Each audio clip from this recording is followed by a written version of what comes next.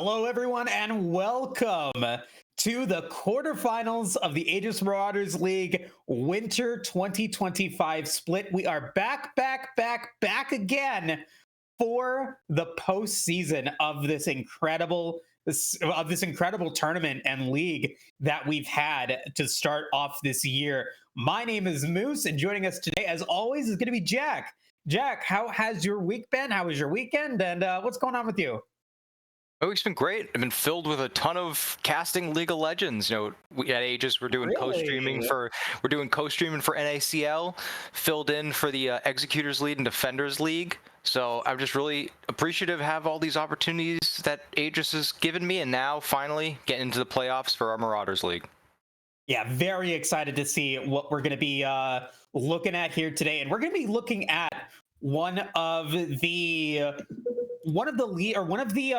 matches today that, on paper, should be an easy win for one of our teams, but considering that so many of our regular season games went to a game three or really went the distance, there's no telling what might happen here. And so let's go ahead and talk about these teams jumping into this one. Starting it off, we've got the almighty Dizzy's P5 coming in from a really solid start to the season.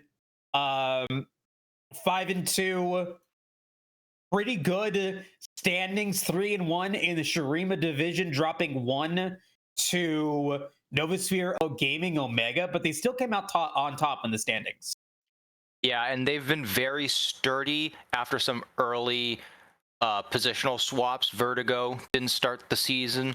Funnily enough, the person he replaced, African Mid, is going to be substituting in for Severed, who is on vacation. Hope he's having a great time. So it'll be interesting to see how they play together.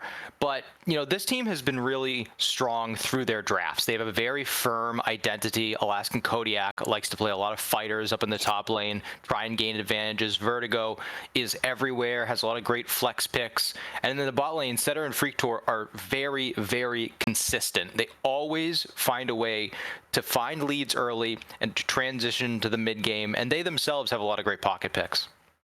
Yeah, and I think that they are the favorites here moving into this match, going up against All In 27, the 4th seed out of the Ionia division. They are coming off of a hard loss last week in their final regular season matchup against Big Chiller's Frosted Eclipse, a team that did not make it into the playoffs, that ended the season 2-5.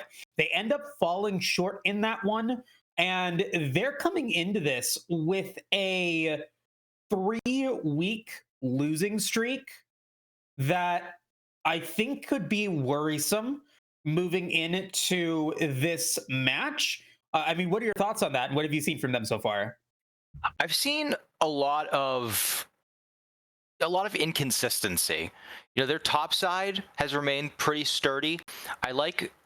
On one hand, I like Ari Man's approach to the game because he's got about a 4 deep champ pool of really solid champions that he's grinding. I mean, this guy has played over 40 Skarner games in solo queue and's got over a 70% win rate. And I know people watch Skarner in professional games and think that he might be that strong in solo queue, but he's not. So to be that good at Skarner is really impressive.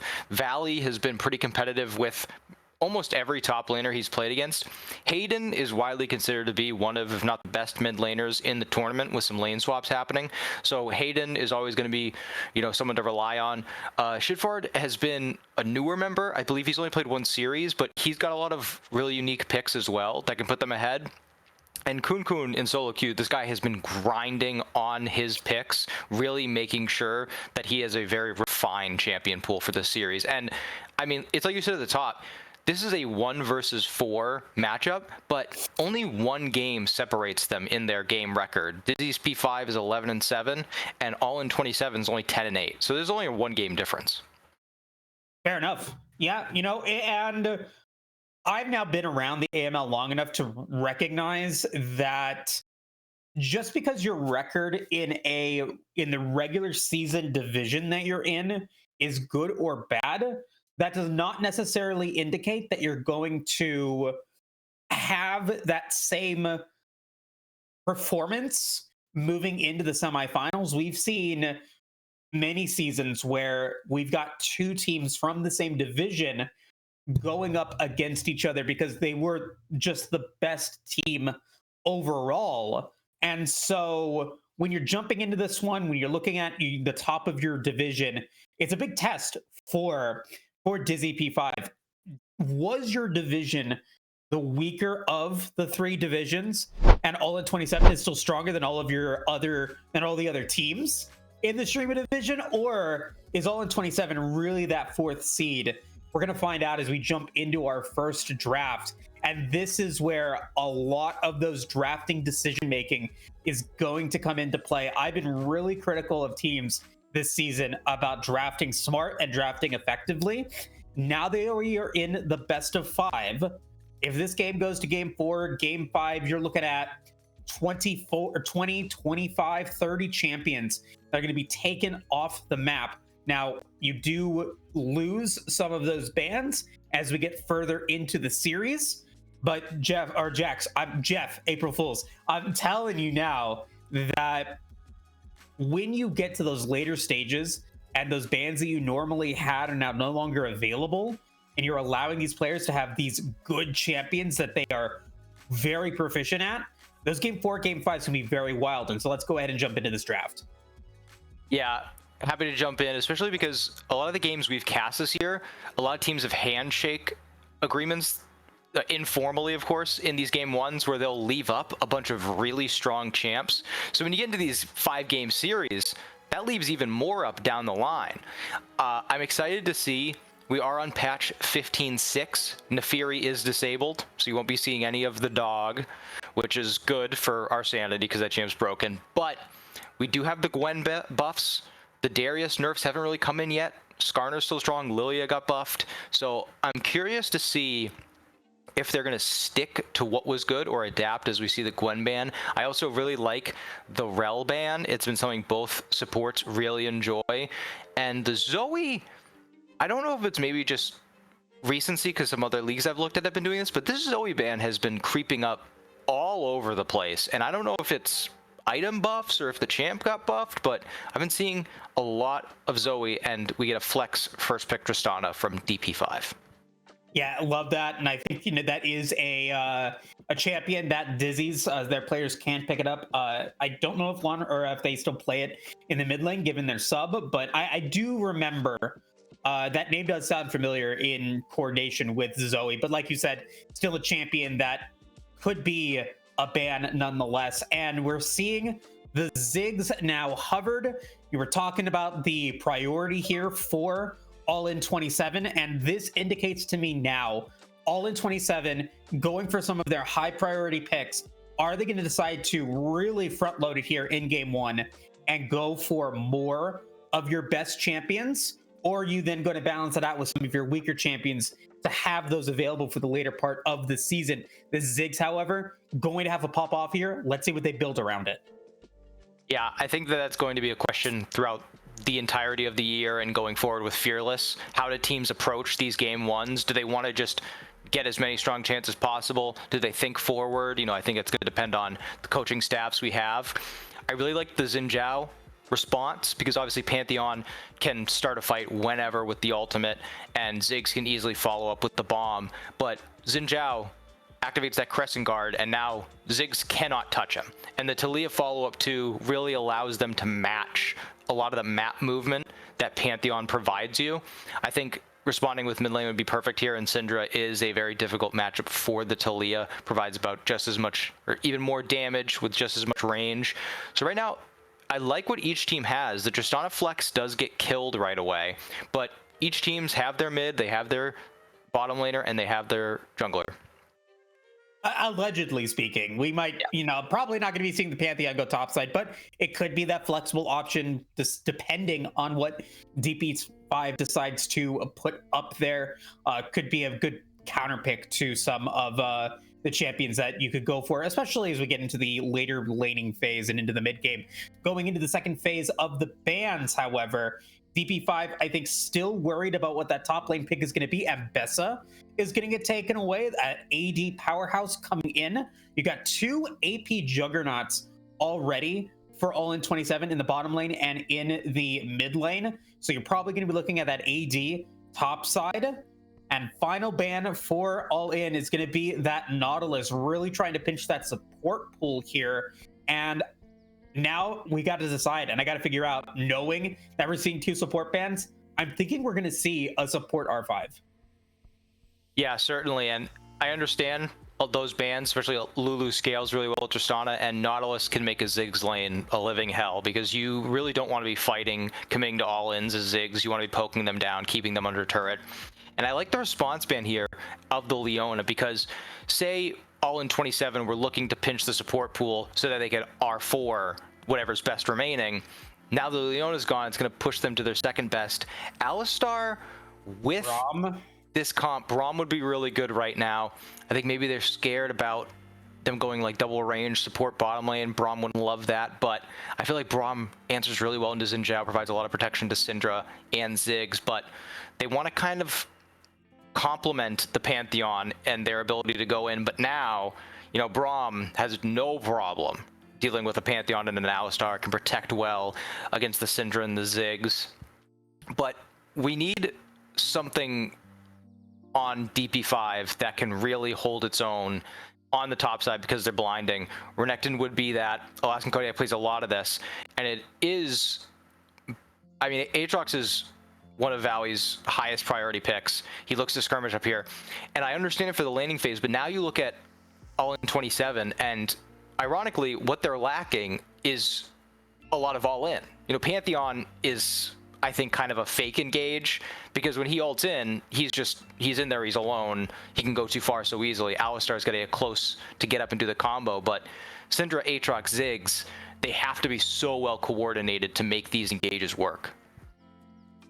I now am starting to criticize this Nautilus ban here, knowing that that maybe is your best option against the Braum. Alistar, Unbreakable Will, going to be able to deny the Crescent Guard, going to be able to deny the Seismic Shove, going to be able to deny the Buster Shot, the Glacial Fissure, going to have a lot of ability to be able to stay in these engagements. But there is also escapability on the Tristana, and Talia, if they're able to position their Weaver's Wall correctly, is not going to really be in a rough spot in these team fights. Looking at what All In has drafted, Talia's Unraveled Earth, Pantheon's going to get stunned, Ziggs is going to get stunned, Alistar's going to get stunned, Aatrox is going to get stunned. You could potentially be putting yourself into a really tough situation, and so it could not mean anything. But I would have preferred, even though it may not be as optimal, I would have preferred that Braum on All In 27 side to maybe deny some of those CC opportunities with the Unbreakable. Yeah, and All In 27 has to be so careful about accelerating the game, because the way I see it, sure, Dizzy's P5 doesn't have a real tank, but if Xin Zhao and Renekton build Maw of Malmortius second or third item, I don't know how All In 27 is going to be able to do enough damage to kill either one of them.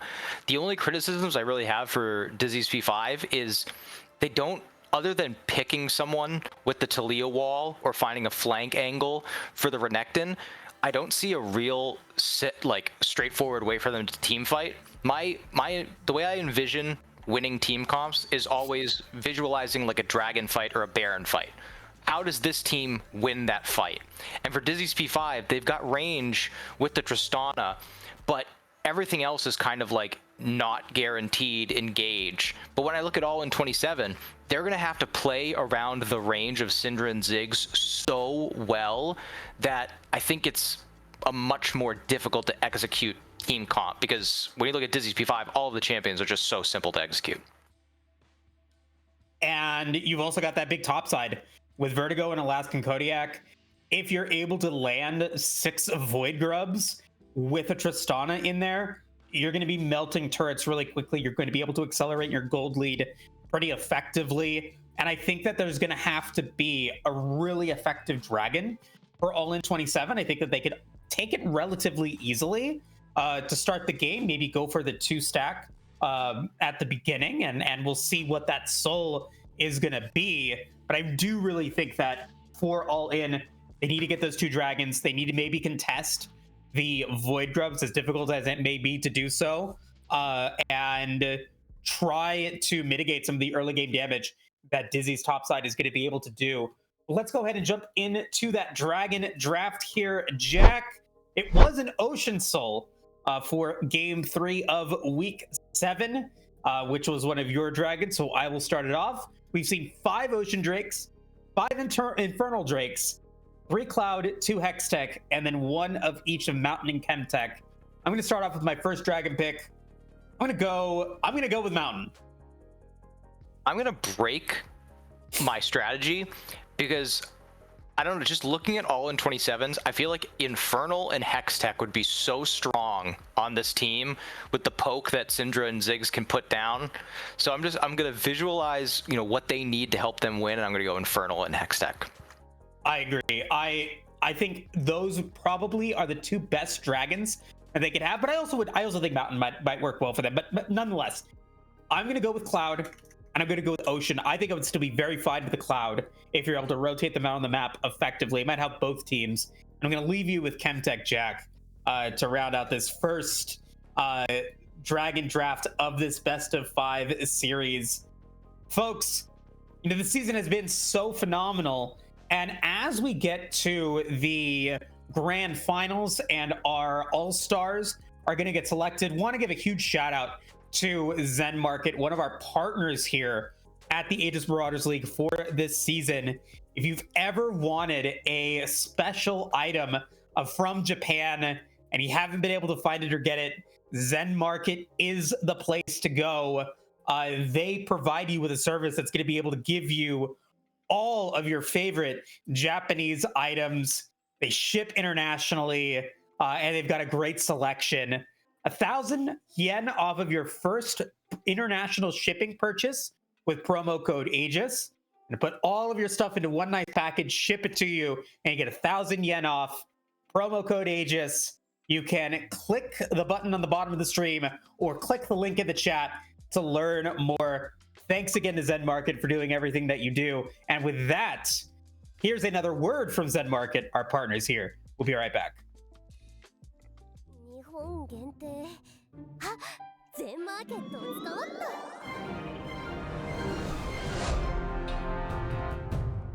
今日は老舗をしっかり見て回らなくちゃね。いやいや、ここはジャンル順でしょ。名前順の方がいいんだよ。現代か洋代の名前順？あ？ローマ字それともひらがな？僕は色で並べるのが好きなんだけどね。え？全部に対応させよっか。おお。80年代のホラーゲーをください。これでみんな幸せ。あ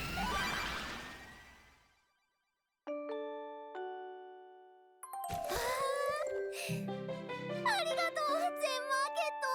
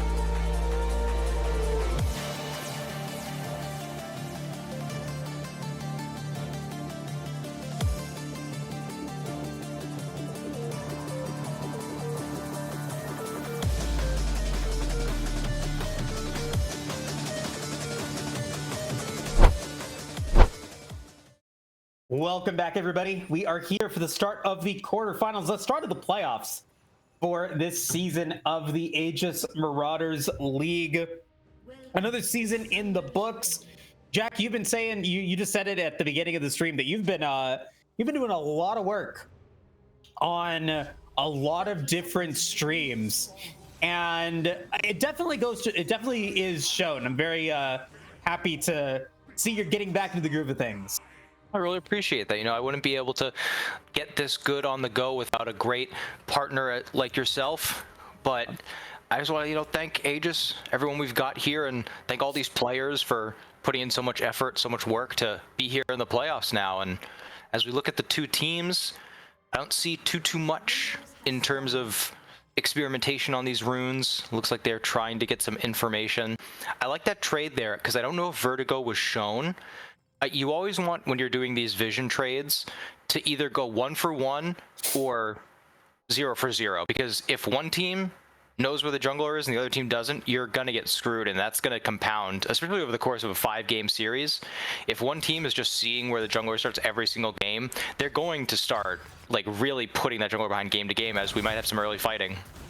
Yeah, a little bit of damage on it to Freakator and Setter. Got the Tristana and the Braum coming in, and now that a lot of these players have had experience with the AP bottom lane meta, where you're going to be seeing these AP players go for that teleport, Setter has opted to go for the teleport as well. So a lot of mobility on this map and in this game, and going into the side lanes. And so I'm going to emphasize again, getting those Void Grubs is super critical. And if a team is able to get all 6, they can be sieging very effectively in the side lane.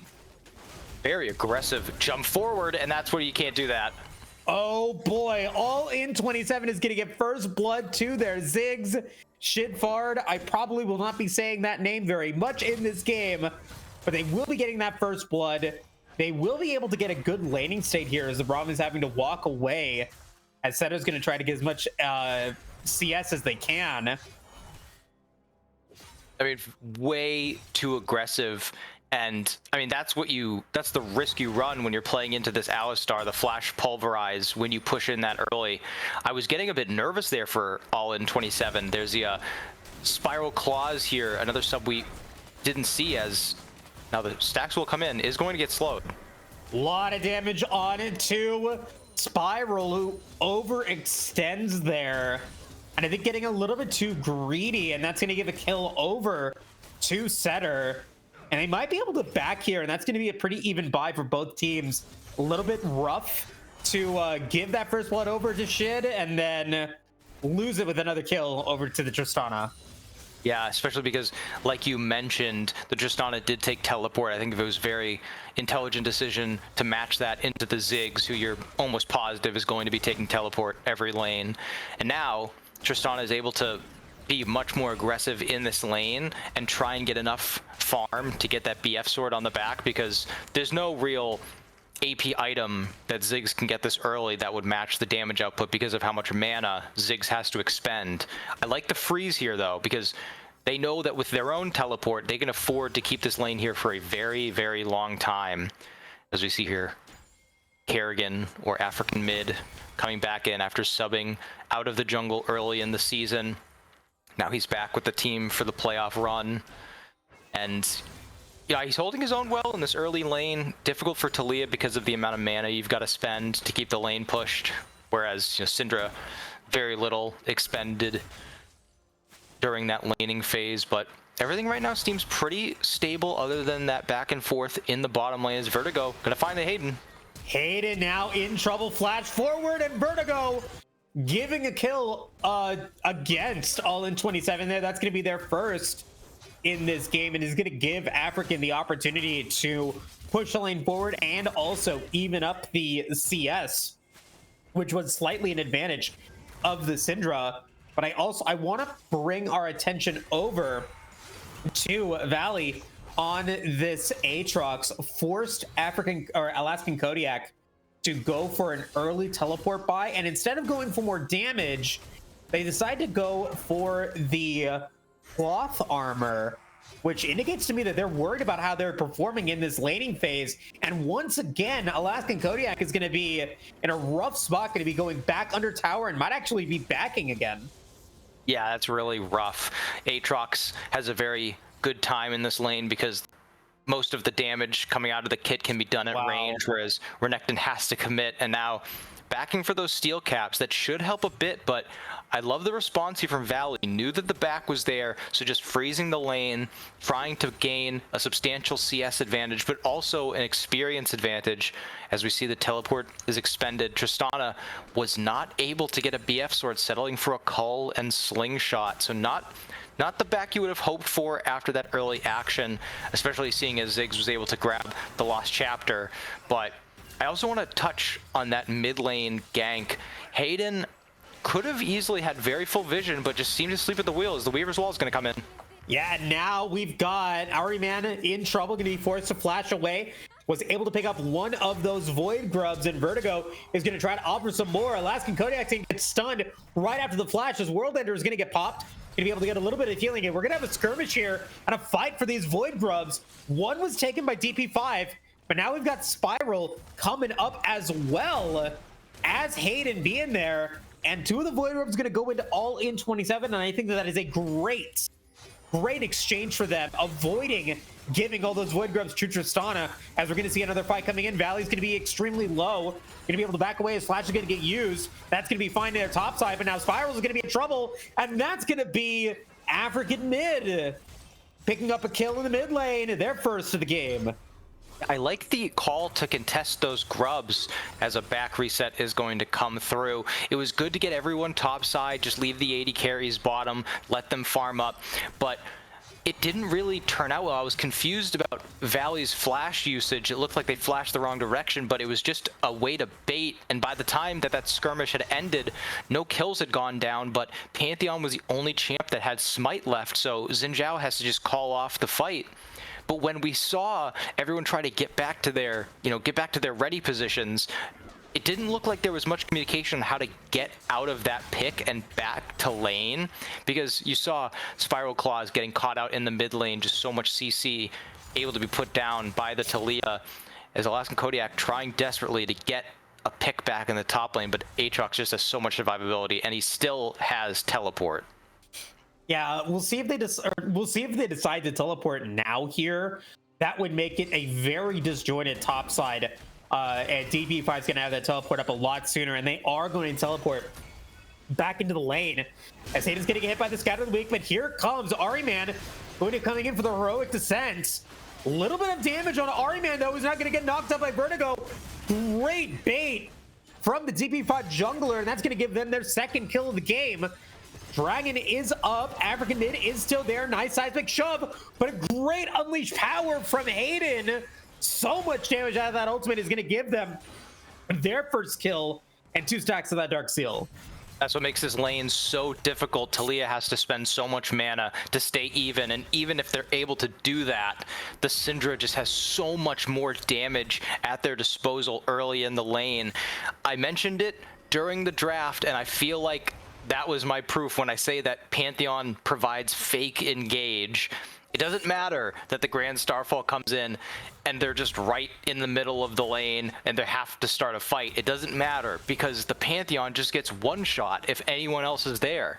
It's really lucky that Hayden was able to pick up a kill on the back end, but in reality, that could have ended horribly for all in 27. A little bit of ward check from Spiral, going to be able to push Vertigo out of the way, but another great Weaver's Wall from African Mid. They're going to pick up their second kill, and another great seismic shove, followed up by the Glacial Fissure from Brigator. They want to pick that up, and they will. Vertigo's going to go onto a killing spree. Shin is going to get a little bit of damage on to Setter, who is still in the bottom lane. 38 stacks remaining on their call, but with multiple members going back to base. DP5 looking to go for their first dragon of the game, and it's going to be that Ocean Drake. Really not going the way that I was expecting in terms of neutral objectives for both these teams. Yeah, I mean, All in 27 definitely wants to put a huge priority on grabbing these, but even if they could, even if they had even numbers, it's really difficult for these champions to burst down these objectives. I mean, Pantheon does not take them quickly. Ziggs is reliant on abilities for most of the damage, and Syndra's the same way. So even forgetting Hayden being dead in that scenario, they just don't take them nearly as quickly as a Xin Zhao and Tristana possibly could. I like it that we're seeing an approach at a swap here. With the grub spawning, Ahriman's caught out.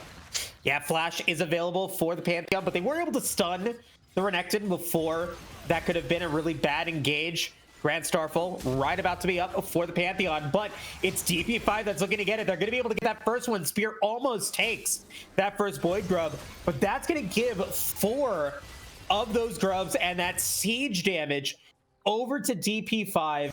Setter, who has been quiet in the bottom lane for the last 5 minutes, coming back with their first item. Only 22 stacks remaining on their Cole. 4,100 gold, performing very well in what has turned out to be mostly a 1v1 in the bottom lane. Yeah, it's good to see that the Tristana has been able to keep even try and gain an advantage. Slight advantage here in this lane because Ziggs just has so much wave clear in the kit. The Tristana could easily have been zoned off a lot of CS, but with both supports roaming as frequently as they have, it's allowed Setter to just kind of sit down here, grab CS, makes that call buy a lot better in hindsight. Now finishing that Yuntal, starting to stack that up. As we see completions coming out for the rest of the team, Seraphs completed for the Talia, Sundered Sky on the Xin Zhao. It's going to be a lot of damage. We've got 2 Blackfire torches for all in 27. These AP champions are about to get unlocked. We're going to hang loose from Setter there in the emotes, having a little bit of a conversation about how they want the rest of this lane to play out. But as we zoom out here just a little bit, there needs to be an attempt at a even numbers or an advantaged fight for all in 27, because if they keep going for these 3v4s or just trying to hope that Ahriman can get on an objective early, this team has to play around its range. And if Hayden and Ziggs aren't able to put down a good amount of damage to make sure that even numbered fights are starting with a health advantage for all in 27, I don't see a way for the Pantheon, Alistar, Ziggs, Syndra to efficiently front to back most of the champions on Dizzy's P5. They've got to start getting to some of these objectives earlier, and they've got 2 minutes to figure it out before the dragon fight.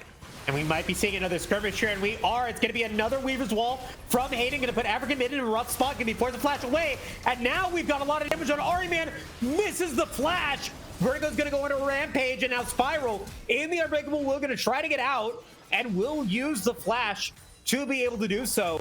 4 kills on this Xin Zhao. Very scary situation here in the mid game.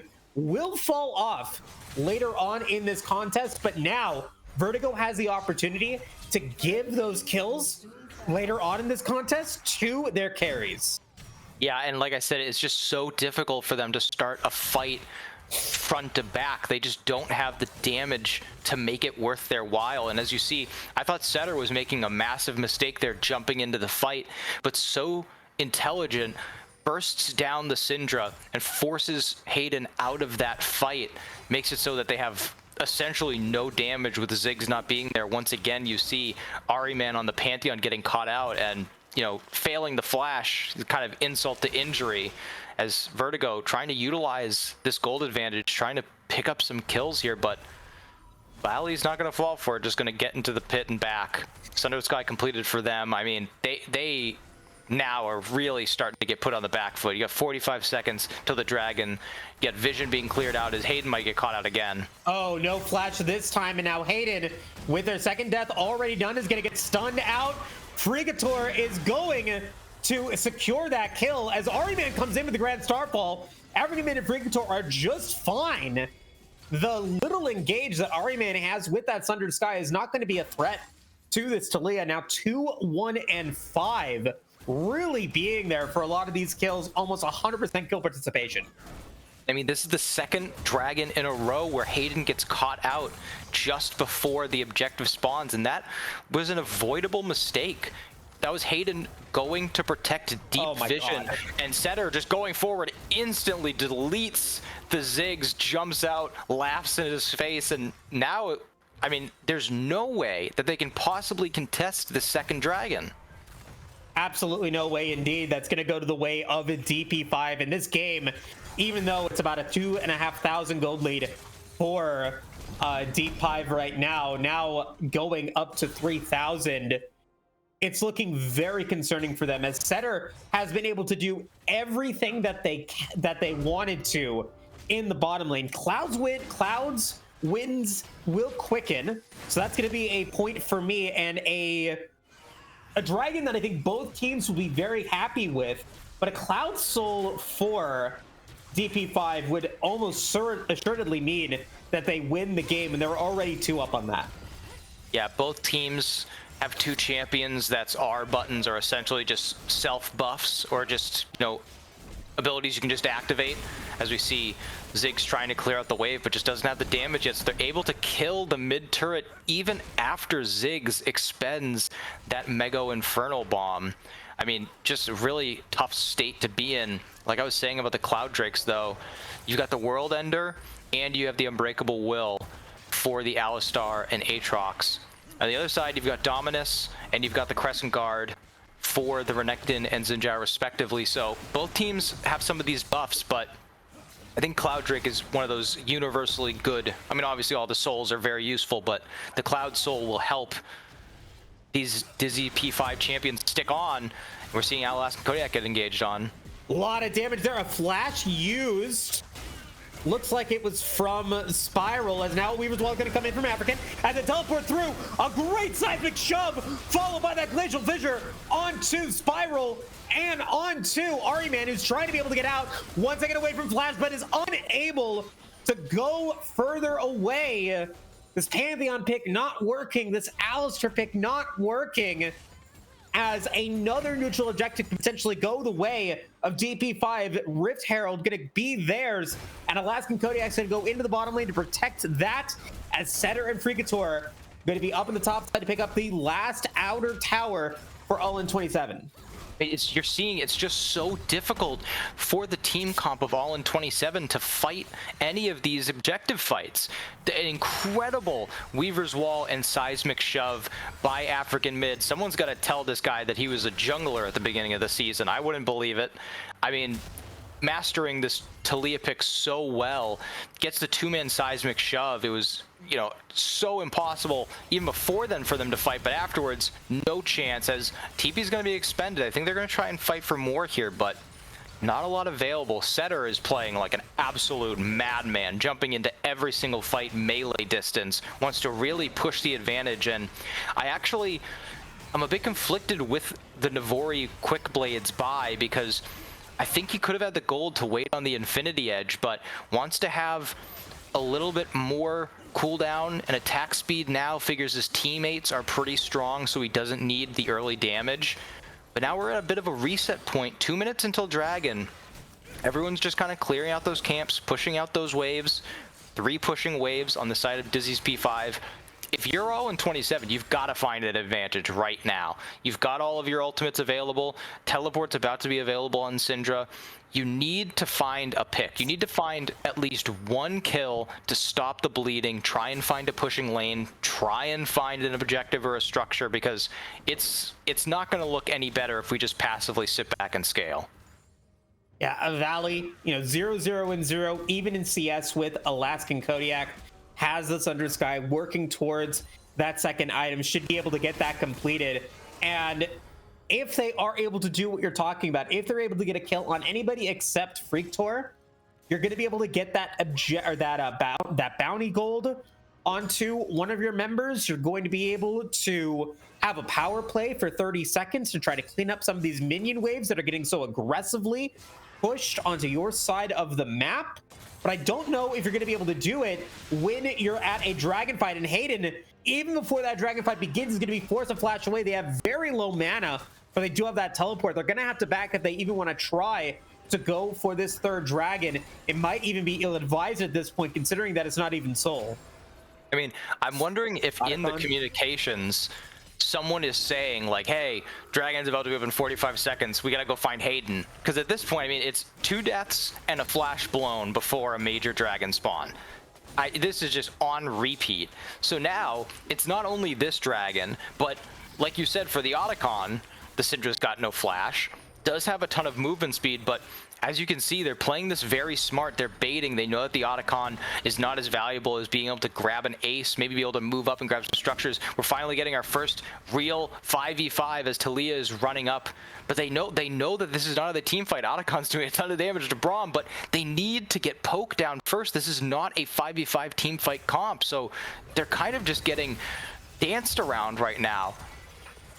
Even though they have river control, all of the warding is on the side of DP5, but they do land a nice scout of the week there from Hayden, as the Weaver's Wall not going to be effective this time, and now we've got DP5 a little bit divided here, as Setter looking like they're going to try to back. Dragon is now up. They're not going to be back anytime soon because they don't have that teleport, and the warding is not going to start to get cleared out in the river, but there are still some exposed wards available for DP5 to know where Hayden's at, to know where Valley's at, to know where Shitfart is at, and DP5 cannot, or AI27 cannot go for the dragon at this point, as DP5 has now summoned the Rift Herald in the bottom lane. African Mid is pushing that one forward, and they've already taken Valley over to the bottom lane. They're not going to be in this fight, as the Dragons are now going to be at 4,000 HP. Spiral's going to be able to get a knock up on it too. Glacier Fish is going to land in onto Alahern, is going to get in for the Seismic Chubb. Vertical's unstoppable, and Spiral's going to be next as the Cloud Drake goes down. A beautiful engagement there by DP5. They're going to get everything that they absolutely want. Can they go for the ace? It's looking very likely, as Shin's going to be forced to flash away. 1 kill for AI27, but disaster, or for them, but a disaster in terms of the game. I mean, the start of that looks so promising. Hayden found a great flank angle, managed to land a 2-man, scatter the weak for a stun, forces Setter out, but once they finally get back to the objective, they don't pull the trigger. I mean, I would have expected them to maybe have a tough 4v5 even, but you would have liked to at least see them try for it. And then by the time Setter gets back, they just can't find their way back into the pit. The Pantheon tried so hard, but gets blown up before the Dragon even gets into smite range. And then this team comp just goes 1 by 1 front to back. They do manage to get a kill onto Setter using that, the Syndra ultimate. But at that point, everyone is just so low, and Alaskan Kodiak, a lot of people say that the Renekton, you only pick it because it's good in lane, but he's able to slice and dice and flash his way on top of the Syndra and just completely takes Hayden out of that fight, stuns them up. And I mean, once Ziggs is having to flash away, once Syndra's down, this team comp just has 0 damage left.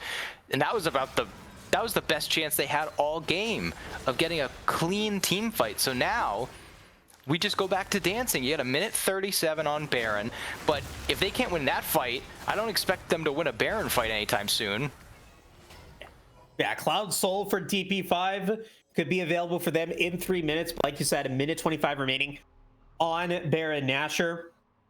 Item completions now for DP5, as they have the Eclipse now ready for Alaskan Kodiak.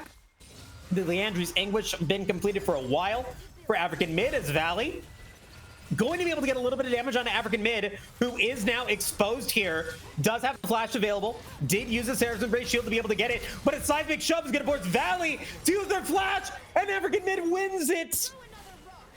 Disaster for them. Here comes a Grand Starfall for Ahriman as African Mid flashes away. Oh my lord, a double kill for African Mid, making it a triple. Oh my god, African Mid just outplayed AI27. This guy's supposed to be a jungler. Hayden's going down too. I mean, even when they try to get an advantage, it makes so much sense. It's 3v1 under a turret, but Kerrigan on African Mid just will not go down. This Talia is too strong. The seismic shoves are too well placed. I mean, I'll say it again, this guy's a jungler. And he steps in for the first game of the playoffs, and he's absolutely styling on All In 27. I mean, they killed him, I guess, but at what cost? I mean, it gives them a triple kill. and you give that gold over to Shidfard. But as Baron now spawns, it's going to be a 7,000 gold lead, and All In 27 is not at a position to be able to contest another objective for DP5, who has dominated that part of the game here at this moment. Vertigo up 3,000 gold on Ariman, who's Ariman negative 3k at this point. All of the inner structures, except for the top inner structure, is down for All In. You've got so much power right now for Dizzy's P5. They might not even need Baron at this point, as they can just do what they want on the Rift. And I mean, the gold difference is getting so out of hand that the Braum was up about 6k gold, and usually you don't look at supports as being as gold efficient because they can afford to buy maybe 1-2 real items and scale just as fine. But if this Braum is able to get 2 real tank items, I mean, they're already having a hard time killing the squishy carries on DP5. How are they going to possibly kill a Braum with 2 completed tank items? I do want to point to the Tristana build really quick as they try and rush down this Baron, going for more survivability, but I think this is about the only play they have, is trying to rush this before DP5 can respond. But like I said, they just do it so slowly. Yeah, where is that ADC? It is not there. 4,000 health remaining on Baron, who's going to be able to get it. Can Ariman pick it up before it happens? And they will be able to get the objective, and it goes to Ariman as Spiral goes down. Shit is going to go down as well, as Freaktor already using that Glacial Vision to be able to pick up those 2 kills onto the bottom and supports. Scout of the week. Hayden trying to be able to get out, but a seismic shove from African Mid is going to be able to give Vertigo their 7th kill, making them godlike. Baron Nashor does go the way of All In 27. They've only got 2 members up and available for it. And the response from DP5 is that they're going to take the inner tower in the top side. They're going to take the Cloud Drake. That's going to be Cloud Soul. And they might be able to get some inhibitors as well. I mean, it's a decent idea in theory. They're falling further and further behind. You have to try something. Flipping an objective makes a lot of sense. But when you take that objective, you have to either flip it or take it clean, because what ends up happening is they take it and then they have it on 2 members whose only ability to use it is try and slow down how quickly they kill these structures.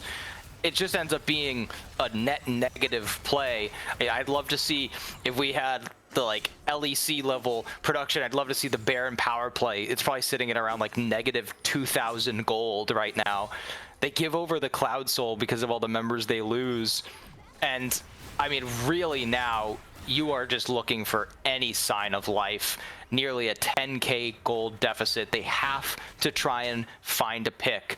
You know, these are the points where the only real chance is some sort of a misplay under Nexus turrets. You know, you go for that ace in the fountain or in the base. They've really just got to keep pushing out the lanes and surviving as long as possible. The only pro that they can see after giving up the soul is that Elder will be available, and that could potentially swing the game. But for now, absolutely everything going in favor of DP5.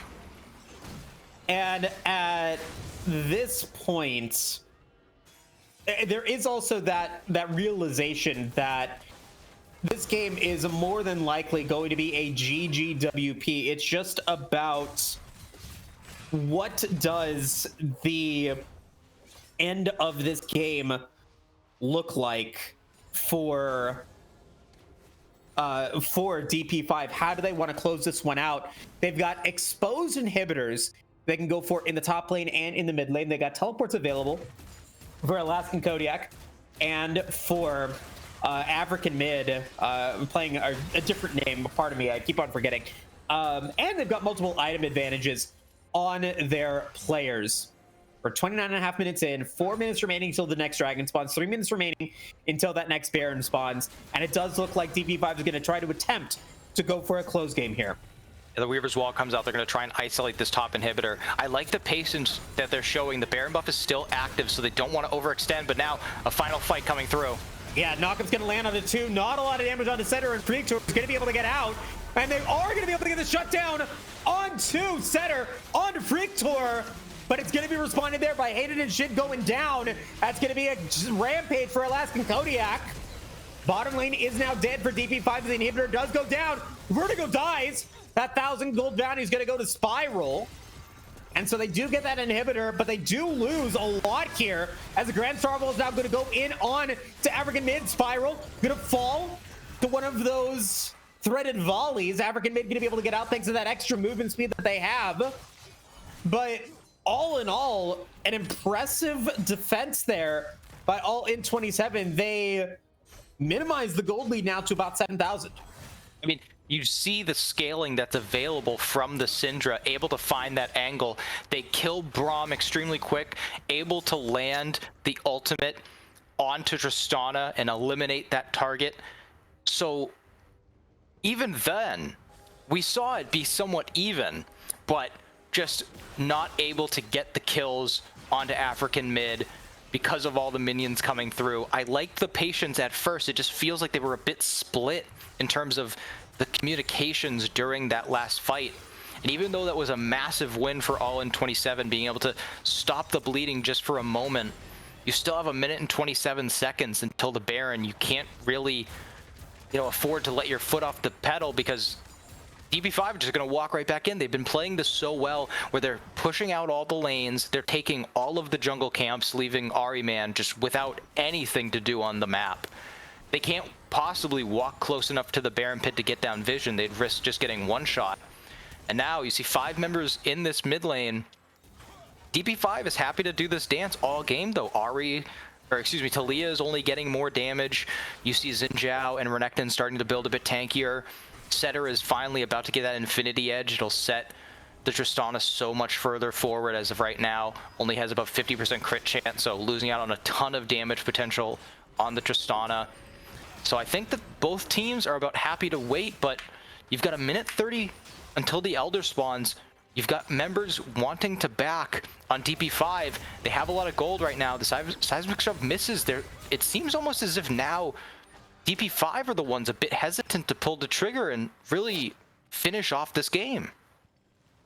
Yeah, it does look like they're kind of waiting for that neutral objective, knowing that they have the advantage top side.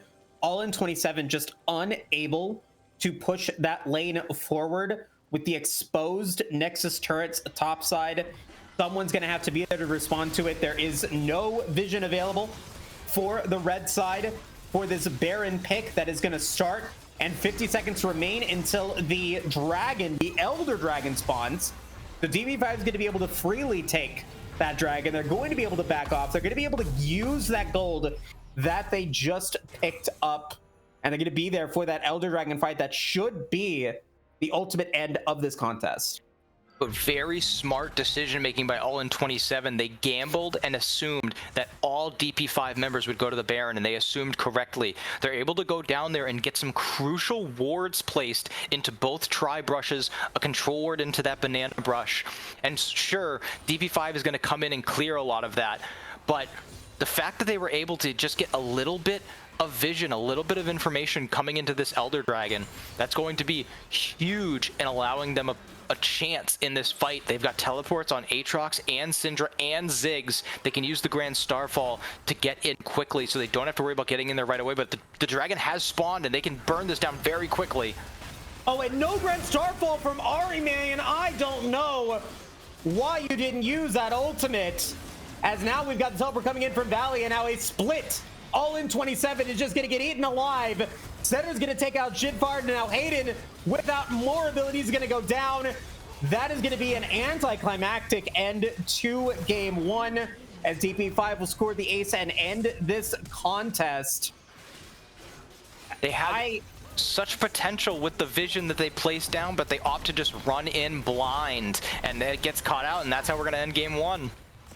I agree, and as we now end this game, I talked about draft again. I think that the Braum pick was so valuable for DP5. 1, 2, and 18 on Freak Tour, just really being able to pop off here. Had that Braum been on All In 27 side, I think that we could have seen a little bit of a stronger front line, you would have had that initiation.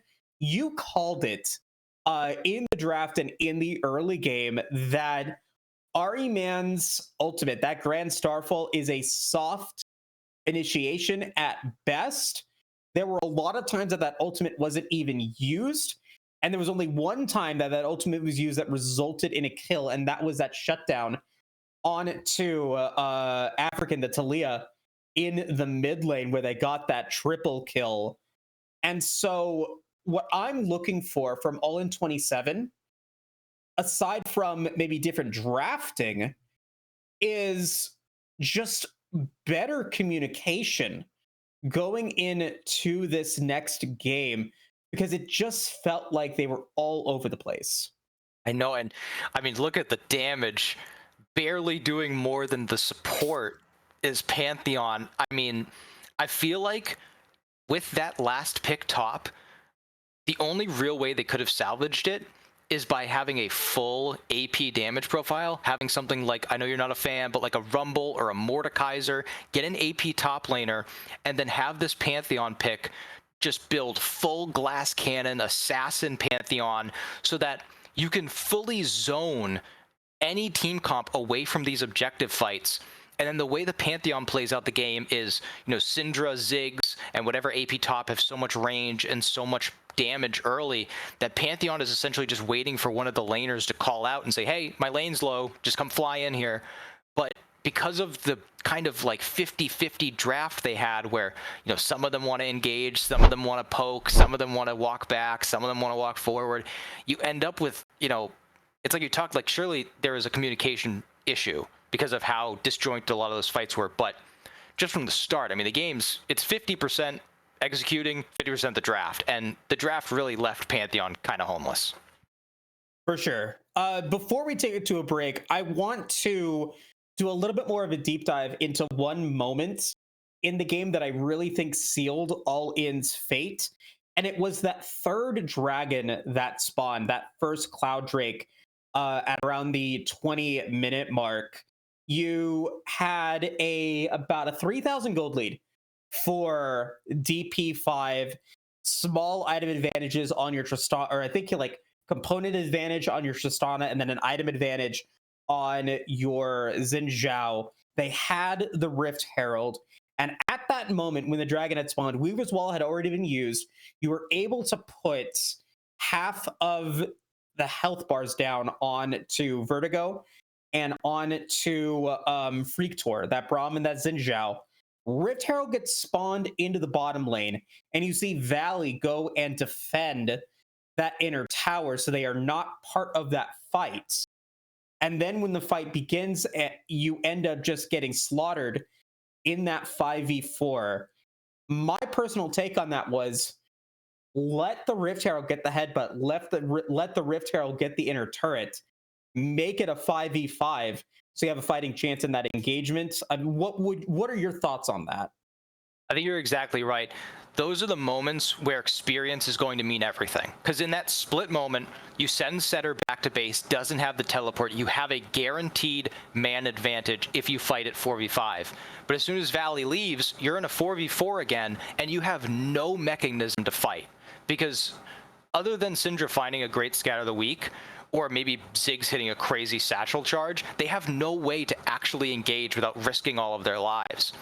So you have to have someone on your team in that moment say, forget the tower. Like, I understand that it's really easy to say, losing a tower would be bad. We can't lose the tower, it would be bad. But we have to commit to defending this dragon. This is the only chance we're going to have with this strong advantage, with this guaranteed advantage. We have to take this chance. And it's like you said, they need someone in the composition on the comms to say, hey, just ignore it. Just forget about it. We have to focus on this. Fair enough. Yeah, I'm glad we're in agreement on that. I think it was a lack of initiation, lack of engaged tools, that lack of communication that ended up resulting in All In 27 going down there. But they are going to have side selection moving into game 2. The 10 champions that were played are now no longer part of this contest, thanks to the Fearless Draft. And we'll be back again for game 2 and the draft in just a bit, folks. See you shortly.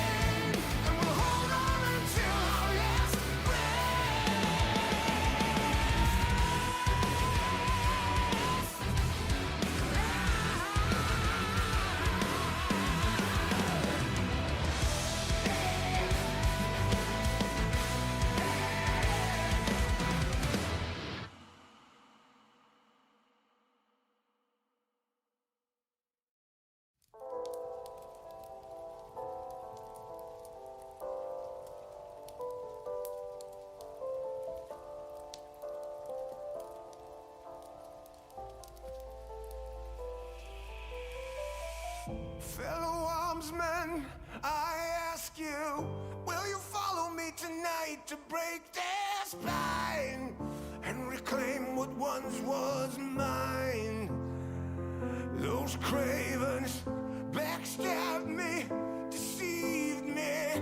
Never shall I tolerate their crimes again. Now let the hunt begin. Oh, 7,000 souls scared and daunted, such a tale of woe.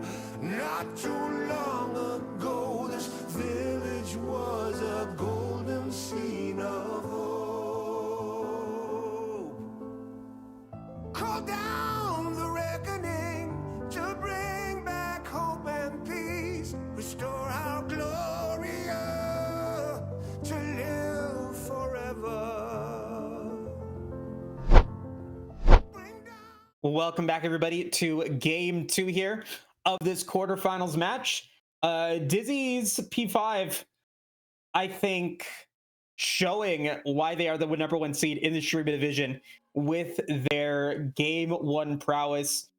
Shout out to Kerrigan in the mid lane, the Talia, absolutely phenomenal.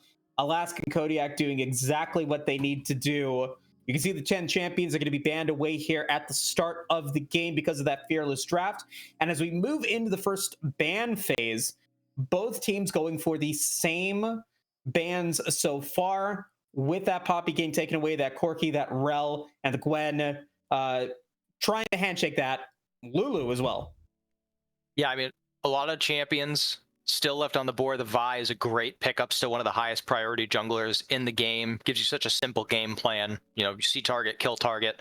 The Skarner pickup would be probably the best answer. I think the nerfs were not as impactful as some people initially thought of. The strength of Skarner is in the kit, so it doesn't really matter if it's dealing less damage now. The fact that it dealt damage at all in the first place was crazy, but we still have a lot of very powerful picks. I'm hoping to see a more traditional bot lane out of all in 27. I understand the Ziggs is a very comfortable champion, but it puts you in a bit of an awkward spot team comp wise. You have to cater towards that pick. So I like seeing this more standard drafting. Aurora comes in. I'm a big fan of this champion still. Again, it's just so simple to execute. You just go invisible, or you find a bush, you find a target, and you one-shot them. It's so easy. It causes so much disruption. And when you pair that next to this disruption of a Skarner, it makes it even more straightforward.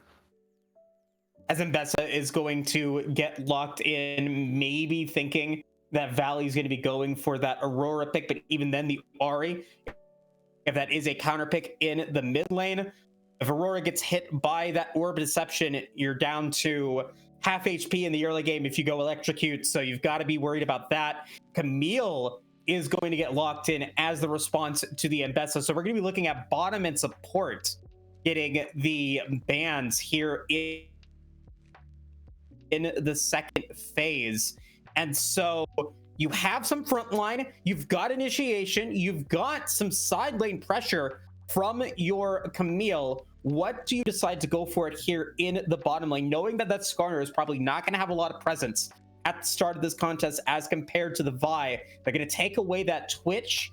Ambush going to now be denied. Meanwhile, DP5 taking away probably the best champion to counter a Vi, the Xayah, going to get taken out. Yeah, I actually would have liked them to see them pick that up on that R3, because you know you already see essentially the entire top side. Mbessa is a flex for Dizzy's P5, but seeing the Vi already, it's probably not going to be Vi top Mbessa jungle.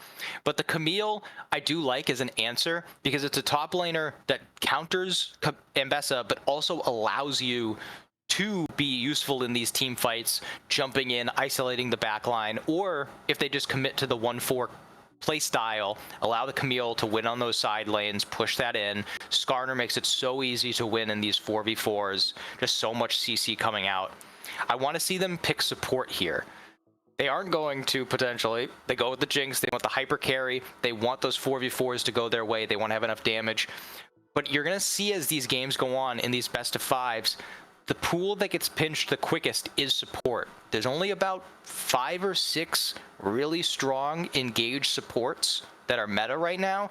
So you get to a game 3, you've got 4 supports out forever, and then however many support bans you want to use, it can get difficult.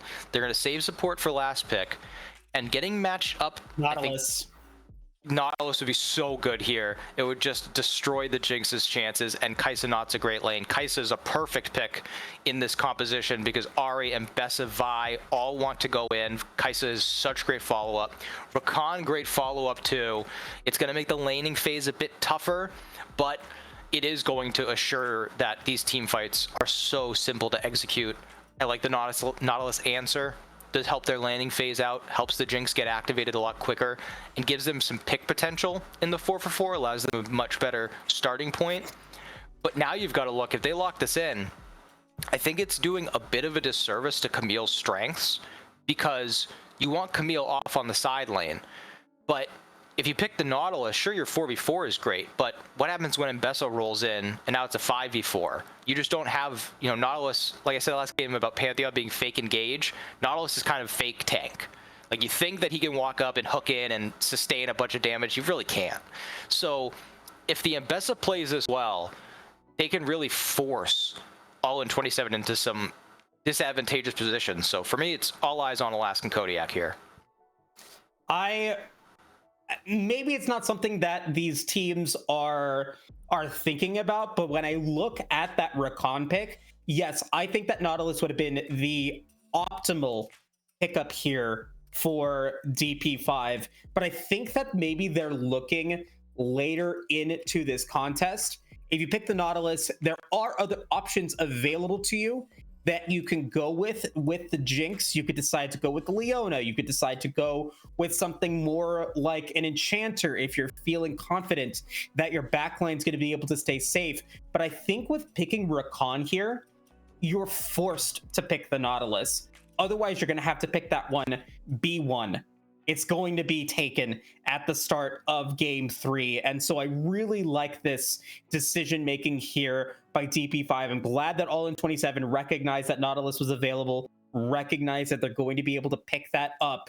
However, Cleanse now on this Jinx with the Vi available, with the Mbessa available, and now with the Killer Instinct on that Kai'Sa, it'd be a very tough Cleanse if you're deciding to go for it.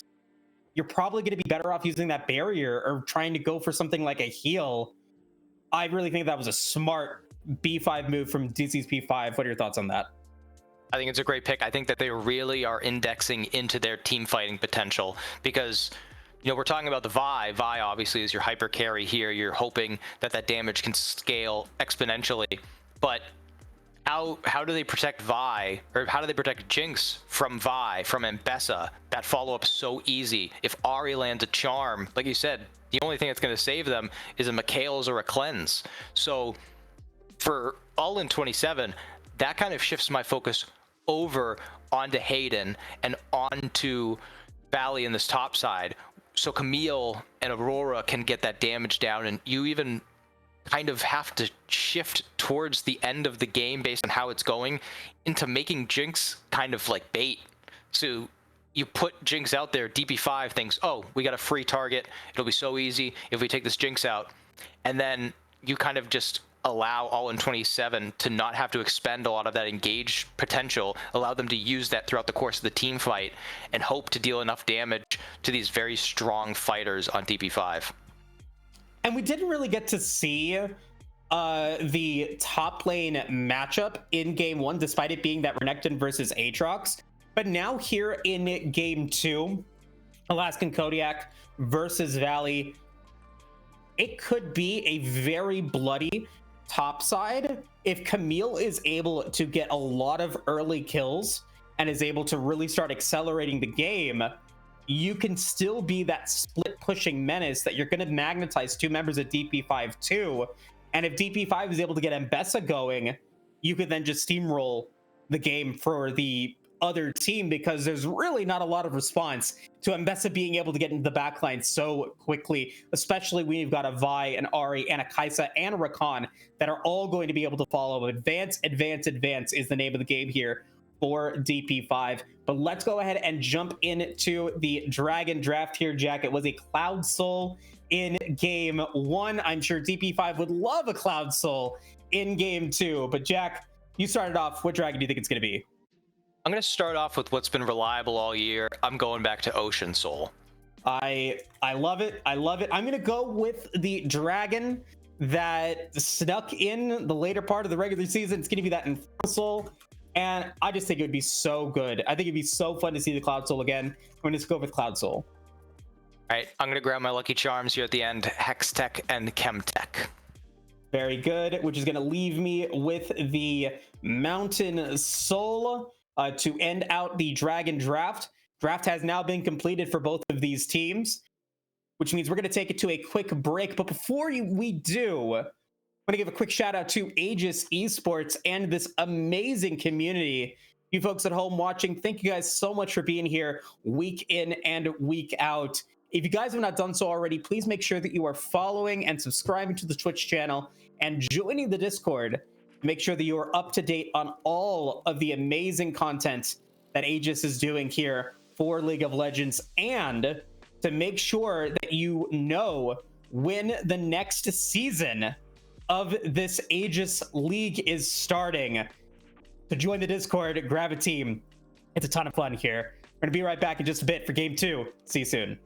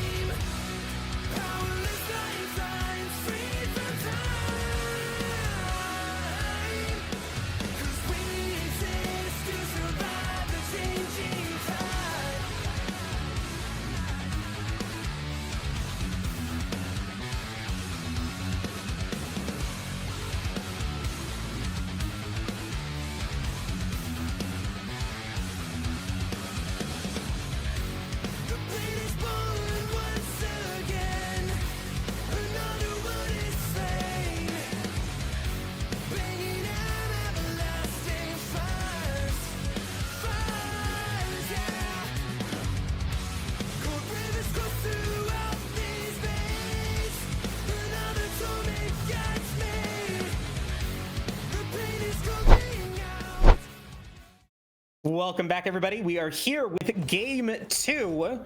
DP5 winning game 1, a 32-minute engagement. They are now back looking to make it a 2-0 set count, moving into potentially set point and match point. The semifinals for them, if they are able to win the next 2 games, but all in 27. They're looking to see if their hyper carries in Shidfard and Hayden, I'm going to consider Hayden a little bit of a hyper carry here, are able to pop off and take a win here. Yep, certainly does make it difficult for the Kaisa to jump forward. Does Aurora, as we do see a bit of a screen pause here.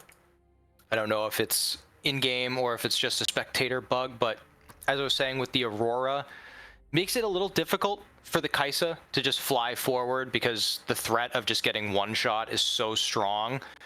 They are going to look for a more unified team fight than they did last time, where they're looking to poke out early and they're looking to try and get people low before they start. But now you kind of want everyone rushing in because the Aurora can put down so much damage. The Skarner is going to be able to pick people apart. The Camille is going to be able to isolate targets. You want to almost be strategically on the back foot. I also want to point out that in this bottom lane, the Nautilus taking Ignite, they recognize that they need a bit of an advantage coming out of the lane. They can't just afford to wait and scale all game long. You can't let, like you said, you can't let Setter take too much early on. We saw what they were able to do there with that Tristana. As we do get another pause, folks in the chat, can we get a thank you to our production staff in Caddy? Thank you, Caddy, for everything for everything that you do week in and week out. Caddy, what's going on here with the game?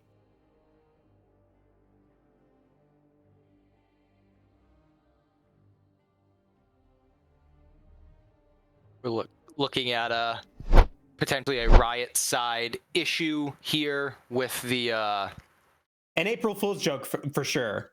Absolutely. I mean, the cruelest of them all. But I mean, we're seeing here pretty standard start. You were saying about the engage potential for the bottom lane and not letting Setter get ahead, because this Kaisa, I play a lot of it, and this on hit, this new variant going into AP after that first Kraken Slayer, it can deal just so much damage out of nowhere, and also lets you kind of shift into that poke Kaisa a little bit earlier than usual. Yeah, and Kaisa's also, I think, a very reliable solo laner, especially now that you've got a Rakan that can assist into the top of the gate or top of the laning phase or top of the rift in the laning phase, go for some Void Grub advantages as we are back into this one. Thank God it was just a little bit of an April Fool's joke. The updates that we're seeing here, Flash teleport used by Alaskan Kodiak. Valley did not have to use Flash, so a positive engagement there for the Camille. And in the mid lane, Hayden forced a flash away. So I want to get your thoughts on the top lane matchup, Mbessa versus Camille. How does that work out here for these two teams?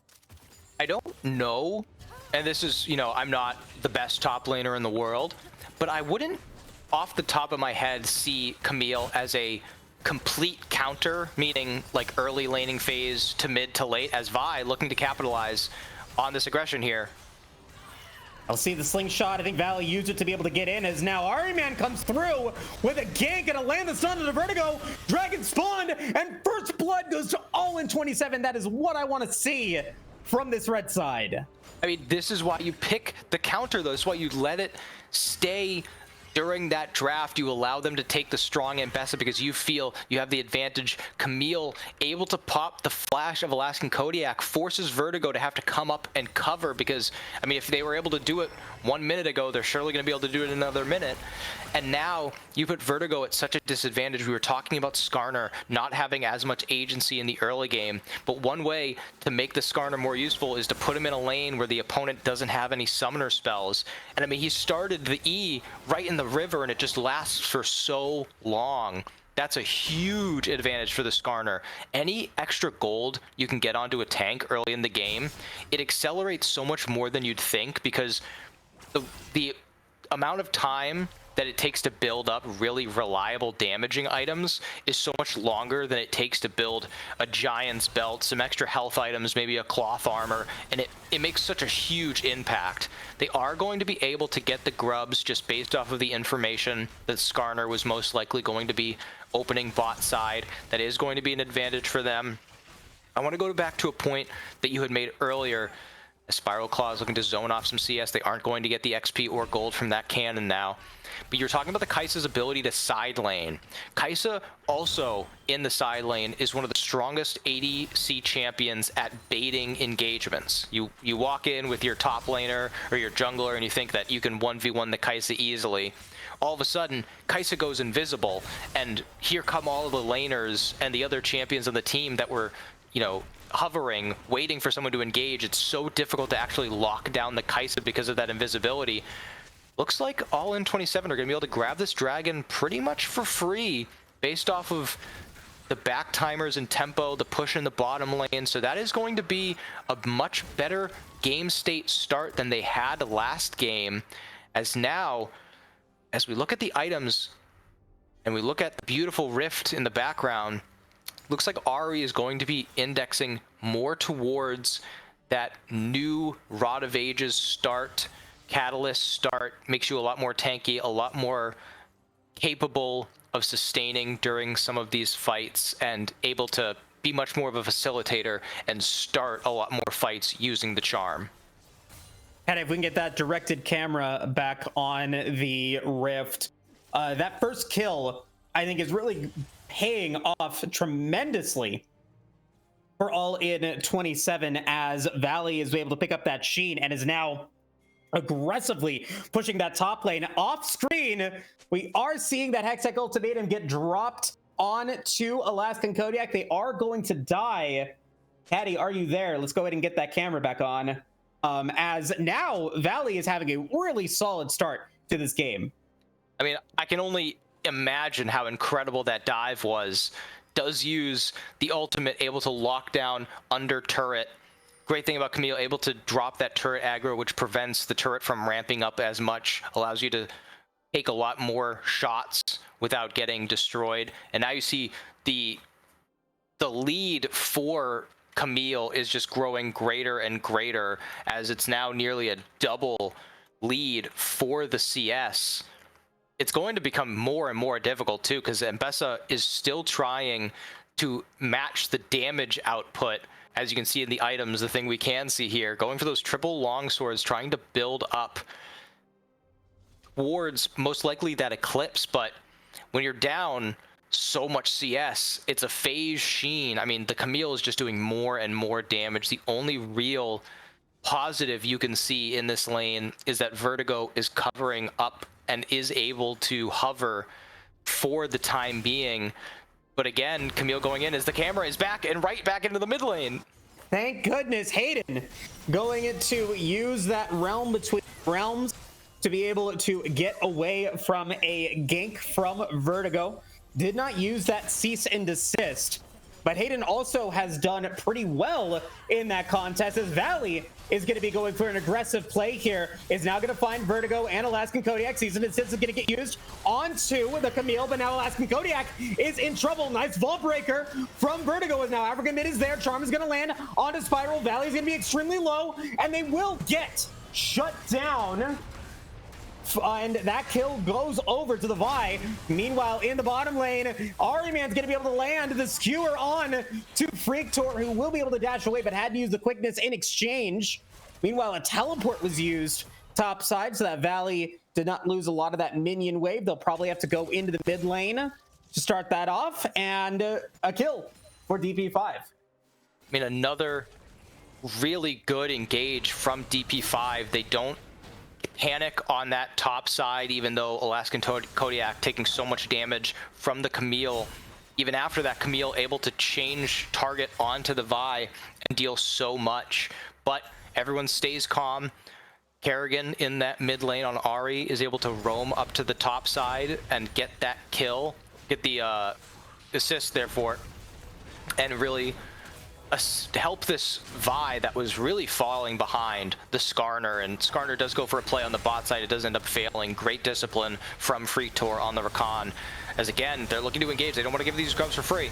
Valley has X ultimatum. It's going to land on an African mid who's now in trouble. Spirit Rush going to be able to be used. Going to be able to get out. A lot of damage on the Spiral, though, as Vertical's going to be able to get that knock up there and will be able to take out the Nautilus. Low health bars on Freak Tor, and African mid is Hayden, unable to provide any more assistance there. Vertigo going to be 1 HP. Valley going to be able to get their 3rd kill of the game. Realm Between Realms will be able to take out Freak Tor, and Hayden will get the double kill with the Aurora. 5 stacks of the Dark Seal. And the Void Grubs will even out a much better start to this game for All In 27. I mean, you're seeing the draft diff really show up between last game and this game. They have so much more agency. They have such a straightforward team fight. They want to just go front to back. The Aurora can deal so much damage. Camille can isolate any target so easily. And on the flip side, Ari going for this Rod of Ages has so much less damage. The Mbessa needs to get an item to get going. Otherwise, it's just kind of a rolling meatball across the entire team fight. Freak Tor landed some incredible knockups during that fight, but there's just no damage to follow it up. And now you've got to be very scared because the Luden's Companion is completed for Aurora. This champion deals so much damage, and because of the build from Ari, you will have some more survivability. It makes Hayden's ability to just one-shot this Ari a little bit less reliable, but still able to just completely one-shot these waves and then roam. It's going to be a free dragon for All In 27. I mean, such a radical difference from last game to this game, and I believe that it all really stems from the draft. Old reliable Ocean Soul going to make an appearance here in game 2. That is a point for you, Jack, in the Dragon draft game. And ultimately, you know, I think in this game, not necessarily the strongest Dragon. I think you would prefer maybe a little bit of that burst damage, but still very effective here, as now Hayden's going to get charmed, and that's going to be a gank for DP5. African mid gets the shutdown.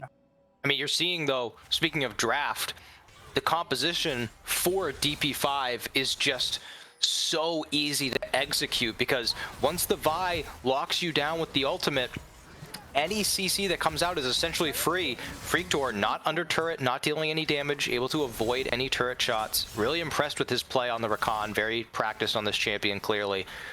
I do want to point out, I don't love being nitpicky on 80 carries because I look so much into the builds and stuff. I don't love the Collector first buy from Jinx. It is a bit of a stronger spike in the lane than Yuntal's, but it delays your scaling so much. You don't get that attack speed. You don't get the crit scaling throughout the game. You don't get the active or the, you know, the on-hit effect that Yuntal's gives you. And it really just delays how much this Jinx is going to be able to scale, as African mid, having used the charm to get out of that situation, is going to be able to back eventually. And we see the first tower taken, all of that early pressure starting to show up and permanent structures being taken. Yeah, that Trinity Force getting completed. Valley 3 and 1 eclipsing at this point DP5's top laner, as Realm Between Realms gets used by Hayden. Not gonna be able to secure the kill on to African mid. That Ari will be able to back away, but it's gonna be very low on mana. Oh, from downtown, Shidfard gonna be able to get some utilization out of that Collector. That's gonna be their first kill. Executed, tells me to shut the hell up. I know what I'm doing. I know what I'm building. I mean, great pick. That is certainly going to help the Jinx get back to a point where you're scaling on track. And all this time spent in the bot lane, no one's moving down there, so Jinx should be able to pick up this bottom turret for free if they want to. Really, really impressed with the bounce back from All In 27. You know, I was getting a little worried after the performance in game 1, and we talked about pre-draft that they are coming off of a bit of a losing streak during these past couple of weeks. They started strong and then kind of fell off the wagon.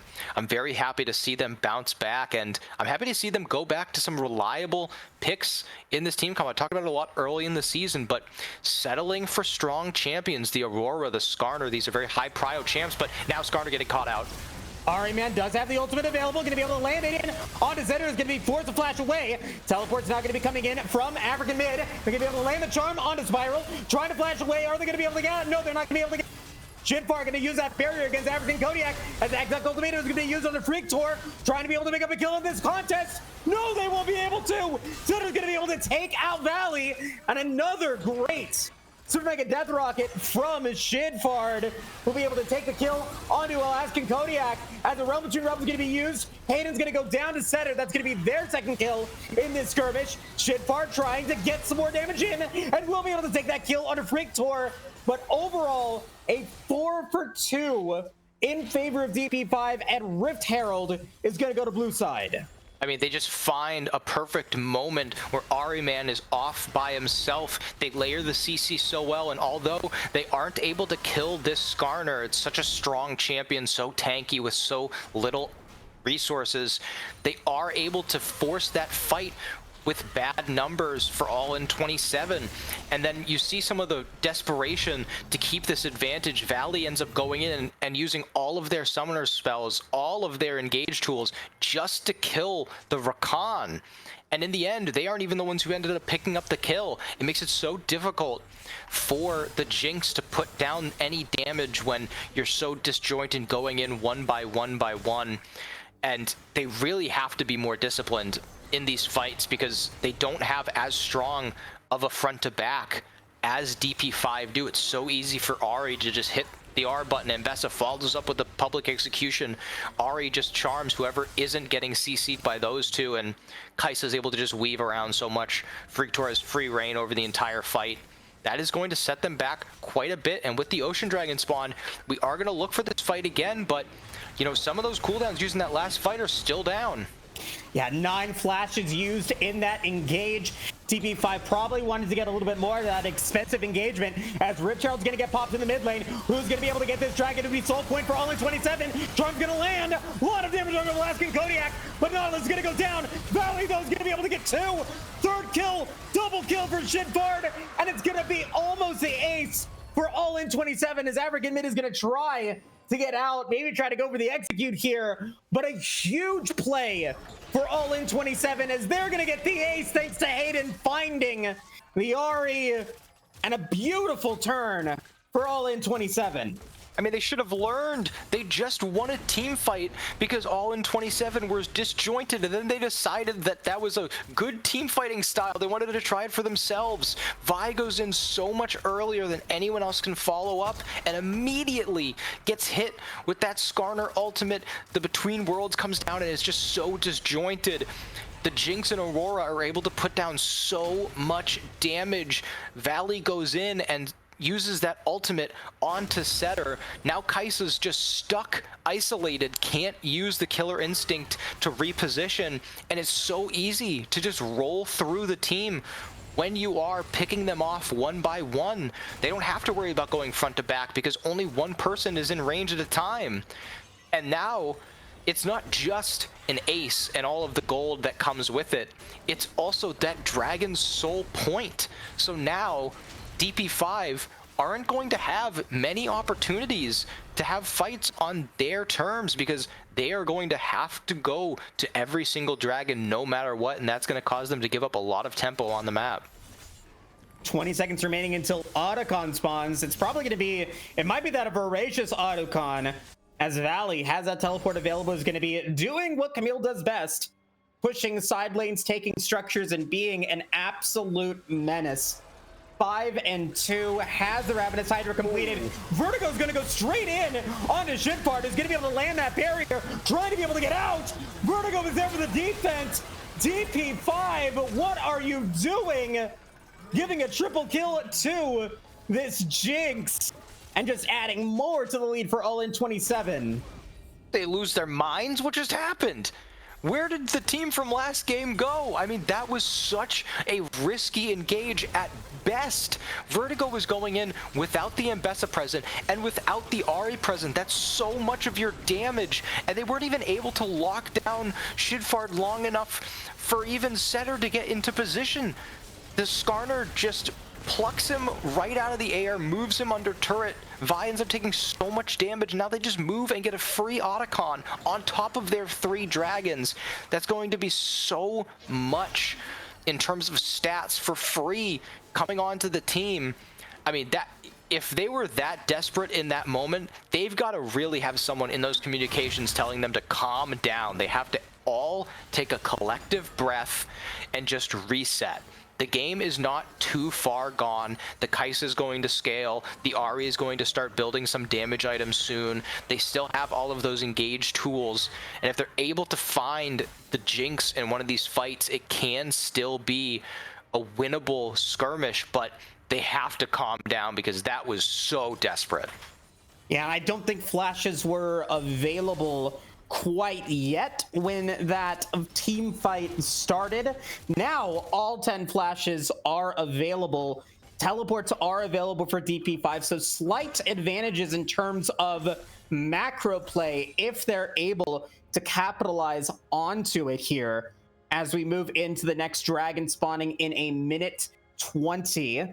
Looked like All In 27 was able to get that reset, able to get some good damage in, as now Valley is going to be the target of some aggression for 3 members of DP5 going to be going up against them, but they aren't going to be able to secure an initiation.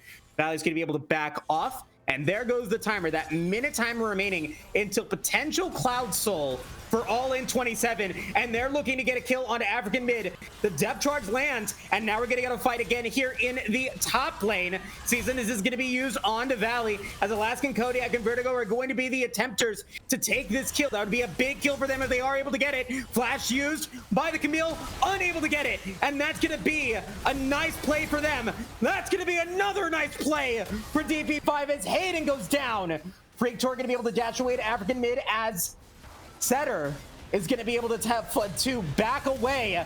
Super Mega Death Rocket not going to land this time. It's Freak Tor and African Mid are still going to be part of this fight. Charm's going to land in on to Spiral, but Ahri Man is there. 1 HP remaining, and they will be able to get the tick down to be able to take out the Ahri right as Dragon spawns.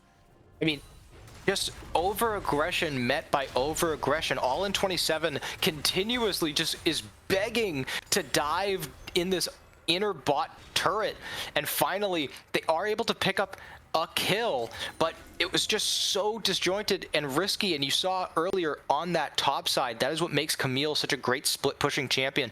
Not just the ability to 1v1 to clear waves to take turrets, but there's so much safety built into the kit. But before I even go to that, we're not having time to talk.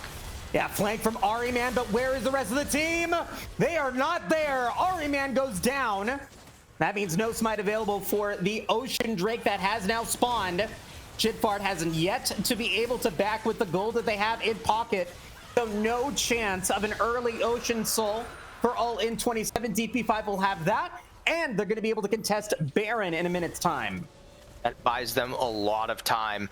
You don't want that Elder Dragon spawning too quickly, because sure, that gives you the chance of getting a buff that can really bring you back into the game, but it also gives the opponent the chance to solidify that lead and just end the game. There's no way you can fight into a team that's got the lead and the dragon. I mean, just going back to some of these engagements, it just feels like I understand some of the desperation out of DP5. You see, they utilize so many summoner spells and abilities topside to get the Camille shut down. But on the bot side, the seeming desperation of All In 27 doesn't really feel justified. They don't need to commit so much for a bot inner turret when they already have such a good push down there. It's just not necessary. And Ahri Man 1K trying to set up a stun onto the Kai'Sa, but it's so simple for Kai'Sa to just go invisible and get themselves out of it. Almost has that Nashor's Tooth completed now. Such a big spike, but with Freak Tor getting caught, I mean, this could be a free Baron if he gets killed. Yeah, dashing away. Teleport is going to get used there by Hayden. And with that teleport now consumed, what does All In 27 want to do here? They're going to be able to clear out some of that vision in the river. They don't know it yet, but there is no vision right now available for DP5 at the Baron pit. And with Vertigo going down to the bottom lane, might have had an opportunity to go for that Baron, but no, they will defend that outer tower in the top lane for the time being. I don't think necessarily the best prize, but still not giving DP5 any advantages as of yet. Yeah, and we're able to see only two stacks on the Dark Seal Aurora has. I think losing some in that bot lane fight, but you also saw just how much damage the Aurora can put down, almost completely one-shots Setter in that fight. Setter does have those 3 completed items. Ahri fully going for this sustainability build, has the Rift Maker, has the Rod of Ages fully stacked. Setter going crazy here. A lot of damage on his Shitfard, but Setter tries to go for the all-in onto the Jinx, but no. That's going to be the Kaisa going down. Hayden flashing away at the last possible moment. Going to be able to get out a huge survive there for Hayden, as now Spiral, Ahri Man, and Shitfard are going to go into a potential 3v3. Teleport is now going to be coming through here. Where's the Camille? The Camille is now there. Valley's going to teleport in. Where's that ultimatum? African Min going to try to find the charm onto the Jinx, and they will be able to get that shutdown. Freaktar's going to die to Valley, and now African Kodiak, or Alaskan Kodiak, in trouble. Valley getting the double kill with the Q charge. Shutdown, though, going onto your Ahri. Baron is still up. Hayden's going to find Vertigo. This could be big for All In 27 if they are able to take out this Vi. Ahri Man wants it. They're going to be able to land the stun. Will this do it? Yes, it will. I mean, again, just such a disjointed fight. Setter going absolutely insane. I have no idea what they were thinking going for that engage, but with Hayden being chunked out so early, it looked like a winning fight for DP5, but they're able to get the reset. Vertigo stays too long, and now they're trying to get them off to Baron. And that's going to be a pick on to African Mid. Valley's going to go into a three. Roam between realms onto Setter. Blast Cone away from the World Between Worlds, and the Baron is going to get started again by All In 27 with Vertigo down for another 10 seconds. Setter does not have Killer Instinct. Setter does not have Flash, but a teleport is going to come through from Alaskan Kodiak to make this a 3v4 with Baron wailing on All In 27. I don't know if they're going to be able to do it with the next dragon spawning in a minute. This could be big for All In if they are able to get it. Here comes Shitfard, going to be able to get a lot of damage onto Baron Nashor. Here comes the quickness from Frictor, and there goes the Baron going the way of All In 27. That's going to be a kill against Alaskan Kodiak. That's going to be a kill against Setter, and nothing that DP5 can do. This could be Ocean Soul for All In 27. I mean, why are they even fighting it? What has happened to DP5? Why would you even fight it? Even if you do manage to stall, Vertigo is nowhere close to the pit. He's not going to be able to get there no matter what. So now, all you've done is watch them take the Baron and maybe at most force them to back once they get it.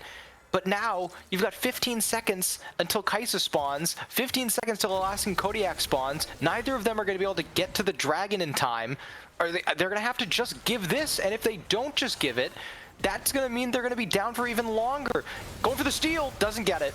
Not going to be able to get it, but going to be able to flash away. Ahri Man going to try to land a stun on Vertigo. Not going to be able to get that one thanks to a nice Blast Cone flash there from Vertigo, but Freaktor is not so lucky. That's going to be the Rakan dead for 35 seconds. The Baron power play is still up for a little bit under 2 minutes, and now Ocean Soul is available. Valley is just going to be able to get all of that health back from the Acathian Rain from Setter, and they're going to be able to continue to move forward with those Baron up minions up. There's one Q landing on a Setter. Valley does have the X-Tech ultimatum. They're going to go for the thumbs up. They're going to be able to keep on moving forward here in a 4v5 power play. And you're seeing just how much of a menace the Camille is. Absolutely unstoppable, dominating in this game. That might just do it. They have the Ocean Soul, they have the Baron buff. They've got a wave in mid and bot. At the very least, they're gonna get 2 inhibitors, but it's just, I mean, it's night and day, the performance from DP5. I feel like they had multiple chances in this game to win, but they're just throwing it all away. Yeah, Vertigo's going to go down. The World Between Worlds gets used. That is going to go for a nice or a decent Killer Instinct to get into the back line, but there's just no damage available, and we've got a 1-1 series, folks, moving into game 3. I mean, an incredible bounce back for All In 27. They've been put on the back foot so many times throughout the end of the regular season, even in game 1, but they improved marginally in their draft, at least in terms of having a very clear win condition. You want to side lane with the Camille, get it ahead, and then during these team fights, you want to try and pick off members. You want to go one by one. You don't necessarily want to front to back. They even had a lot of fights there where the Jinx wasn't even there. But because you just see these disjointed engages where, Vertigo's losing their mind, then Center loses their mind, and they go all in without any follow-up, any backup. And what results is DP5 playing into the composition that All In 27 drafted. And Valley gonna have to change their name to Canyon or Chasm as they just top diff Alaskan Kodiak here in game 2. This Mbessa worthless in this game, unfortunately. And what happened in this game is one of those possibilities that I mentioned in draft, where Valley was able to pop off, and it just took that one kill, and that snowball effect was able to be completed. It opened up so many options for All In 27. It resulted in this game. Vertigo had no presence in the bottom lane, which meant that Shidfard was just able to continue to get CS, go for that collector, start getting those kills. All the presence topside meant that Hayden was able to be relatively safe in the laning phase. And despite all of the presence topside against Valley, they still have the most damage in the game, and I believe carried this game to a victory. The dredge that was this Mbessa, just too much for DP5 to handle. They will end up falling short here in game 2, but this is not a series that is going to end anytime soon. We've got at least 2 more games here in this quarterfinals, with DP5 going to be able to get side selection as we move into game 3. We're going to take a quick break. When we come back, we'll jump into that draft. We'll see you soon.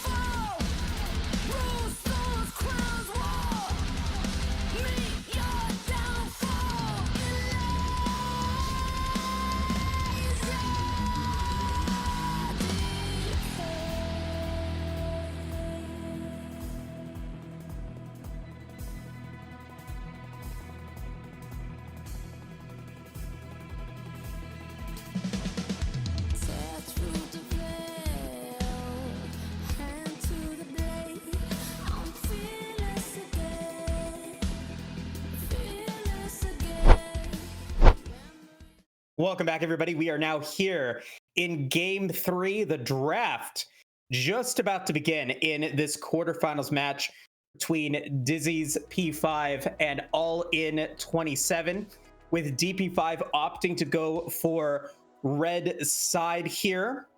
Valley being a juggernaut in the top lane with that Camille. Not going to be available here in Game 3 as the bans, I think, starting to change.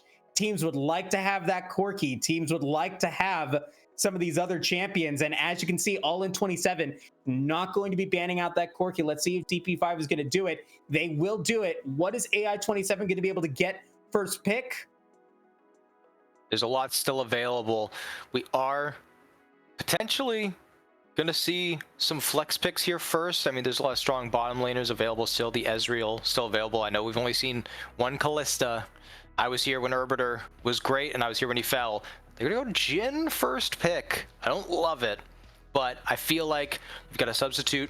Not a substitute, excuse me, but a newer bottom laner and Shitfard coming in. You see the Samira ban. You know the bottom laner on the other side, Setter, he's starting to get deep into his pool. And Samira is one of those pocket picks. He's got the most games played on it. So you already push him off of his most comfortable champion left. But now the only real available options are stuff that it's hard to win with in lane already. So you matched up with a Jhin. There's only a few engaged supports left. Only like Leona is left with the Fearless bans coming in and then the Rel being banned. I like the Maokai pickup. Already a big counter into the Jhin. Does give you a very strong, very stable jungle pick that can be flexed, but I want you to match it with something in the bottom lane that's strong and steady. DP5 had a good draft last game, and they definitely had opportunities where they could have come back, but I think it was just a lot of sloppy execution, a lot of lack of discipline, and just going for things that were just never possible.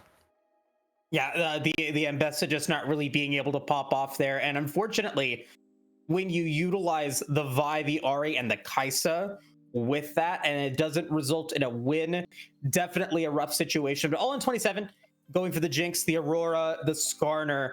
But Viego's going to get locked in, and Cassante. So you've got your front line now becoming available here and coming online for All In 27, and the Execute and the ability to displace members to get those awkward team fights or DP5 is now there. The only thing that I'm worried about here now, Jack, is that you did not go for a support. Your support pool could be very pinched moving into the second phase of pick ban, as the final pick in this first phase is going to be the Gnar to go up against the Cassante. Love the match. Let's see if Alaskan Kodiak can bounce back. I'm loving this DP5 draft again. I mean, it's just so simple. You've got Maokai, that ultimate's impossible to dodge. Gnar is going to be able to Gnar everyone into the wall that gets grabbed. Ezreal is so sustainable, just being able to sit back, get that damage out. I'm interested to see the Cassante being locked in so early. I feel like you had such a strong game from Valley. Maybe you want to try and shift some power into the mid lane, try and get Hayden online once again. Does force out the Gnar, but it also, with that point, if you're going to pick the Cassante, Sejuani is available, pairs so well with the Cassante. That melee jungle top matchup is so strong, and it would have given you a lot more of a straightforward game plan. As we move into the bans in the second phase, all the focus is on the mid lane. They think Hui would be dangerous having all that range matched up with Jhin, and All In 27 doesn't want the Akali. They don't want that, you know, team fighting disruption, as you mentioned earlier, where Akali jumps in, shrouds. You have no idea where they're going to come out. How many times are they going to just let Jhin get assassinated? Huh? I'm my blind prediction is that Yone might be the option here in the mid lane for DP5, but All In 27 taking away the Zoe, taking away the Akali, I'm predicting something that's going to be that supportive artillery, something like maybe an Anivia, something maybe like a Zir. Fizz gets hovered. I would be shocked to see it. I've seen it before on stream. I did it I did a league a couple days ago, had a Fizz. It did not look good. I love the Jace pick. Gives you some flexibility. Obviously, it's probably not going to go top. They're probably going to do Gnar mid, but it gives you the AD mid, matching the Maokai's magic damage. I think they want to go for something that complements their champs more. The Orianna makes more sense. Not as fun, but makes more sense. Ball delivery is not perfect, but Cassante Viego definitely able to. Yeah, they have to pick Leona here, because if they don't, they give it right over. Leona fits so perfectly in DP5's comp, where Gnar, Maokai, Leona would go in, and then you have so much artillery coming in from Jace and Ezreal. Karma is going to help you win lane, and it would be a good takeaway for the Ezreal, but I don't think DP5 want to commit to 3 ranged champions with the Gnar and the Maokai being your only source of engage. I feel like you need more of a robust engage to, you know, pull the trigger with. I think if Leona is taken here, you know, we're set for at least 4 games. So if Leona's gone, that means Rakan, Leona, Alistar, and Nautilus are gone. If you take Rel B1 next game, that's it. That's all the engage support's gone. So I really think Leona here would be not only good for this game, but good for the entire series. Soraka's crazy. They are indexing so heavily into Kerrigan and into Setter to carry this game. Because sure, Soraka's going to keep them alive forever. The silence is going to be so annoying for Cassante and Viego to deal with. But, I mean, how do they start a fight? How do they really find their way in? Obviously, the grasping roots from the Maokai are going to be so disruptful. But once those are gone, Cassante, Viego, they just run right at you. And I don't know how they really stop them. Man, there has to be some chess game that is playing here for the remainder of this series.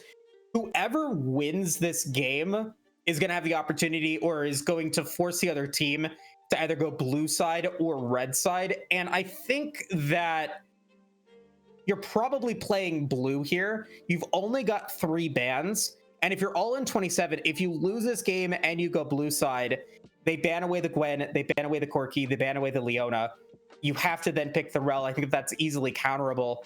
Either way, the support picks in game 4, I think, are going to be incredibly important, especially since we're going to be seeing the bans start to get taken away for the remainder of the series. And so I think both teams investing in some champions that maybe not are as optimal in these compositions, looking to potentially utilize them, maybe saying, hey, we'll just go for that handshake in game 4, Rel versus Leona, let's go.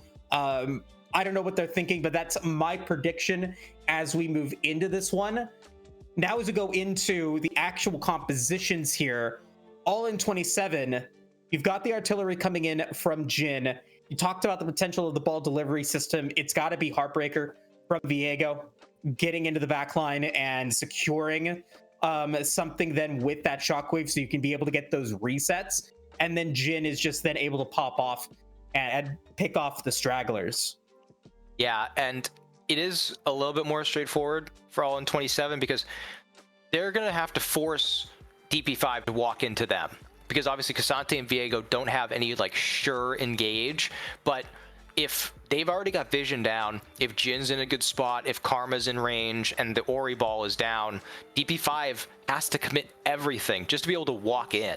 And once they do commit everything, they have no way to chase, they have no way to lock down.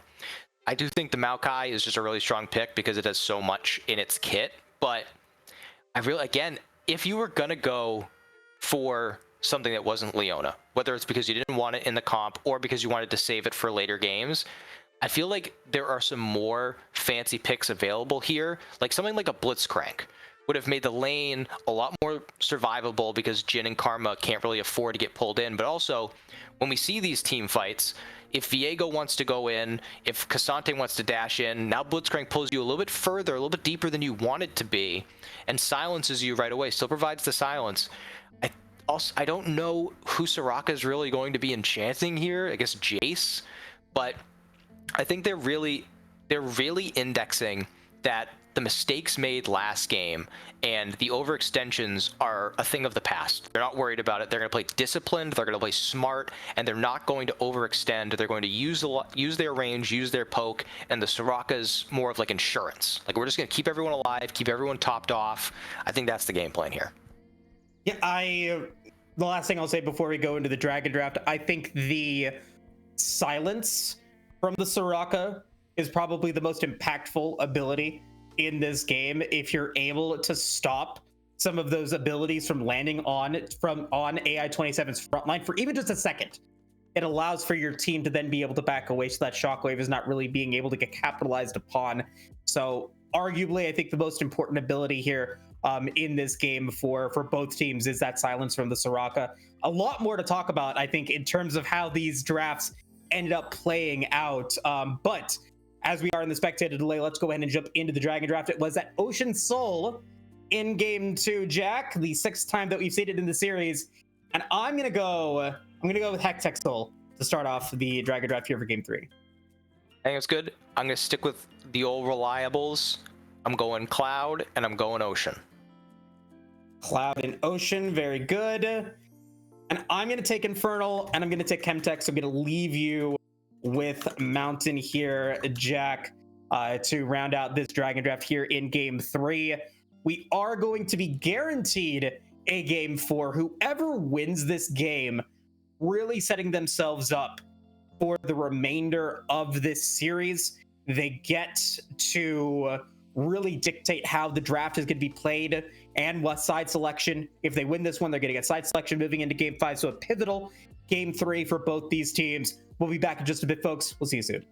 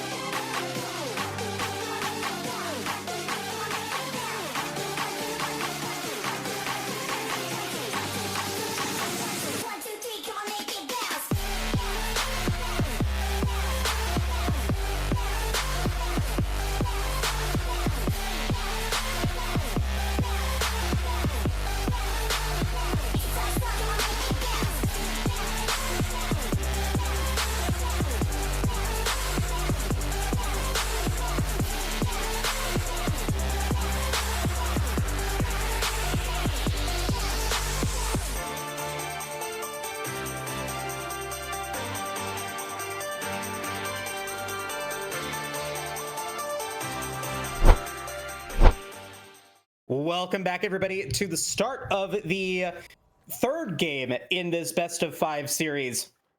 All in 27 versus Dizzy's P5.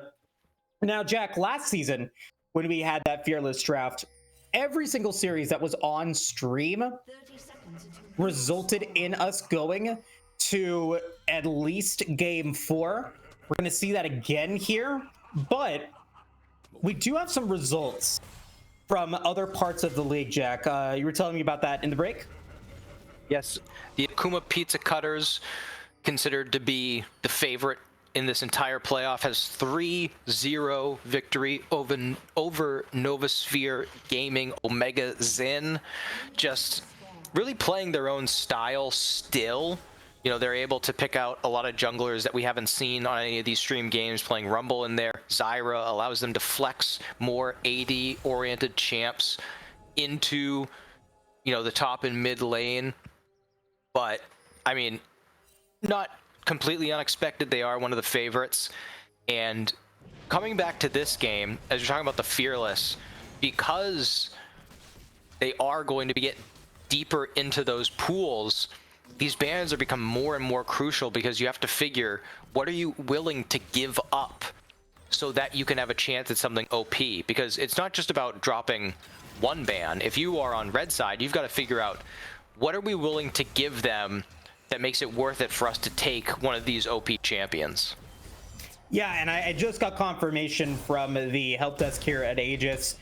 Cherry did confirm it for me. It's not the same as it was in the fall 2024 split.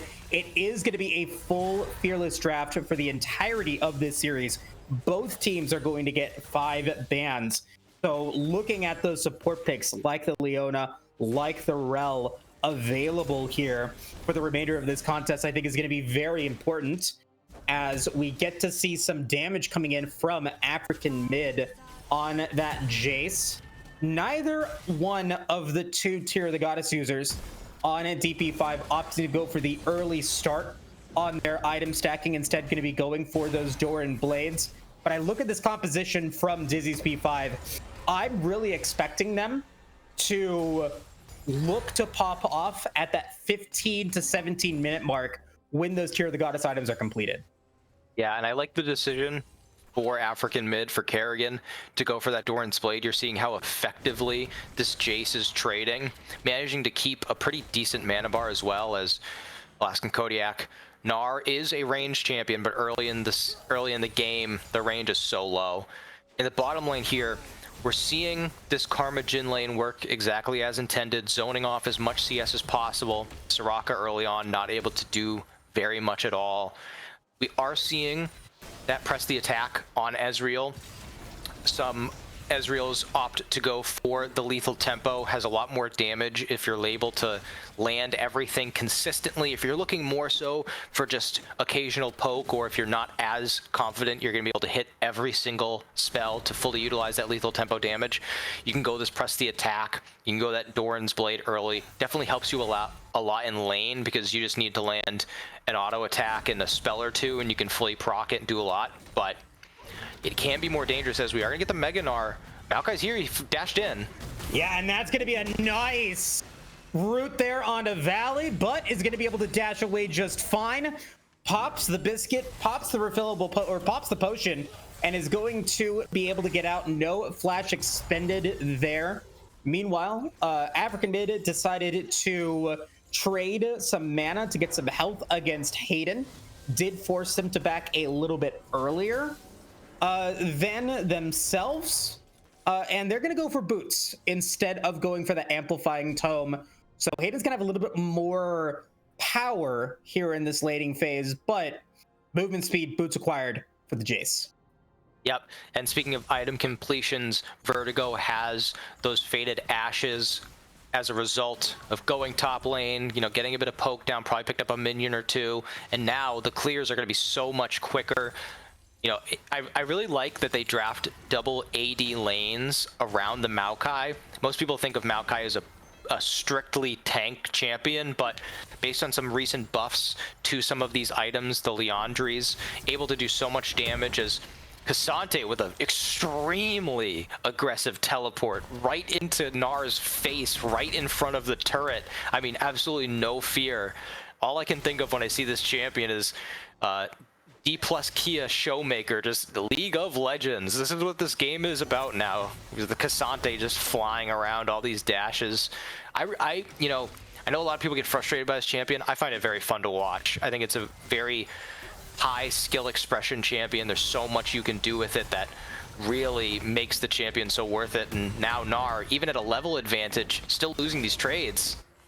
Yeah, gonna use the Gnar ultimate on to Valley, as we're gonna get another gank from Vertigo. Flash gonna get used. Valley does end up getting level 6. Are they gonna be able to land the all out? They're not gonna be able to do so, but Flash had to be used by Alaskan Kodiak to avoid it potentially being a 1-for-1 trade.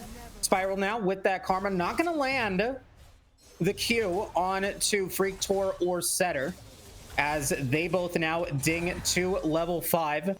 Serrated Dirt completed for Shidfard on the Jin. Close to being able to go for that curtain call.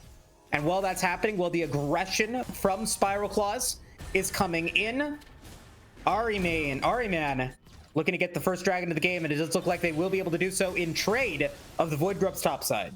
Yeah, an easy dragon start. You saw the Maokai on topside so many times. Shockwave trying to outplay the Jace, but African mid's having none of it. Laughs right in his face. We are going to go for a dive, just obsessed with his top lane.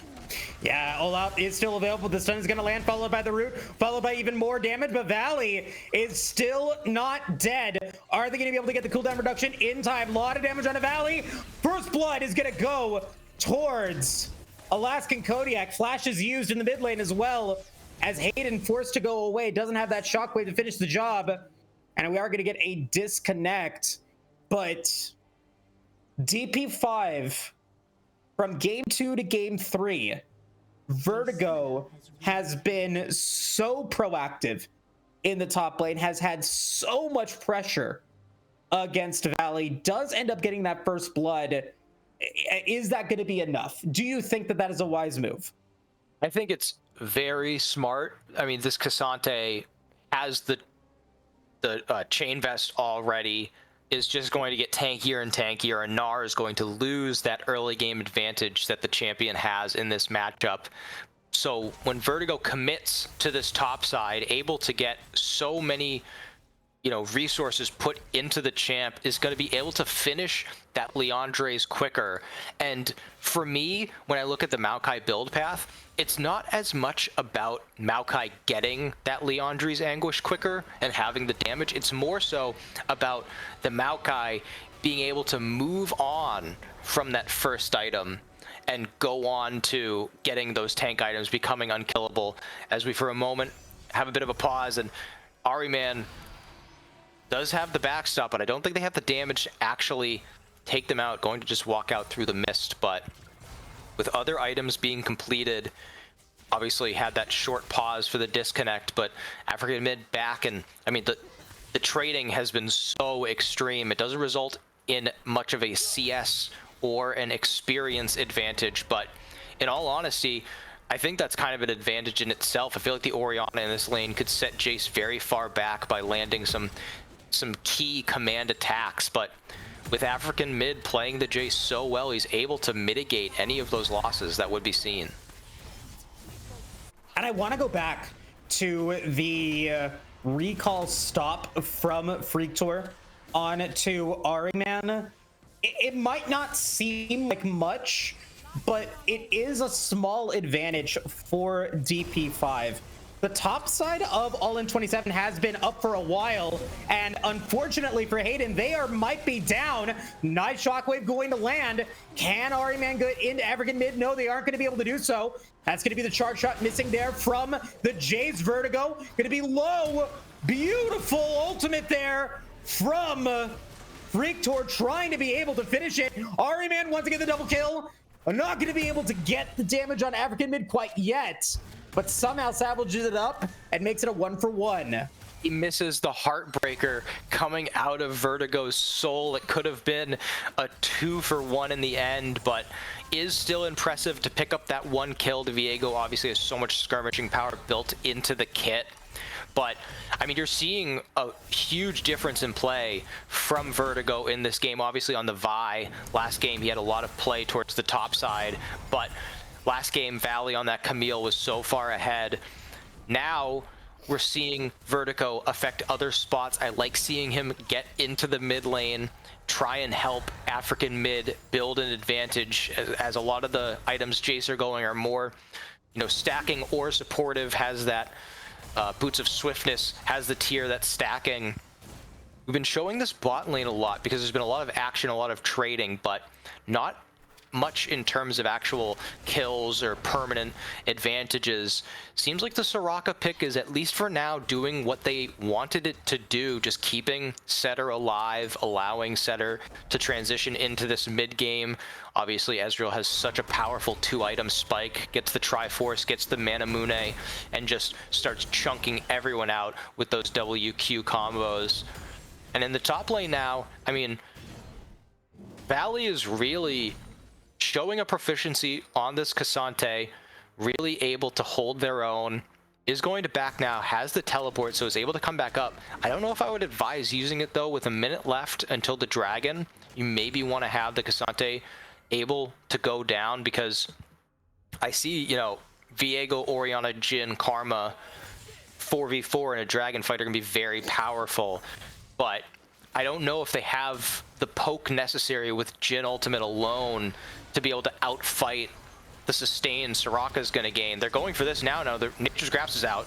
Yeah, all out is available as well. The silence is going to land onto Ahriman, and that's going to be the Viego down. But is it enough to be able to finish the job? Hayden not able to finish the job on the Freaktor, but Valley's going to flash forward onto African mid. Hayden's going to be able to take out Freaktor, who stays a little bit too long into this contest. Hayden wailing onto the Orianna, but unable to finish the job there. And now Shidfard, if they're able to get this 1v1, that would be big. Here comes the curtain call. Yes, they do. And for 2 Void Grubs, all in 27 gets 4 for 1. I mean, just the perfect team fight they've been looking for all game. It all started with a beautiful shockwave from Hayden, catches 3 members out instantly, and just throughout the course of that fight, the only real, you know, solid advantage that they were able to gain is Alaskan Kodiak was able to do a ton of damage to the backline, but it doesn't really matter because once that shockwave chunks everyone, it's just so simple for the Cassante to go all out and deal so much damage based off of these resistances already gained.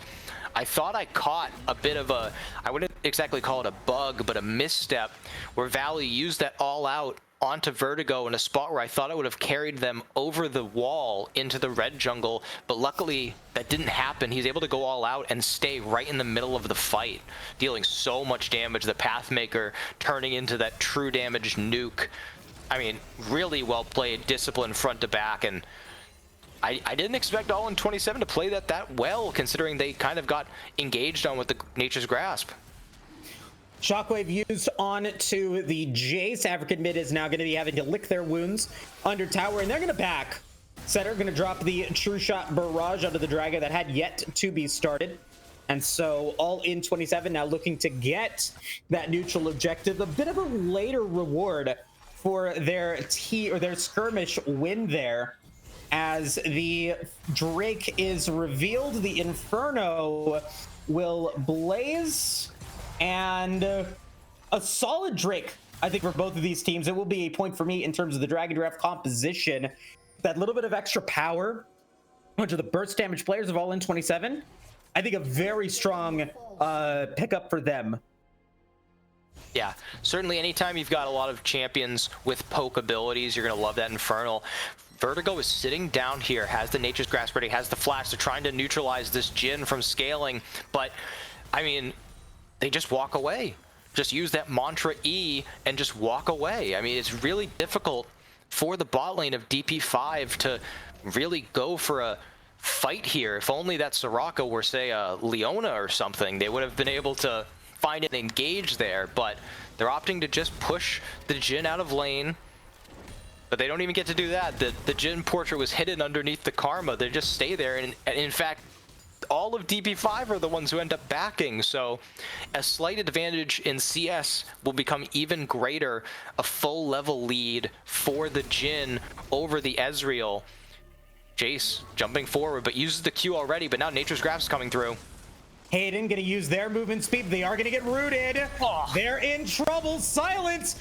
Nice shockwave from Hayden, just in time. Gonna be able to avoid catastrophe there for all in 27, and a teleport used by Alaskan Kodiak. And so now I want to take this moment to talk about a problem that I think we're seeing out of DP5's composition that we saw from all in 27 in game 1.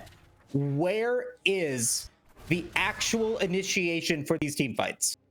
I mean, the Nature's Grasp, it's by far one of the strongest ultimates in the game, but if it's not immediately followed by a Mega Gnar into the wall, that's kind of all it is. Maokai can only lock down one target once that Nature's Grasp comes out. And you see the Maokai's falling behind in gold in terms of the Viego, in terms of the Cassante, the Orianna. You know, some of these champs are going to be able to buy resistances that are going to mitigate the damage that Maokai has started to build. He needs to get some more gold, and he's not going to get any from this blue buff as he loses the smite fight to Ahriman. The Maokai's going to need to start building some tank, otherwise, I mean, he's even more useless because the only CC that can follow the Nature's Grasp is that Maokai W, but he's just going to get blown up like they did, like the Pantheon did in game 1. So with Gnar opting for this Triforce first, it's going to be a while until there's some more survivability onto Alaskan Kodiak. And I mean, based on that last engage, the Maokai hits the Nature's Grasp, and African mid misses the accelerated shock blast onto a stationary target. Now Freaktor, the ultimate is available. Curtain Call coming down. Going to miss that final shot on the Curtain Call, but Spiral able to get away from the Nature's Grasp. That is a long cooldown that is not going to be available for a little while. Going to be back up right as the dragon, the third dragon of the game, spawns. All in 27. Already 2 dragons under their belt, and they're going to be able to pick up that Rift Herald, which was repeatedly picked up by DP5 in games 1 and 2. So a solid start once again for all in 27. They've really turned this series around after what was a disaster of a game 1. Yeah, and it's really big to take away that Rift Herald, because even though it wasn't as successful a play in game 2, Dizzy's P5 has successfully used this Rift Herald to force all in 27 off of advantageous dragon fights. Freaktor is just getting exploded once they're caught out. Oh my god. The wish gets triggered, but the fall of that healing does not land in time, and Shidfart is going to be able to pick up their second kill of the game, and wisely going for that grievous wounds in that Executioner's Calling for their second component, their second item. As the tower's going to get taken here in the bottom lane, Ahriman is going to be in trouble. Flash was used, followed by the Heartbreaker. Ahriman is going to pick up their second kill on the Viego. It's just so easy for Viego to follow under turret. They only had 1 minion, but with Ahriman able to land the stun before Ezreal can use that Essence Shift, he has to use the cleanse and still not able to get out, even expends the flash. We do see a shockwave coming in, and this is why it's so dangerous for the Maokai to go this Liandry's first. It's very powerful, but you're postponing any tank items from coming in. It takes so long. So now Vertigo can't be that reliable frontline. So just like that, Soul Point is gone. And we are at a point where you're going to have to fight every single dragon now. Last game, they were able to postpone the soul for 1 dragon, but it's going to be so much more difficult with the champions on the side of Dizzy's P5 because they don't have that reliable engage that they did last game. So that means that all in 27 can just set up, open up the Curtain Call, and just start, you know, firing that artillery down and making it so difficult for Dizzy's P5 to get into place. So that soul, like you said, is completed. That Infernal Soul going to give a little bit more damage to Hayden Ariman and Shidfard. Triforce and the plated steel caps completed for Ariman 2, 1, and 3 on the Viego, silently doing their job here, really making Vertigo's life a living hell, a 1-level advantage for them at this moment. But the biggest experience advantage is going to be in the bottom lane. Shidfar 2 levels ahead of Setter on this Ezreal's. Rift Herald's going to get dropped in the mid lane. That is guaranteed. First tower in the mid lane going to go down, and red turret going to be completed. No second headbutt for all in 27, and 10 seconds remaining until the autocon gets summoned. Let's see if it's a voracious autocon. That would be huge for all in. And it is a voracious autocon. That could be a huge game changer. Not a game changer, but a game ender for all in 27.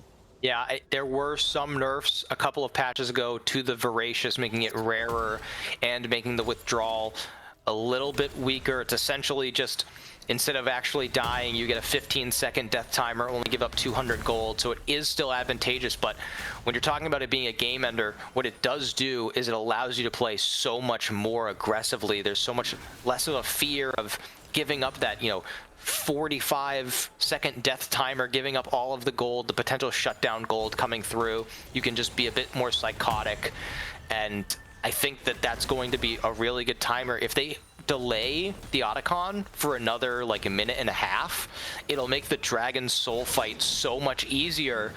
Alaskan Kodiak trying to find a kill, but he just doesn't do any damage to the Iceborne Gauntlet Thornmail Cassante. Yeah, I'm gonna have to call you out on that one. That had to have been an April Fool's joke, Jack. There's no way in that 1v1 that Alaskan Kodiak's gonna take out Valley.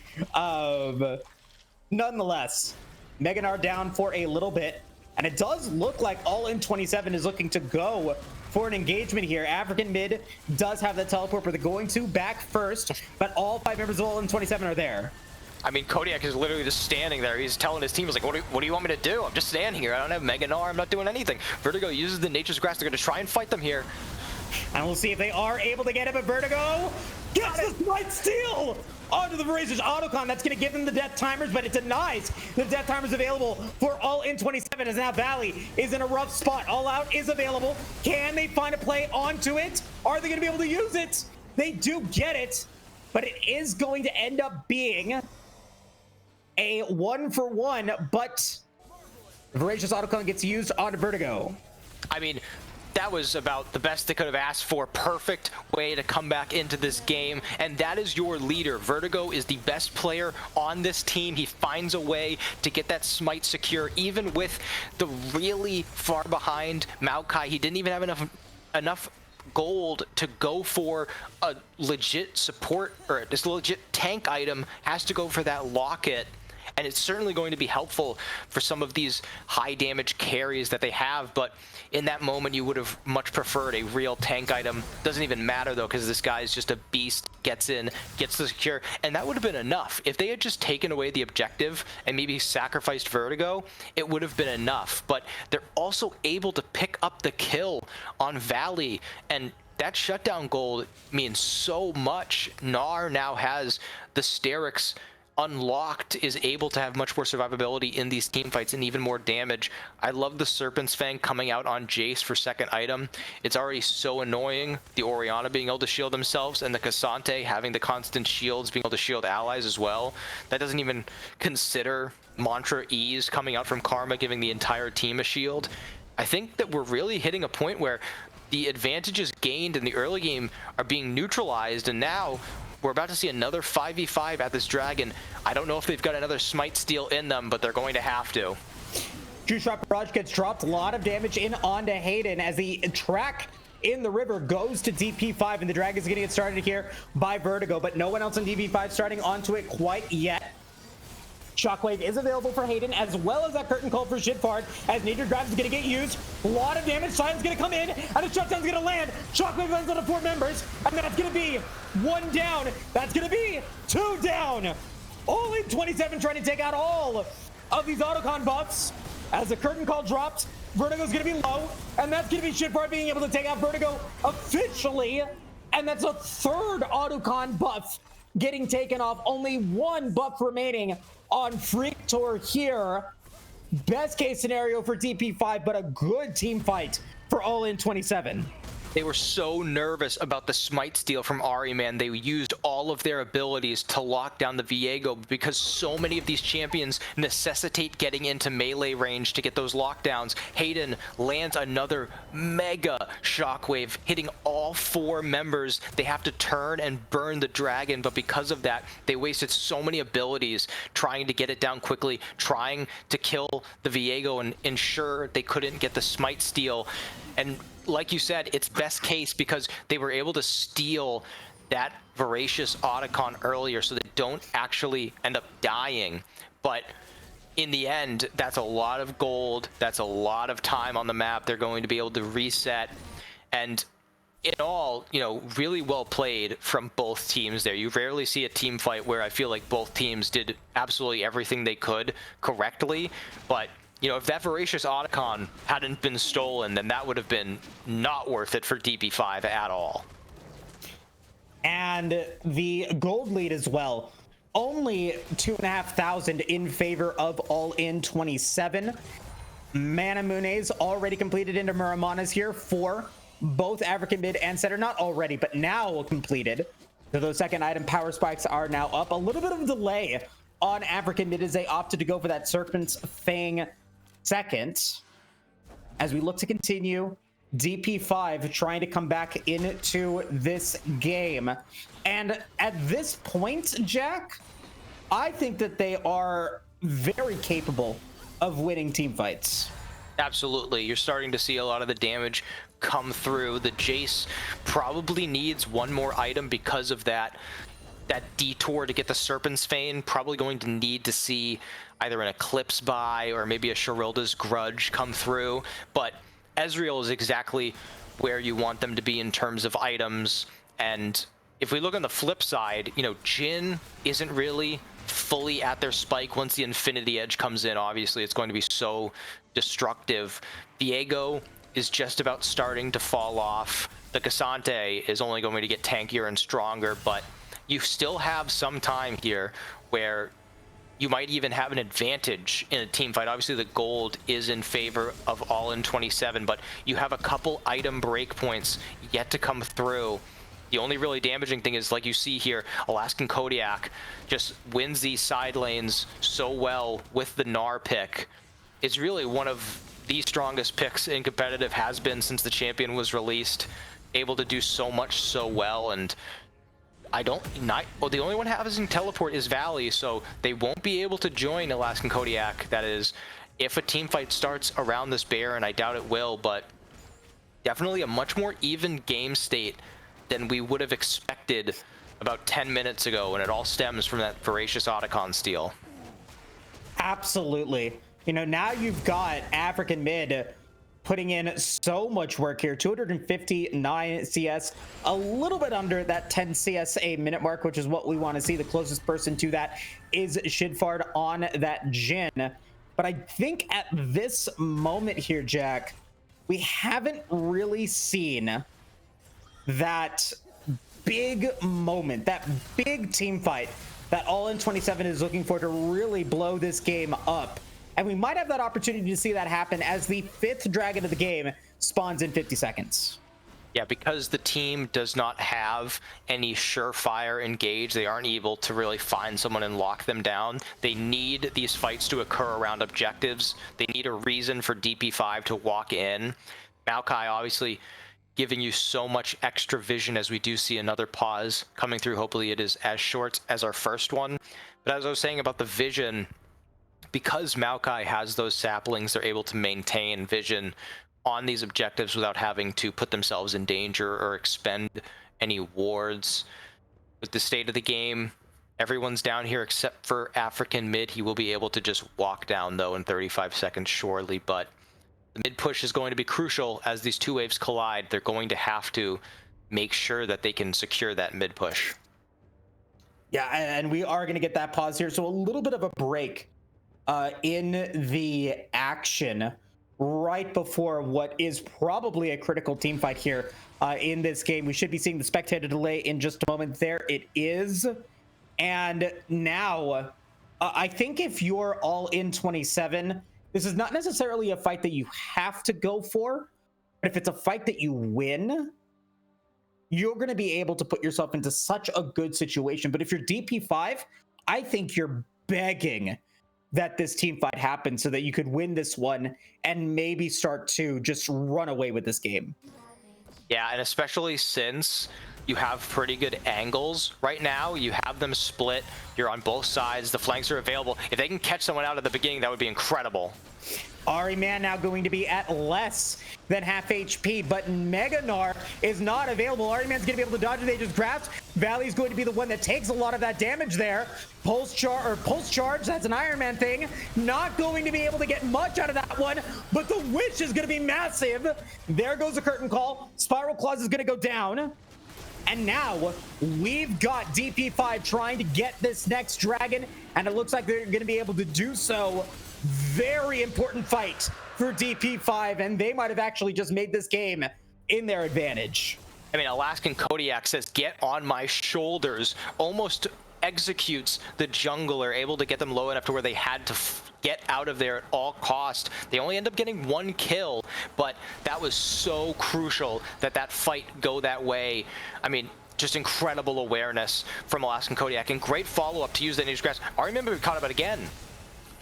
And now this is looking very dire for All In 27.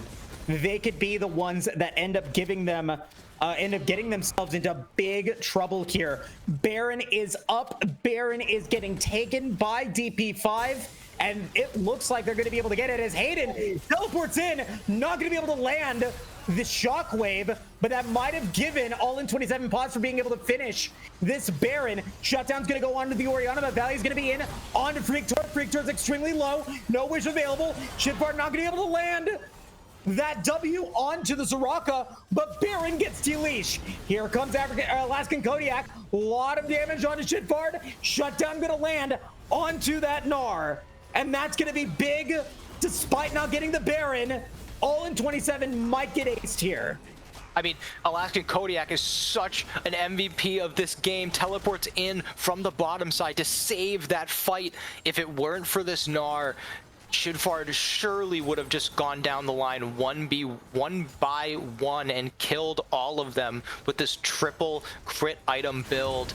Just saves the game, Alaskan Kodiak. That was a really scary, sketchy fight to take.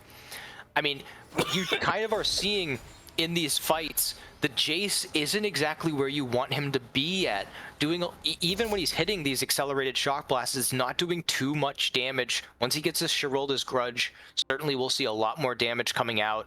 Ezreal really at their break point right now, and Soraka's doing all they can, but I really think the scaling is on DP5's side. Obviously, Jhin is going to continue to be a monster. Cassante is going to be a monster, but at a certain point, Orianna is going to be useful for the Shockwave, and that's it.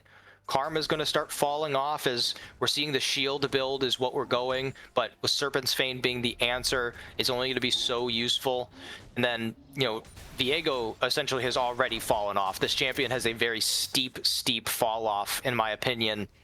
And if we look on the flip side, Gnar is going to be useful no matter what because of just the abilities in this kit. The Maokai now has its second completed tank item. That Unending Despair is so broken right now. Jhin is going to get, Jace is going to get access to more damage. And Armin might be caught out again, has to use that Heartbreaker to get over the wall. And now, I mean, surely complete control of the Baron Pit goes over to DP5. And now, with that Heartbreaker gone, going to be up relatively soon. But now we're going to be starting to see the timers on this next dragon start to become an issue. Does AI-27 decide to go for an engagement here near the Baron Pit? It's another one of the situations where if AI-27 is able to win this, they could snowball this game. But if they lose this one, I don't know if they're going to be able to come back from this one, as Hayden's going to land a Shockwave on a Freak Tor. Oh my God. Big play coming in from AI-27 as Vertigo and Freak Tor go down. Baron is right up for grabs. incredible decision making. They pull the trigger. There is no hesitation. Shitfart opens up the curtain call, lands everything they need to. Hayden with the perfect shockwave. African mid is split pushing on the bottom side. They do get the Baron, but now Valley is here, going to be able to push African mid off before they can get the inhibitor, so they only get the turret. I mean, just when it felt like DP5 were clawing their way back in with some clutch moments from Vertigo and from Alaskan Kodiak, All in 27 are able to pull it back with their coordination, and now 33 seconds until the dragon spawns. Vertigo will be up in time, but he's gonna have to sprint to the dragon. If they are able to blow up the Infernal Soul, that is gonna give them such a huge advantage throughout the rest of the game, and it might give an even better advantage if they're able to catch out Alaskan Kodiak before the fight even begins. Teleport is going to come in from Valley. African Mid does have the teleport available, but no wards near the bottom side of the rift, so it doesn't look like they're going to be able to go for any sort of inhibitor backdoor play.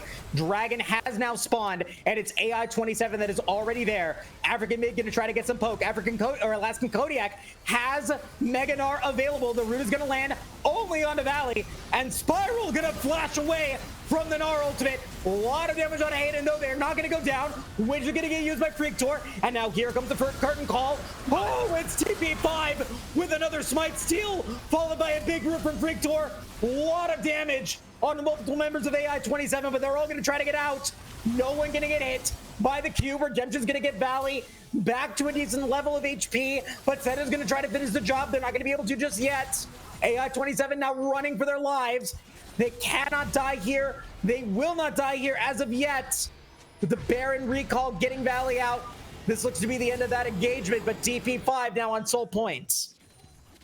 Absolutely no fear in the eyes of Vertigo. They're able to push them far enough off the objective, even though the Gnar misses and the Jace puts themselves in a tricky situation, but Vertigo is just, I mean, the confidence on this guy. There's a reason that he is considered by some to be the best player in this league.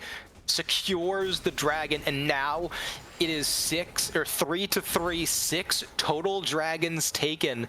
And it's not just that we've made soul point possible for both teams. 3 infernal dragons means you are getting so much adaptive force out of the bonus stats. They're going for this dragon, but with the Hayden TP in, I don't think they're going to be able to get an actual engage off of this. You know, you'll take some of these losses. You'll allow them to get some of these turrets because it's 3 minutes until any objective spawns. You just want to mitigate as much as possible so you can wait for these next fights, especially if you are all in 27, because like I've said, you have to fight around these objectives. You don't have much setup, so you need to take these moments to just breathe, catch some farm, and get item spikes for the next fight. Orianna is waiting on that Rabadon's. It's going to be so much damage. Jhin is full crit now. Karma has 2 supportive items. That's going to be so much more healing to come through. So we just have to kind of rely on our items and just work on executing these fights. The Baron power play not really resulting in a lot for All in 27, especially after losing that dragon. It does ensure that they avoid giving gold over to DP5, giving kills over to them, but they're only really able to get that inner tower in the mid lane as we now look to see how this late game shapes up. 4 items completed for Hayden, 4 items completed for Shidfarb, but it's the exact same thing for African Mid and Setter on the other side. When I look at the 1v1s, I might give African Mid the edge, but Shidfart is still going to be a massive problem on that Jhin as we move into the later part of this game. Yeah, the curtain call is obviously going to do so much damage once people get low, but the real scare is when Jhin gets it in range to use these autos. The 100% crit chance can be so much. Hayden forcing out the flash there with the Nature's Grasp. That's very, very smart by Vertigo. He knows that Nature's Grasp will be back up by the time one of these objectives spawns, but the flash will not. So that really stops Hayden from being able to find some of these more creative shockwave angles that he's found throughout the game. You know, earlier, the reason they were able to stop one of those Barons was because of a flash shockwave that forced out 2 flashes, but the curtain call is opened up. They're going to try and find Freak Tour again. Yeah, they're going to find a slow onto Setter, but a nice arcane shift at the final hit of that ultimate is going to keep them alive and right out of that ultimate range. Going to be down for a little bit of time, but it's going to be right up for this Dragon Soul fight. Baron is going to be up in 45 seconds as well, so a lot of neutral objectives are going to be available, and this game could be decided either at the Dragon or Baron pit. And it has to be Dragon. Neither one of these teams can afford to give over the soul. It would be so much damage on top of the soul buff for DP5 and for all in 27. It would just be, you know, the cherry on top of this team composition. They already should theoretically have such an advantage in these fights. African mid, he's got to, I don't know, adjust his glasses, turn the monitor on. I've seen so many of these accelerated shock blasts go wide. They have to fight at this Dragon. You can't just give it over. It's always going to be more useful than Baron. I like that all in 27, they're moving as a group. They don't want to get caught out. That has been the bane of their existence. The reason they've given over so many of these objectives is because of them getting caught out. But at this point, I mean, you can't really afford to fight fair because Vertigo is just going to steal it, and the Dragon Soul has spawned. It's time to find out who's going to get it. Nature's Grasp going to land that root on a Valley. Spiral Cloud's going to be fine. Hayden's going to be very low. Another Smite Steal from Vertigo. 4 for 4 on the Smite Steals at the Dragon Pit. Infernal Soul's going to go to DP5. And all in 27 going to try to get any sort of kill out of this one. But there comes the first damage from these Infernal Souls. Spiral Cloud is going to go down. Valley is next, followed by Ariman, who goes down first. Curtain Call is going to drop. Setter might be in trouble, but is going to be able to arcane shift away, and that's going to be the ace for DP5. Oh my god! Oh boy, that was scary, but still an ace for DP5. They clearly did not take him seriously, but what an incredible Smite Steal again! Uses the Maokai Q with the missing health damage to make that Smite even more effective. It's so difficult to actually get a fair Smite battle against the Maokai champ and Vertigo. I mean, so many times in the early game we were concerned about the build, about him getting caught out, but he has turned it on for this late game. They're securing everything, and now at the Baron, a bit sketchy. Freaktor is low, maybe gonna die to Baron if they're not careful. They don't have a ton of damage, but they should be able to secure it with the death timers being long enough. I mean, just incredible play, and I know that their KDA might not reflect it, but as this game has swayed, I think earlier I would have given a lot of credit to Alaskan Kodiak, and I want to still give them a ton of credit. Their patience in these team fights.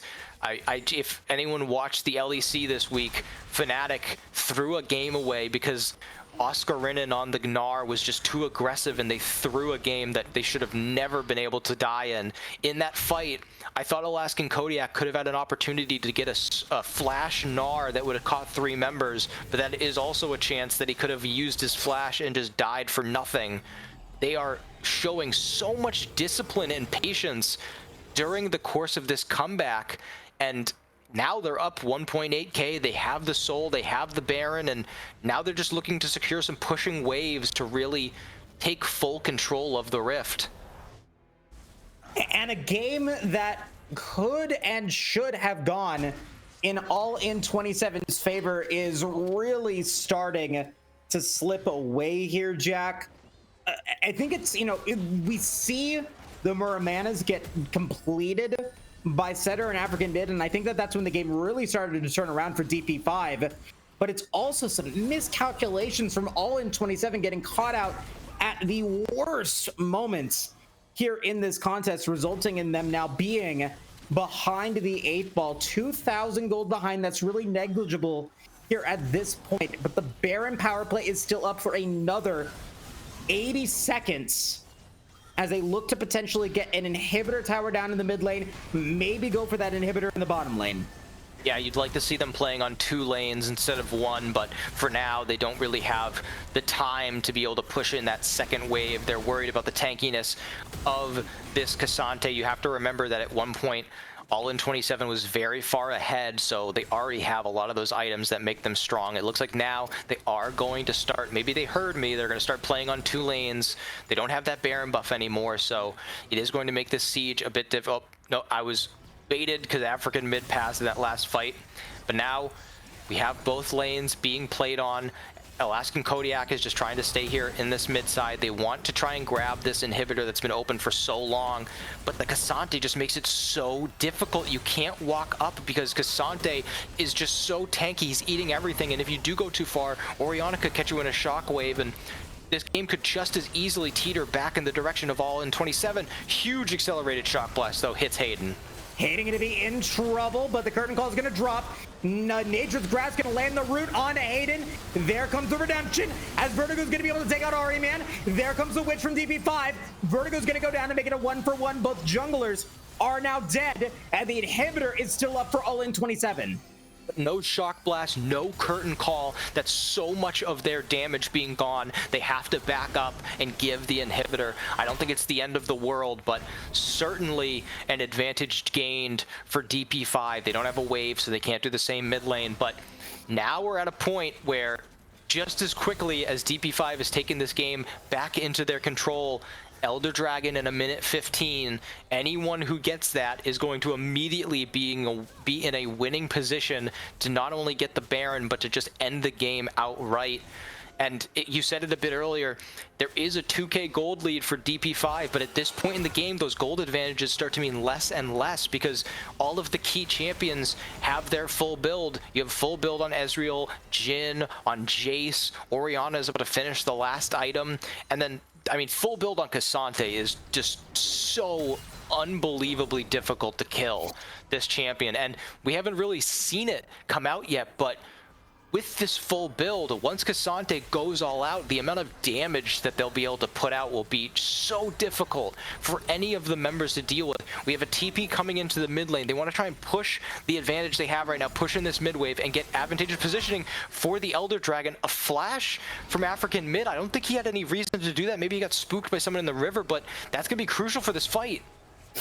And now we've got to see Hayden going to go for the shockwave, going to force a flash out of Vertigo.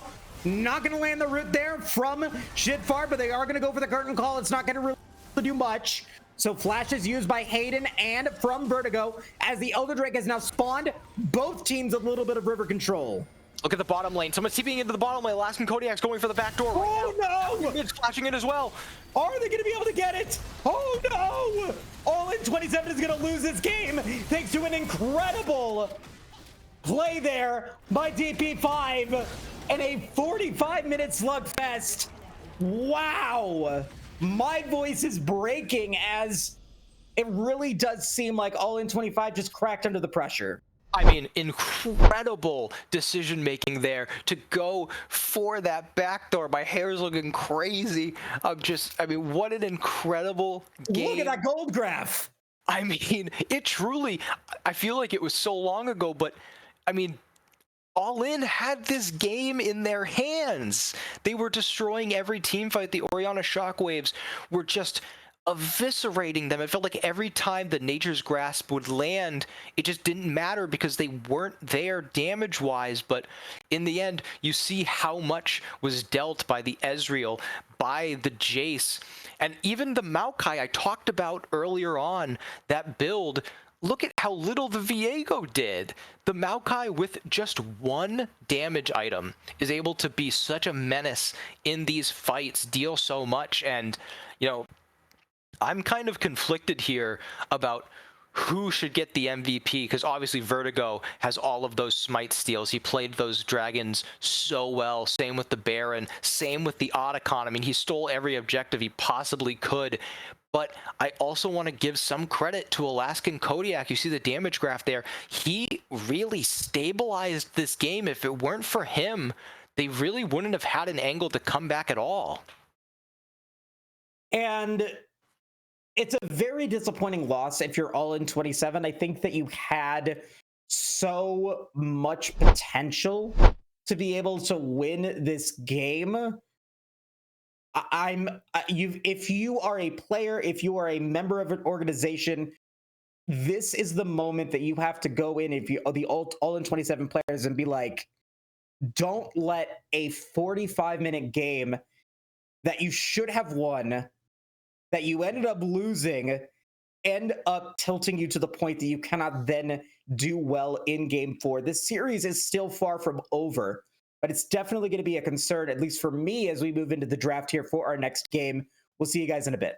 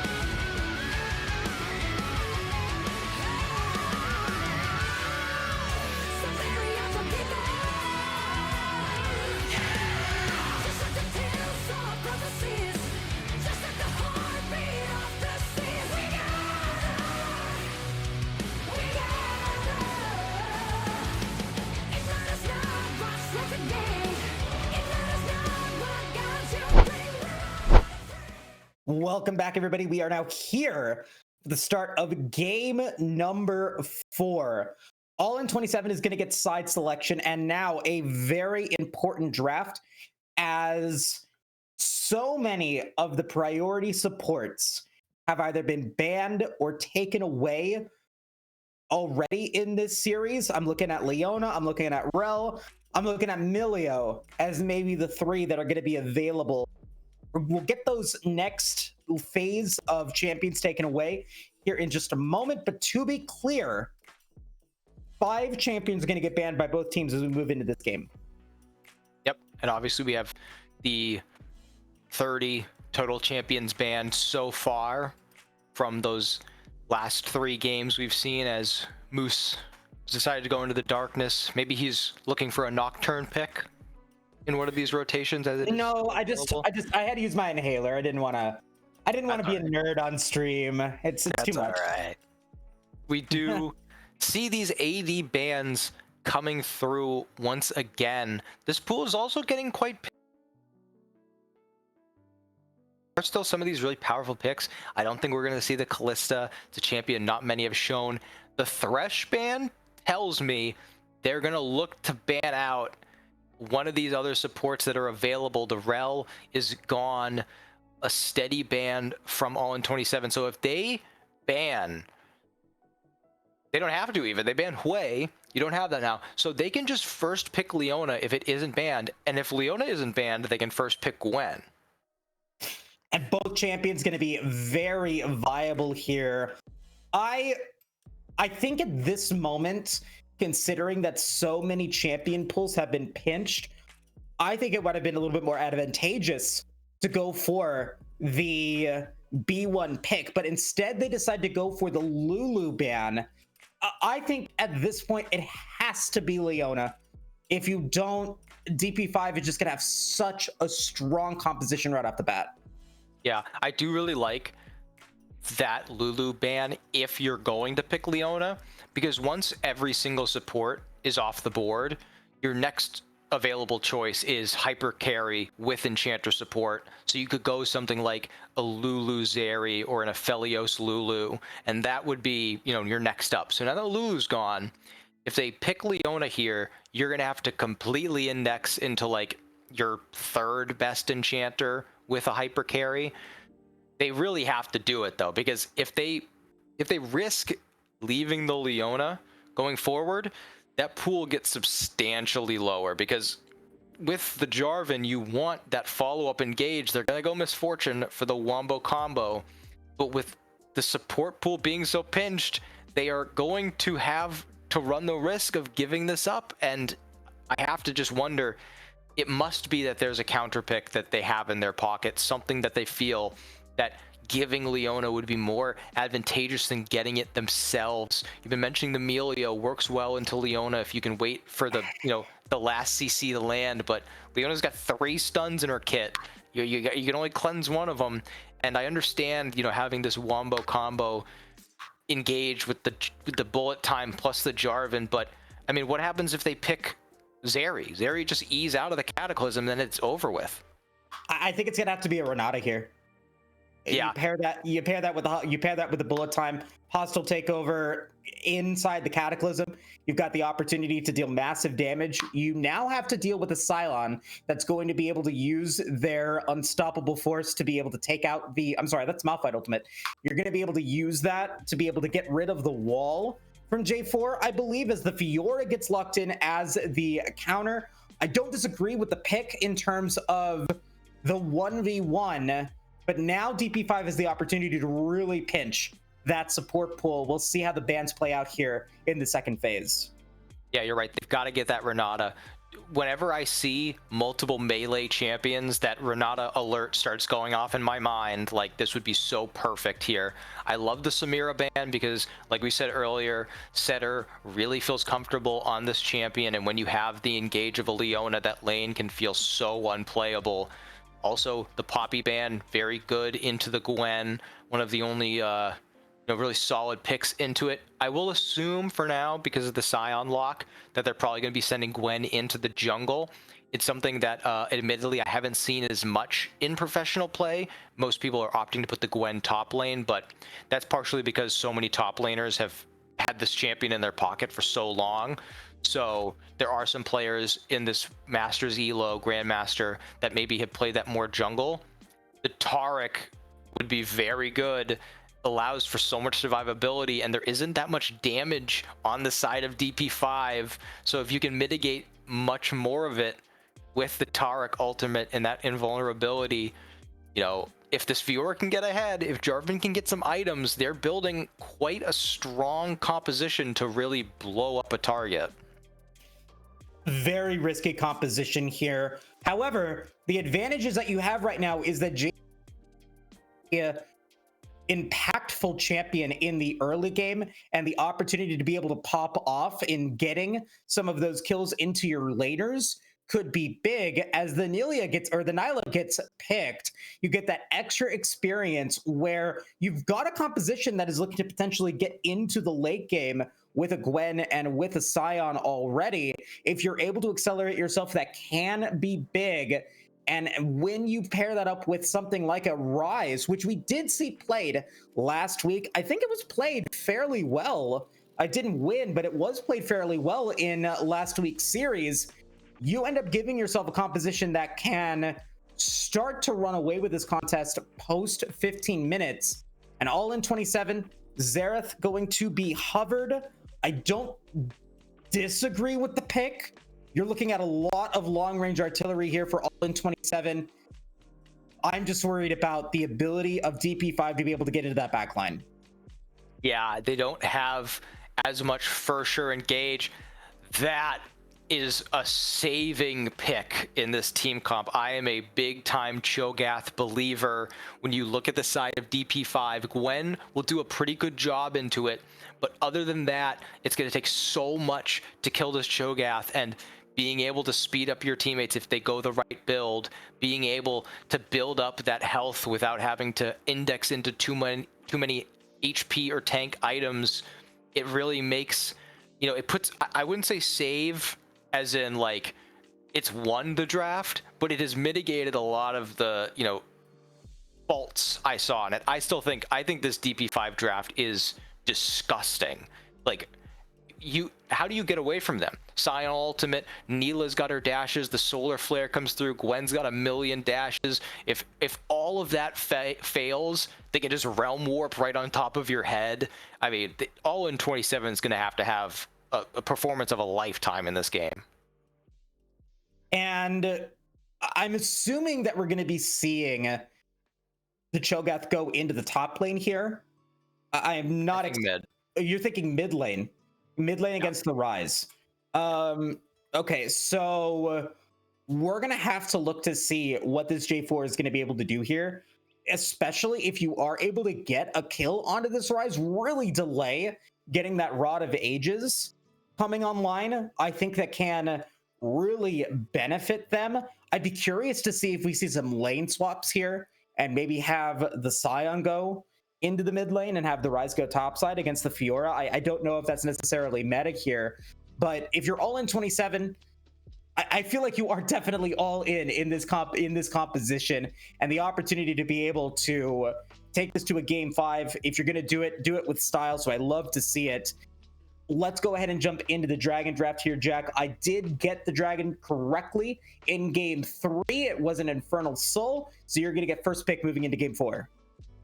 I'm going to go for one we haven't been seeing a lot recently, and I'm going to go for Mountain. Mountain. You know, we've only seen one Mountain in the season so far, and I'm going to follow suit. I'm going to go with the Chemtech, and I'm going to go with the Cloud. All right. I think I'm going to go all reliables. We're going to go Infernal and Ocean. I like it, which is going to leave me with your in the Hextech and the Chemtech. We've only seen 3 of the Tech Souls in this season. It's really been a lot of Ocean, a lot of Infernal. We've seen that here today. And if that trend continues, it has to be all in 27 going for every single one of these Dragons. You have to go for it. You can't give either one of them over to Dizzy's P5, as Vertigo was able to make some amazing smite steals in that last game with that Maokai. We'll see if they are able to do it again with that Gwen. Very exciting series here in the quarterfinals. I love to see it. A lot of potential that this goes into a game 5. But for now, we're going to take it to that quick break. We're going to come back into this pivotal game 4. We'll see you guys soon.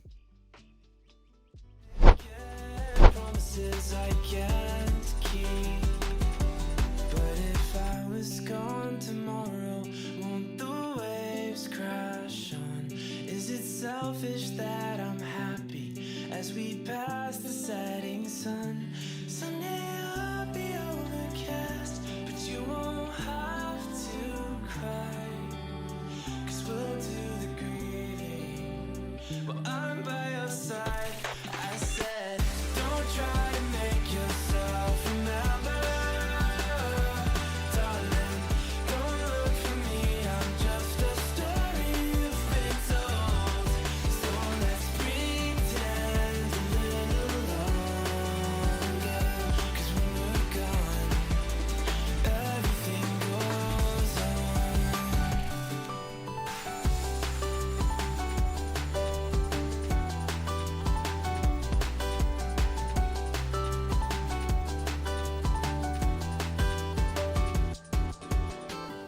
And I'm so scared of getting used to this. All the vines that keep you tethered in your room. Well, someday both of us are leaving here, but for now I'll just bring this seed to you. Will you meet me in the daylight like we did before? Then I felt you on my shoulder and you weren't suffering anymore. You said, I'm sorry that you worried, but don't apologize. I told you to forget me, but you stayed by my side when I said, don't try to make yourself remember, darling, don't look for me, I'm just a story you've been told. So let's pretend a little longer, and when we're gone, everything goes on.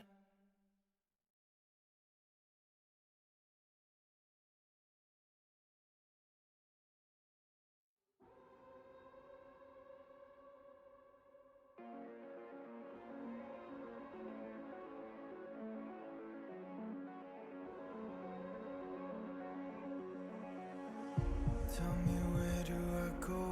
Tell me, where do I take us? Your heart is starting to slow. May the water be safe.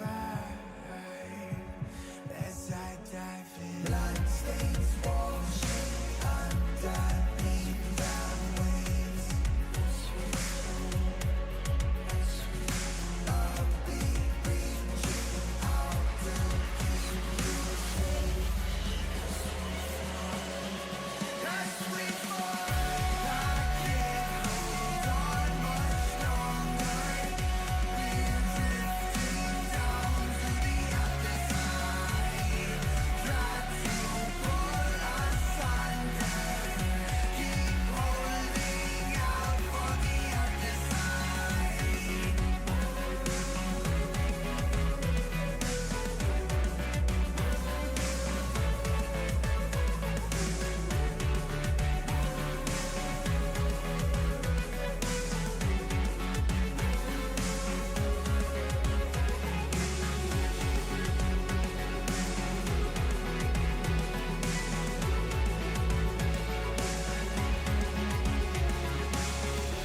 Tell me, where do I go?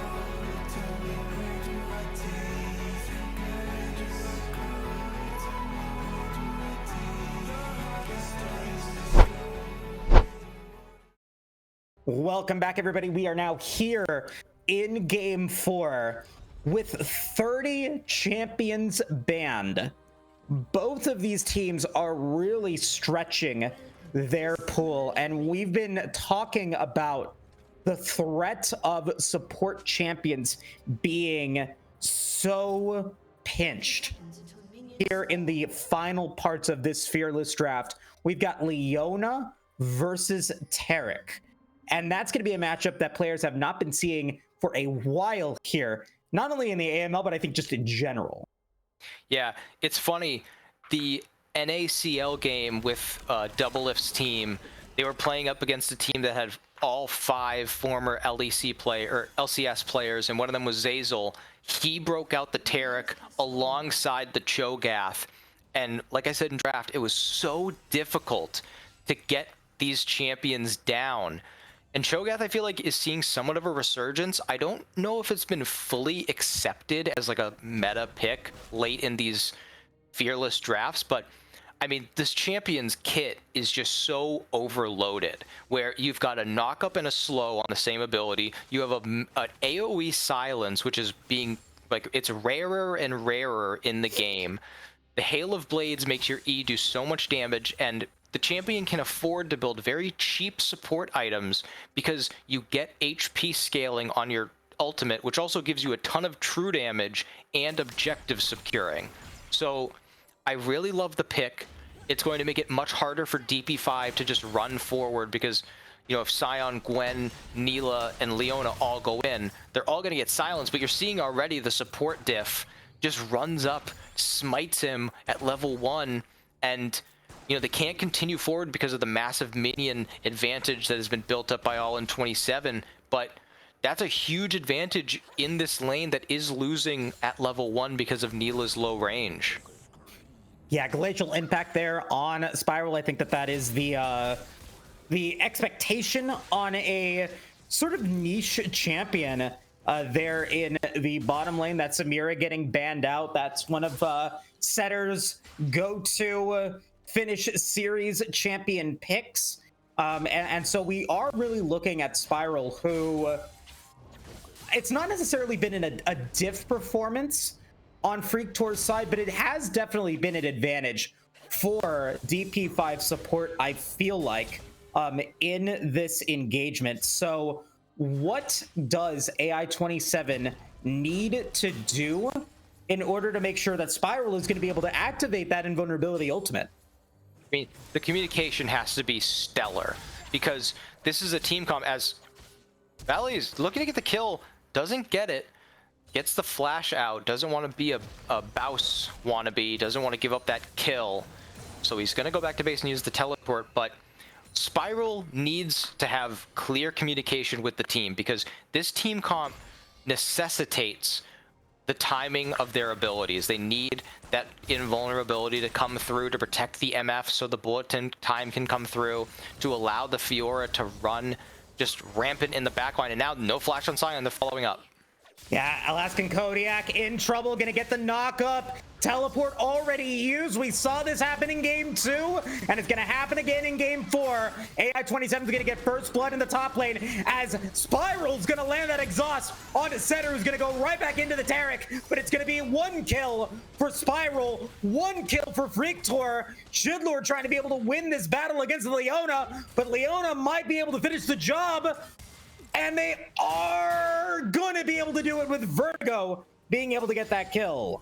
I mean, great engage on the side of All In 27. They recognize that Neela as a champion, very weak early on. They use the exhaust, cleanse the CC, and get a lot of damage down, but it's just too much time spent. Their mana bars are expended. They fight within the minions. It could have been just a 1-for-1, but MF was kind of on the wrong side of the map, and when Vertigo makes his way down after that long extended fight, I mean, this is the last guy you want to give those kills over to. Not only Vertigo as a player being so impactful, but Gwen is just able to accelerate so much, and Hayden showing the strengths of the Cho'Gath. No mana on the champ, but you can imagine if this Cho'Gath was level 6, flash forward. Oh my god, just enough mana for African mid to be able to take out this Cho'Gath. That's going to be a big buy for them. Do they want to try to go for a Rod of Aegis here? Make It Rain is going to land in onto both Setter and Freak Tour as Ahriman gonna come in with a Flag and Drag, gonna land some damage in onto this Leona, who does have flash, is gonna have to use it to be able to get away. But that is gonna be another kill for this Taric. Carry Taric in game 4? I mean, so proactive. Taric is going to run this game. I have seen a lot of Taric players, Zeyzal did this specifically, forego an early item and grab a tier of the goddess, not necessarily to complete into Fimbulwinter as Alaskan Kodiak. I feel like it's not even worth mentioning. When I see a Sion, they're just dying whenever they're in the lane. Obviously that is going to be a big kill in the pocket of Valley, but I mean, just across the map, it feels like All in 27 recognize that this could be the last game they played this split, and they're really going all out to make sure that they can find advantages. And that even explains, you know, Hayden dying in the mid lane. He was seeing if he could get enough mana to get not enough mana and XP to get to level 6 to flash eat the Rise. But after all of that chaos, we go back to somewhat even lane states, and Ahriman is able to pick up those grubs as Vertigo is taking the dragon, utilizing that bot and mid pressure that they've accrued. And now Chemtech Dragon is down, and as we look at the items, a lot of good components being built. Rise especially is in a very, very happy spot. Yeah, you know, getting that first component on that Rod of Ages. We saw last week the Roa get completed at around 11:30. And so if DP5 is able to get that stacking before 10 minutes, that could be very huge for them. And so I'm curious to see if African Mid is going to get some attention from either Vertigo or Ahriman. Vertigo now level 6, it does have that needlework, but traditionally we're going to be seeing that Gwen really opting to go for the jungle camps, trying to be able to get that CS. They were able to pick up the first dragon, that Chemtech Drake. In exchange, All in 27 was able to get the first 3 Void Grubs. Yeah, Gwen in the jungle, obviously without any CC in the kit other than the slow on the ultimate. Not a lot of gank potential, but once we get out of that kind of early phase where the jungler is routinely full clearing, Gwen is going to be such a menace in these team fights. I have seen some differentiation on the build paths of Gwen, and generally I fully recognize the fact that I am a plat player and these guys are all Grandmaster Master level, but I disagree with some of the Gwens foregoing the Riftmaker as Elastic Kodiak forced to flash again. Just like I said, whenever I see Scion in a lane, they're dying. But looks like Realm Warp up. They're going to try and punish Valley here. And we'll see if they are able to do it. Flash was used. Needlework popped. Vertigo going to go for the skip and snip. Going to get a little bit more damage on a Valley. All of those hits landing there. They should be able to be out just fine, but that flash could be a game changer if Vertigo decides to go in again. But the big problem, I think, for Vertigo right now is that they did expend that Ghost for a kill that I don't think was ever going to happen. Yeah, you have a little bit of freedom with Gwen to be able to use that Ghost more often. As you see, it's almost, you know, a quarter of the cooldown's already gone. It's going to be up at least in time for the next dragon, maybe by the next grub spawn. But as I was saying about this build, going for the next, never mind, Elastic Kodiak's already dead again.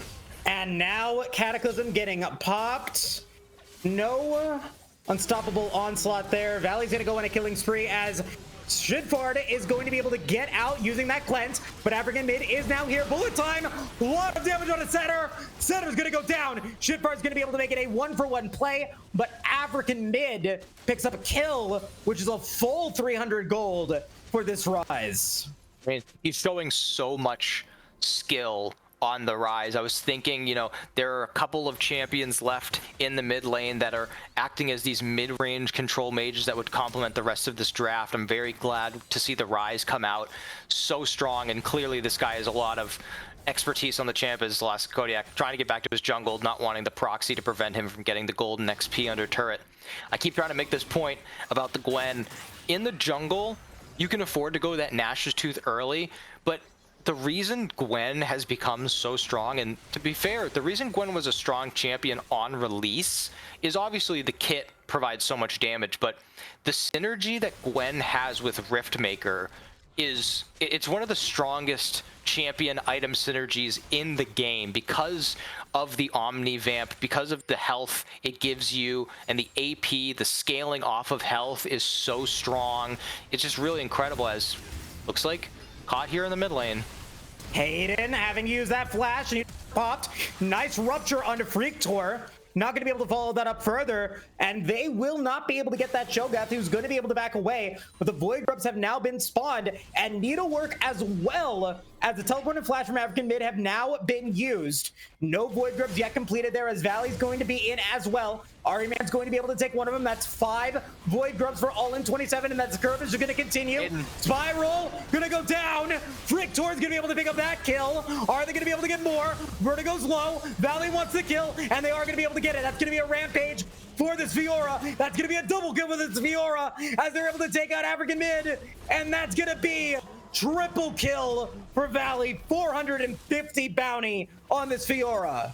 An incredible fight. You see Hayden gets caught, but is able to TP back in. I thought it was going to be a disaster because I'm sure he doesn't want me to bring this up, but Hayden actually missed the rupture in the Cataclysm, didn't knock up a single person inside of it, but it doesn't matter because he's able to use the ultimate to deal so much true damage in that fight. The AoE silences on that roar are so destructive, especially to champions like Gwen, like Ryze, like Leona. They're so necessitative of their abilities to deal their damage and set up their CC. So, I mean, it just goes to show the strength of this Cho'Gath pick, and obviously the Fiora is just disgustingly ahead right now. 6-0-1, back in base, completing some more components of their next item. And another really big plus in my eyes from what's happening here is something that didn't even occur because of that team fight.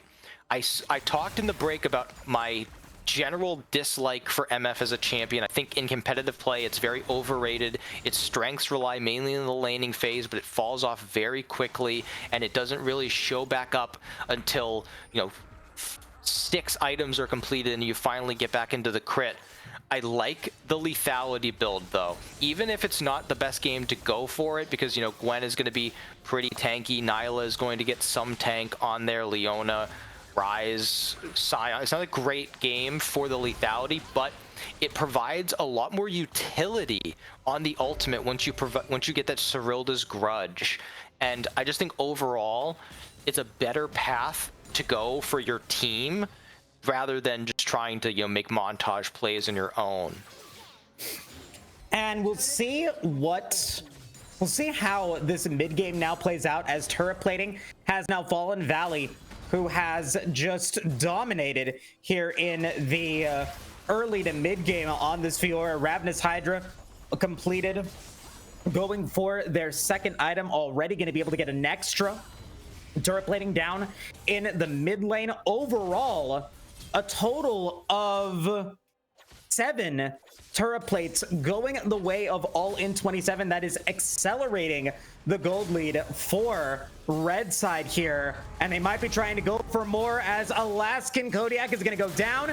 Hayden probably going to follow suit here to make it a 1-for-1 crossed rift, and you can see the gold graph right there on your screen. A 3,500 gold advantage for Valley.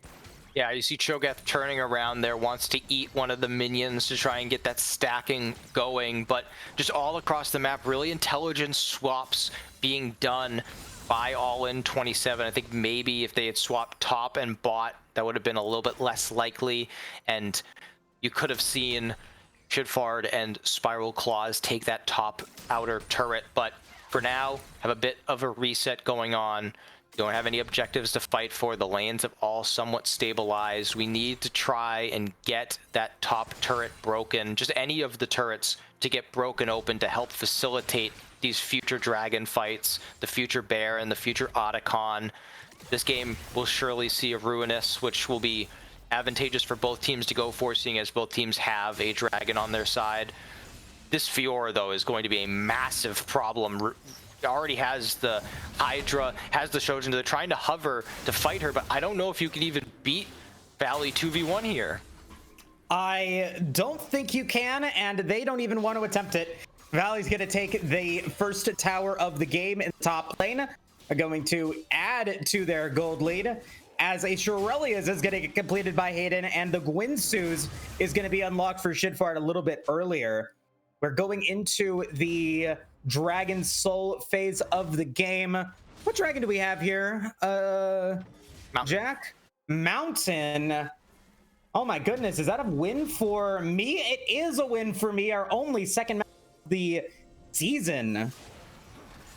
Yep, grabbing that here. I think it's a very good dragon for this game specifically because you have, you know, the Cho'Gath, the Jarvan, and the other side you've got Scion, you know, these champions that are going to be building a good amount of health that is going to make these mountain dragon shields even more difficult to deal with. As you see, the prio that pushing these lanes in and having the Cho'Gath, they're waiting for the feast to come up. He is able to use it, grab another stack. And you're seeing now on the Cho'Gath, you know, this is why this champion is so strong. Goes for that Shirelia's Battle Song first item. You'd think that that wouldn't be very productive for a champion that has good AP ratios, wants to be tanky, as a huge double tap comes out, nearly half health setter. But the Cho'Gath can afford to go for much cheaper items as they do land a stun. Setter though, low. Nice cleanse there from Shit. All the time gonna get denied as the invulnerability is now gonna drop. Gonna give that invulnerability right as the needle time gets pulled out. Vertigo's gonna go down. Hayden's gonna try to come in. The knockup's gonna land from Alaskan Kodiak. Freakto's gonna be very low. Trying to get out. 1 HP. Ari Man's gonna be able to take that one down. And that is a 2-for-0 play in favor of All In 27. I mean, it's just going to get more and more difficult. Gwen does not have the ability yet to really tear down these tanks because of the Nashor's rush. Ryze wasn't there at all, had to deal with the top wave. But we've been talking all game about how are they going to deal with Fiora. Fiora wasn't even there, and that fight could not have been more one-sided. Misfortune tries to set up the bullet time, but Leona just stuns her and completely nullifies it. It's only going to get more and more difficult, in my opinion, right now. Ryze is your only hope. You have 4 melee champions on the side of All In 27. Ryze thrives when he can deal all of this burst to these short-range champions, throwing out so many abilities. He's got 7 out of 10 stacks on that Roa.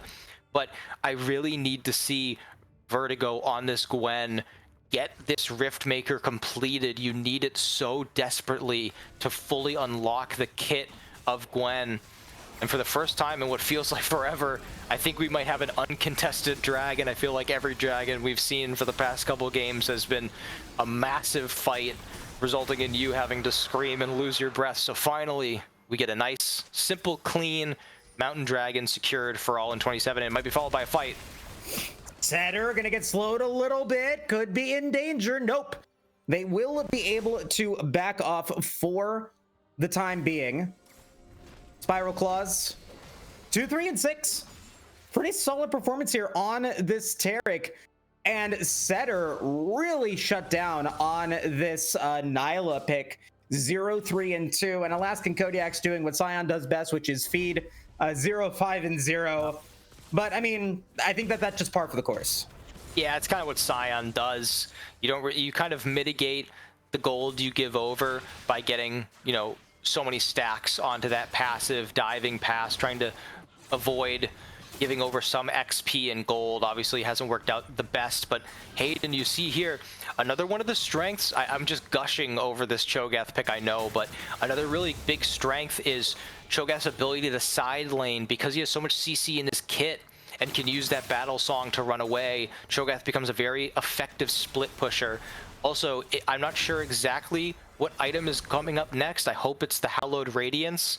It is the not very often magic or MR Sunfire version, but it allows you to wave clear so quickly, where Cho'Gath essentially all he has to do is hit one ability on the wave and the AoE explosion kills the whole thing, and it makes it so impossible to side lane into this champion. So figure on one lane you have a Cho'Gath that one-shots the wave and you can never kill, and on the other lane you have a 6-0-2 Fiora who not only can you not kill but can easily kill you.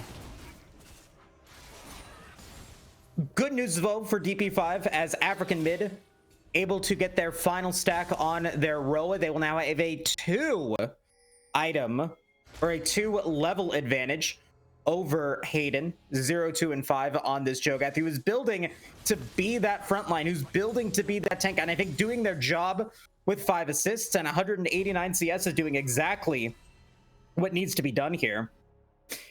And we're 20 minutes in. We've got the Autocon now up, and All In 27, I think, really having the opportunity to hopefully capitalize on their advantages that they have as the Rift Tower now gets popped in the bottom lane.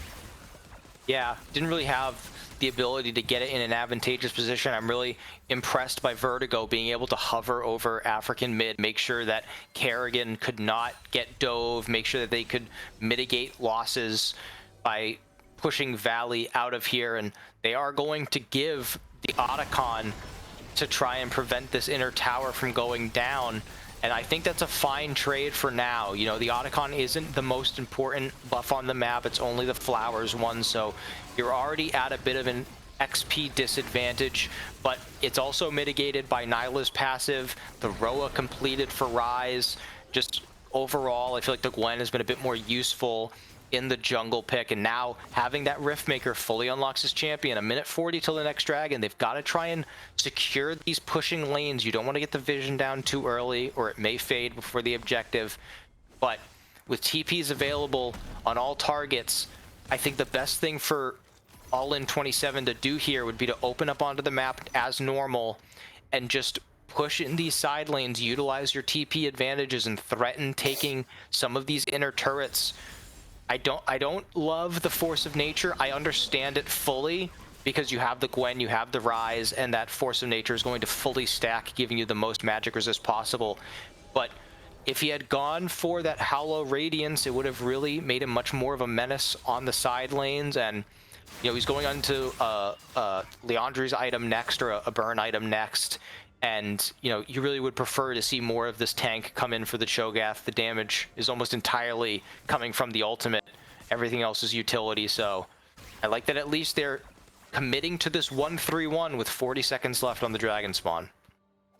Now we move into, like you said, the Dragon spawning. It could be in Seoul here for AI27. That would be a great timer for them as well if they then are able to pop it off onto Baron right afterwards. They could have the opportunity to go for a Baron fight followed by a Dragon Soul fight if they are able to pull this into their favor. And they have the gold advantage to do it. A 7,000 gold advantage at this moment, and they've got pushing lanes in all three on the Rift right now. And so let's see if they are going to be able to continue to keep that momentum as the Dragon is now up and ready to go. Ariman on it. Yeah, already 3 pushing lanes. Valley starting to rotate, is getting pinged. African mid is matching there. But you just see they just don't have an angle with no pushing lanes, no vision, not really any ability to contest this Dragon. I like the decision though. Just give it up. This isn't Soul. It's Soul Point, sure, but we're going to have to start contesting Dragons sooner rather than later. So you might as well give this one for now and just buy yourself some more time. You see Gwen's farming the camps, Sion's grabbing farm in the side lanes, the Nyla's in mid lane, grabbing as much as possible. Obviously, so far ahead is African mid compared to the rest of the team. He's got that Zhonya's nearly completed, looking to finish it. I don't feel like Dizzy's P5 is as far behind as it looks. We haven't really been able to see them in another 5v5. It's clearly going to be difficult, and All In 27 is clearly ahead, but we haven't been able to see this Gwen or this Rise really be fully unlocked. I still don't, you know, I don't love the Nyla pick. I know that the ADC position was pretty pinched, but I feel like if you had something with some more utility, something like an Ashe, you really could have had more of a supportive build. This African midi might get assassinated here. Oh boy, not gonna go down, however, as a Cataclysm gets done. Gonna be low health bars on all 3 of the members in. But now let's see, with Baron up, if All In 27 can get another buff available to them. Gonna be backs coming in from the bottom lane though, so we're not gonna be seeing that really aggressive play looking to end this one at this moment. And now let's see what DP5 wants to do in response. I don't know if they're going to be able to do much of anything, as African mid is going to try to be able to get out. Oh boy, 7-0-2 on a Fiora. That's devastating for DP5. Has the Hullbreaker certainly going to be able to take down these objectives. Stopping the back on Alaskan Kodiak is huge. That almost guarantees that the inhib turret's going to be taken. And now that they go onto the Baron, they have to decide, are we going to stop the Fiora or are we going to stop the Baron? And if they're indecisive, they could end up stopping neither. And they're not going to be able to stop the inhibitor from going down. Valley is still there, and this could still be a fight that Valley is able to win. Has that Hullbreaker available, going to deal a lot of damage to Vertigo, and Vertigo is extremely low, going to be very low, but will finally go down. That is 1,000 gold for Setter on this Nyla, but Baron is secured for AI-27. I mean, definitely not the perfect play, but they at least get something. Massive shutdown into the pocket of Nyla. That's so important to get this champion back into the game. You also, though, see the power of Gwen having this Rift Maker. I thought for a second that surely Valley was going to be at least able to trade, but the healing comes through on the snip. We are seeing the Realm Warp come in, trying to chase down Hayden, but I mean, the Cho'Gath, it's just so difficult to deal with this champion. And again, in a 5v5, as the Rift Maker is completed for Cho'Gath, I mean, just try and think, how does DP5 run forward with their, you know, their low range mage? Nyla is essentially melee, and then all the rest of these champions are melee. How do you run into this Cho'Gath Taric and effectively deal all your damage without just getting hit by all of the CC that they have in their kits? Especially if you consider All In 27 setting up at an objective before DP5 have a chance to get there. I mean, this game is only getting more and more difficult as we have a 9k gold lead for All In. 27 minutes into this game. If it ends relatively soon, this could be the fastest game of this series so far, as Vertigo's going to be taking damage. Is Nyla immune? AI-27 is trying to get immune, and they do get immune right as DP5 is trying to go in. Hayden's going to take out Setter. 2 flashes used to be able to get away from Jitbar's bullet time. Hayden's going to go forward, going to land the knockup on to Alaskan Kodiak, and 2 members are dead. Can AI-27 finish the job? They're going to get so much here with this numbers advantage, a 5v3 in the mid lane. They're waiting for the lane to come through the Baron. Buff will empower these minions. And now you see DP5 members having to back, and immediately Valley takes the time, goes top lane. Now they're playing on 2 lanes. You're seeing the teleport come through from Hayden. He back to base to get that full HP and mana. It's going to be 3 inhibs. They might just look for the game even. I think that this is the option to do it. I don't agree with this. With 2 members down, I think that you had enough oomph to be able to finish the job here, but you are playing a steady game. You don't want to lose this one because of an overextension, but all 3 inhibitors are now exposed, and Mountain Soul is now on the table with 16 seconds before it spawns. Baron will be up for a couple of seconds before, well, it's available. So I think that this is going to be Mountain Soul for AI-27. Yeah, and that last fight, I mean, that was the perfect fight for All In 27. They got exactly what they asked for. And even, you know, again, like I said, you get deep in these fearless drafts and you start to see the weaknesses in some of the players' champion pools. Even though in theory, Nyla's kit should work well into all these melee champs, I just feel like the champion is not in a strong point. You even saw a 4-man apotheosis, but it just doesn't do anything. So Nyla ends up dying immediately, and now Vertigo surely going to be dead on the side lane as All In 27 secure the Mountain Soul.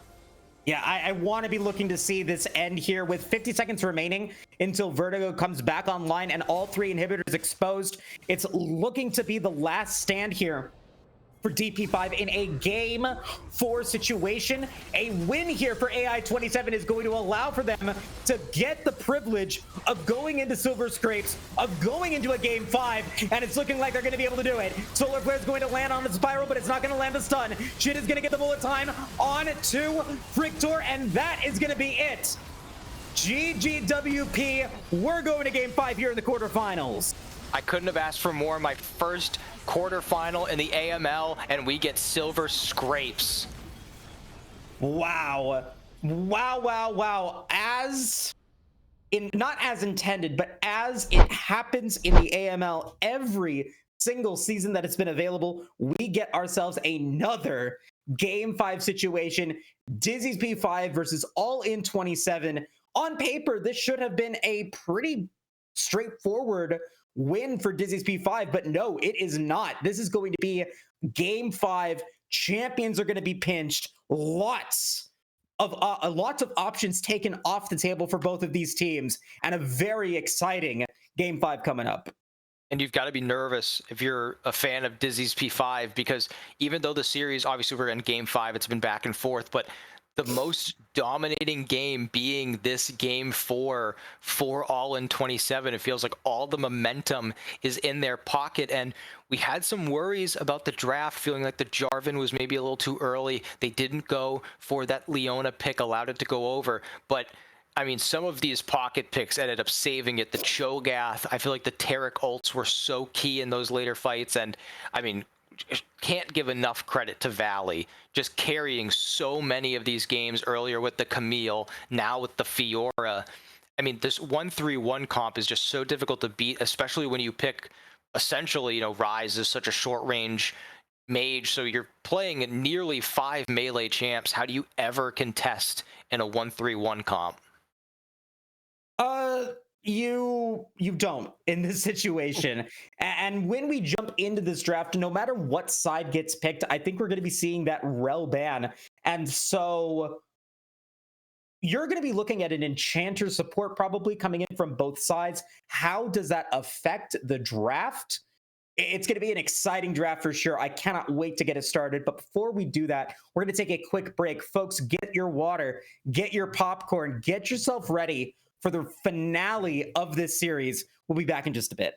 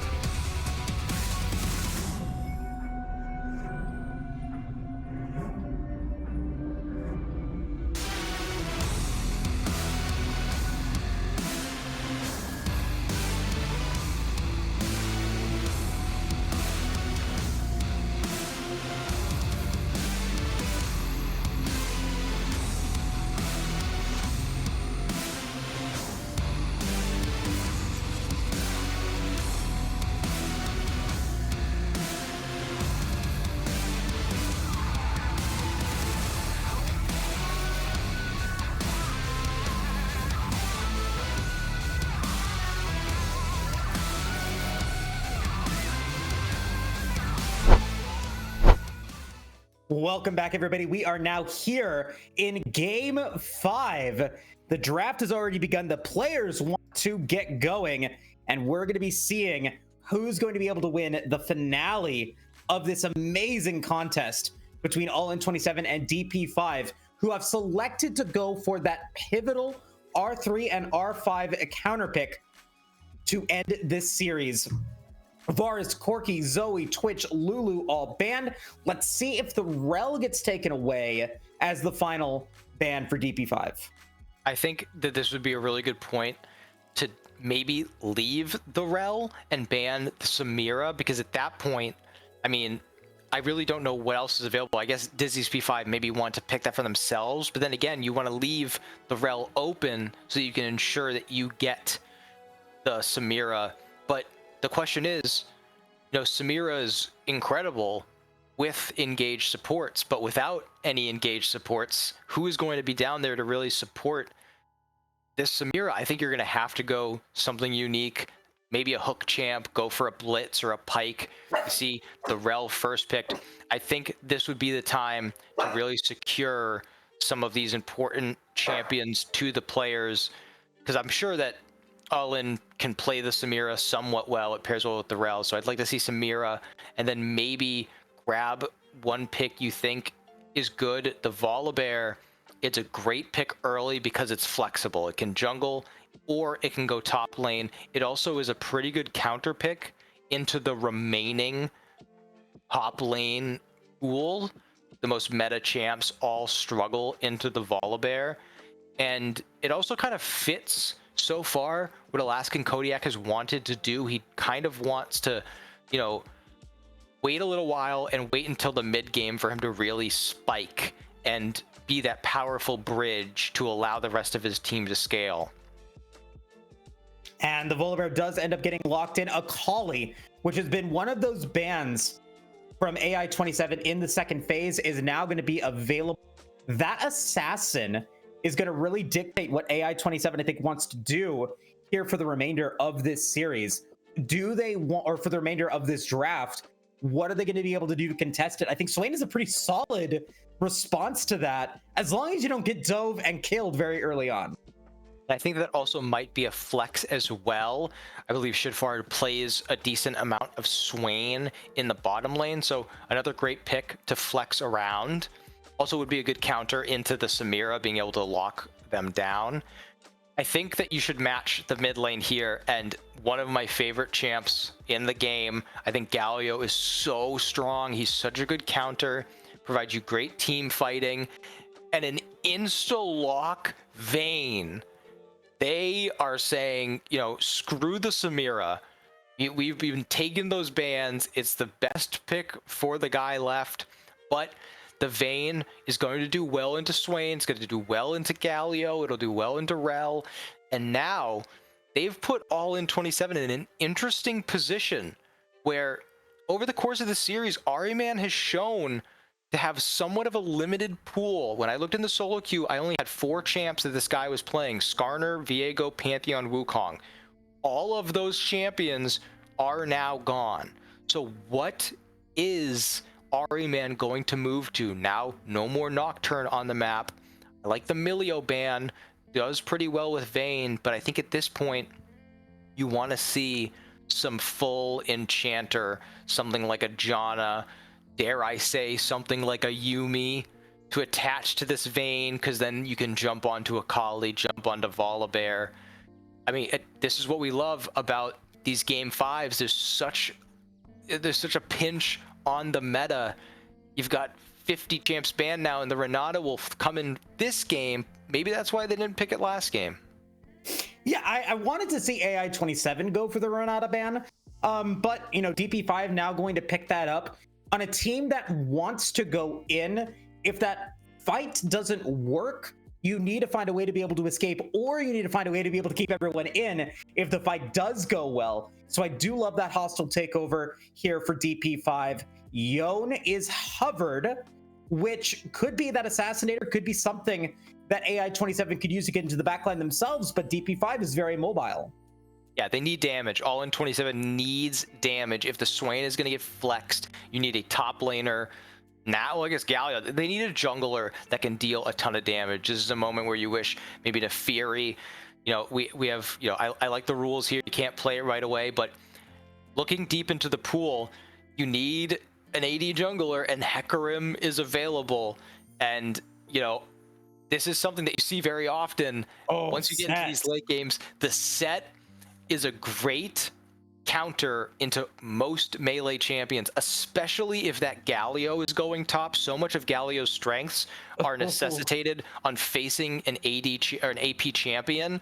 So Set is going to be able to deal with a lot of that kit.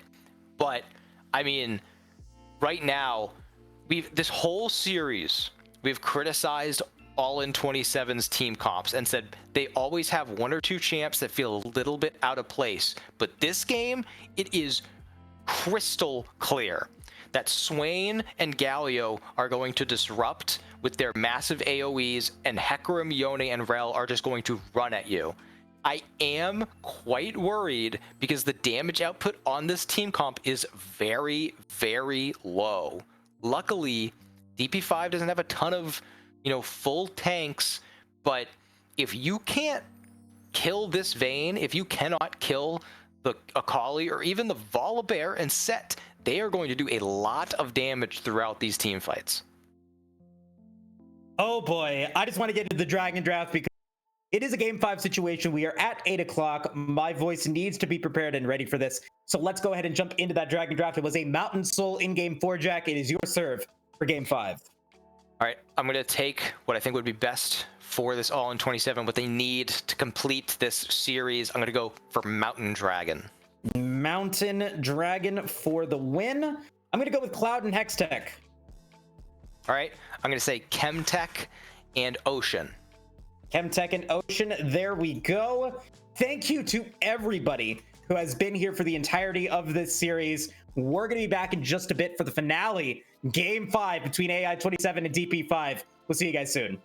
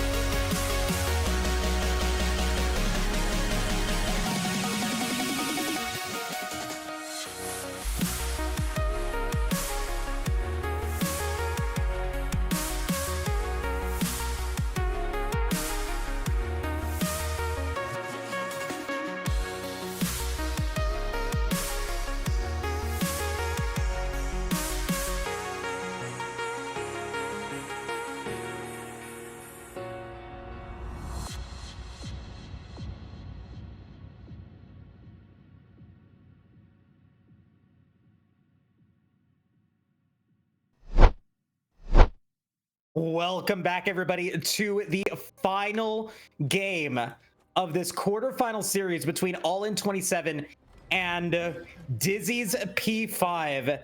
I am so glad that we got to see such a phenomenal series between these two teams. And it's a reminder to every single player, every single team, and every single organization. Make sure that you have a deep pool of champions available to get yourself into a Game 5 situation, because none of these champions, with the exception of the Rel and the Yone, are really prominent in the AML in this league at this moment. Yeah, and you've got to practice going this deep as well, because there are still champions. I know that some of them are a bit more intensive to learn, like the Callista, but you know, Ashe has been available the whole series. Sejuani has been available the whole series. So you've got to really practice these fearlists. And obviously, you know, I don't know how much these guys are scrimming and how many blocks or how long they're going for, but you're absolutely right. Fearless changed the whole dynamic. I think, in my opinion, one of the best things to happen in League since they added Mountain Dragon stacking. There's over, you know, or there's exactly 170 champs in the game now. You've got to find a way to have more variety. And as we see in this, you know, kind of feels like it's 2019. We got Vayne in the game because of the attack speed items. We got Swain in the bot lane position. I mean, just couldn't have asked for better in our first quarterfinal matchup. Now, the concern that I'm going to have for Xidfard is, are they going to be effective here in the bottom lane? They played the Ziggs in game 1, and in that AP matchup, I don't really think that they were able to really perform well. But considering that they're playing up against a Vayne, they might be able to fare a little bit better. Looking topside here, Alaskan Kodiak is going to be forced to flash away from Valley. And in the games that All In 27 has won, I think that Valley has been that linchpin that has really carried those games. Yeah, if the series were to end before this game, I would say that Valley has the MVP secured, no problem. I have written down my MVP picks per game. I want to talk about the full compositions once again, because DP5 are kind of running a similar style they've been trying all series, which is champions that have some skill expression that can team fight but don't necessarily have engage, where they have tools to run at you but they don't really have tools to force you to fight them. But on the other hand, you see that Galio here, such a strong lane into Akali. It's one of the reasons you don't want to pick Akali too early in a draft, because if you get a Galio slammed into you, sure, one of the lanes is find AD, but you do so much, and now Valley finding another pick. Oh boy, and Valley gonna get first blood against Alaskan Kodiak. Set is a champion that has been so effective in so many games across different skill levels, and really has kind of fallen off the radar here in this season. Yeah, I think it's a very strong fighter in the top lane. It provides, yes, a very simple kit, but it's so strong in the laning phase, which is contrary to what you're seeing here because of the life or the health regen. The shielding on that Haymaker makes it so strong, but when you face it up into a Yone, obviously get the support of a jungler flying in, it makes it so difficult to lane into. Luckily for Set, you're facing, you know, 4 melee champions. He's going to have a really easy time in the fights, but you know, All In 27 is going to have full agency in all of these team fights, because it doesn't matter whether the, you know, the champions on the side of DP5 want to fight, because if Hecarim runs into your team, hits that onslaught of shadows, Galio's going to follow up, Swain's going to ult and follow in. I mean, there's just so much hard CC and follow up and engage on All In 27. It really feels like they are going to be able to run this game, and Valley is going to continue to just run this top lane. And they are going to indeed do that. Dragon has spawned. It is going to be a Mountain Drake first, as Alaskan Kodiak, no flash, no teleport, very little health available, is going to be forced to hide under their tower, giving Valley the opportunity to get more and more here in this top lane, trying to get some turret damage as well, as they do now reach that level 6. They might try to go for the all-in here, and they are going to go for the all-in. Valley takes out Alaskan Kodiak. I mean, it's just absolute domination Valley. It feels like they've been leveling up throughout this series, and the more and more they get champions that have outplay potential, the more and more they outplay and show that they can absolutely carry this team to a semifinals berth.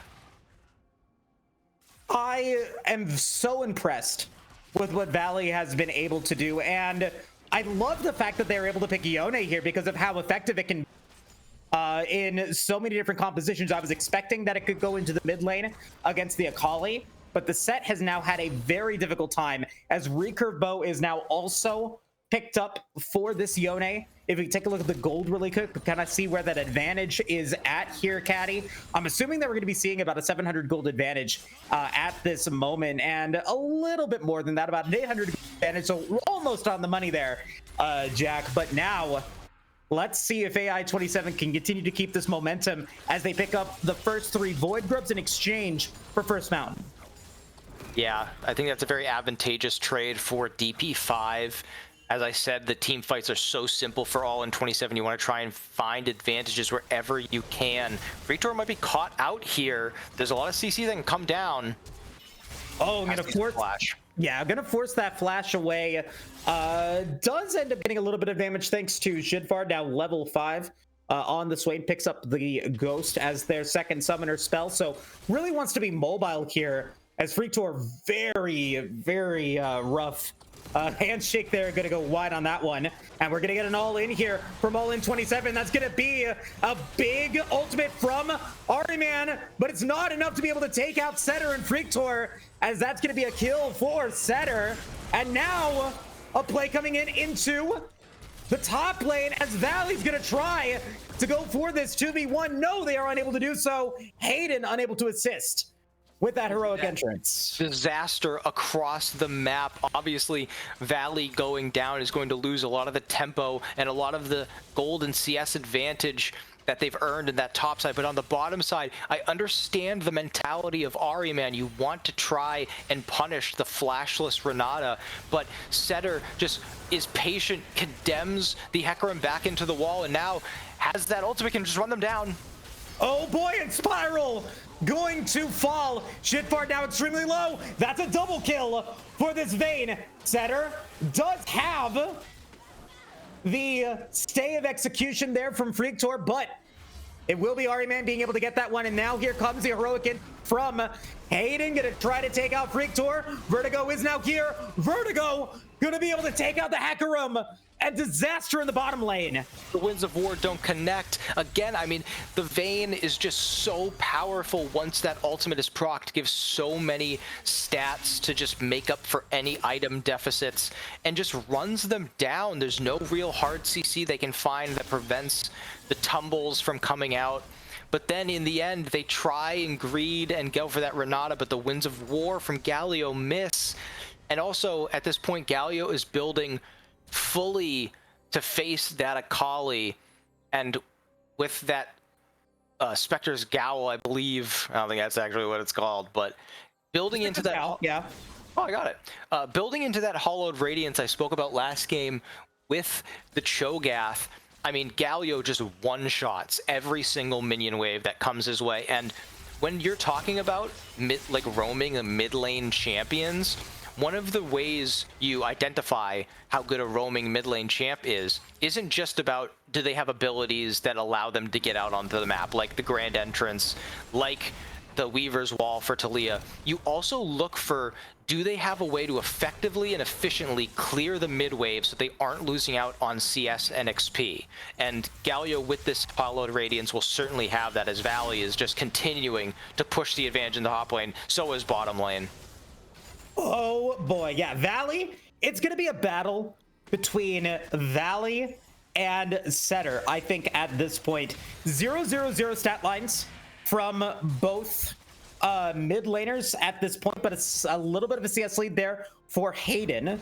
If we look at the jungle, presence from both of them, but 2 deaths on Ariman is going to put them a little bit behind, I think, at this point, which could be something that they're going to be a little bit fearful of. Moving into the next possible engagement here.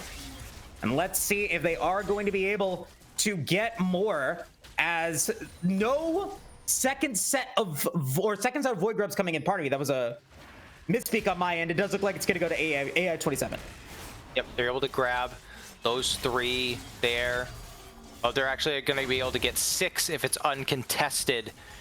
We do have Vertigo now, counter jungling in the bot lane a little bit. Dragon is going to spawn in 15 seconds, but fast recall coming out by Hecarim, and obviously with this champ able to get back out onto the map so quickly. I think, you know, in my opinion, I like the Hecarim better than the Volibear in this. I feel like there's just more in the kit of Volibear, or of Hecarim, excuse me, that allows them to be more useful in these team fights. Volibear is probably going to have a damage advantage, so hopefully we see, you know, Proto Belt, some of those good items coming out. Don't need the Hollowed Radiance because you're in the jungle.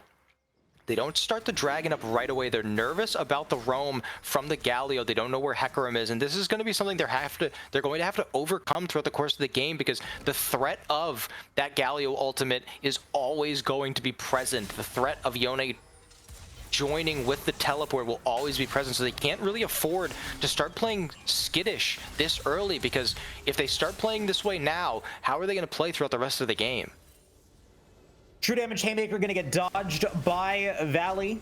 Going to be still comfortable here, as the Scuttle Crab is going to get taken by DP5. Teleport is going to come through from Hayden. They do have that heroic entrance still available, and African Mid does not really have a response against it, and it does look like there's going to be a gank attempt here from Ariman.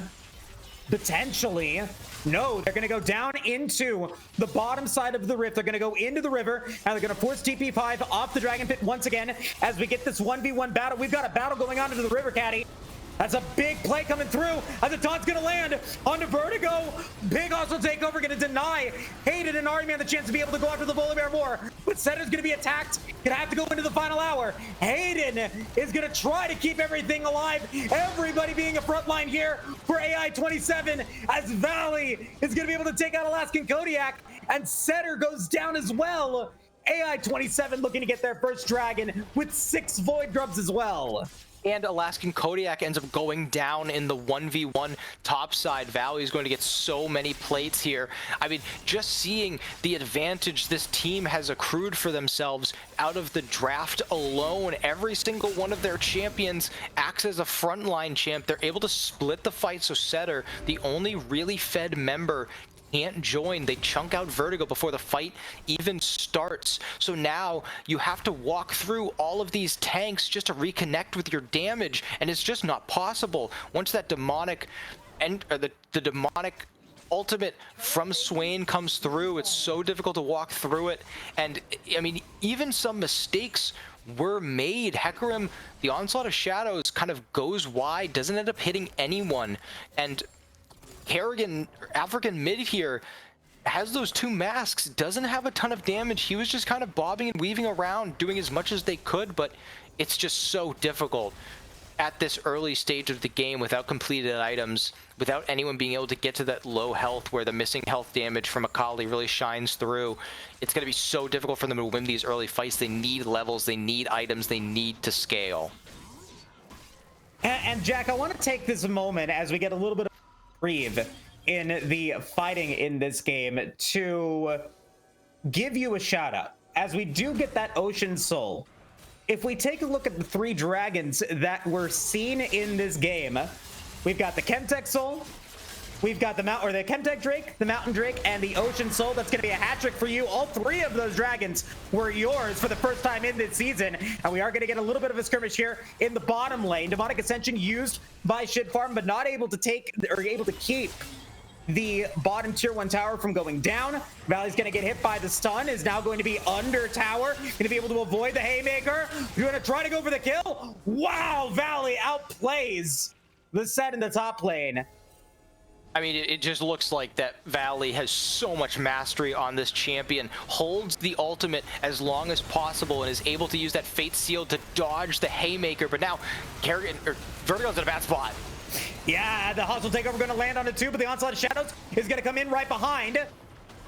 Spiral and Ari Man going to be okay, as Shit is going to be able to get themselves a little bit of a pullback on African mid.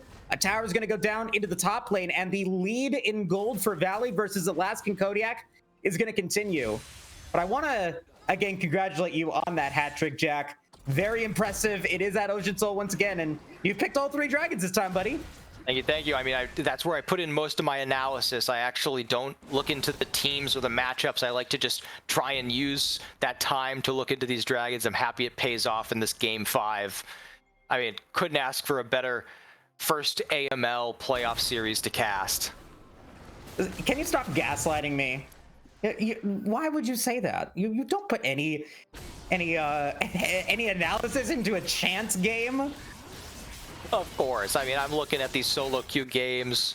I'm really in here, but I am surprised that in these drafts, again, I know I mentioned it earlier, but they're foregoing some of the more obvious picks is DP5. And, you know, I'll mention it because we haven't talked about this since the beginning of the night. Dizzy's P5 was a 1 seed. They had a series record of 5-2, but their game record of 11-7 was only 1 game greater than All In 27's 10-8 game record. These are 2 very close teams. A lot of people thought that All In 27 at the beginning of the season was a favorite until they had a bit of a skid towards the end there.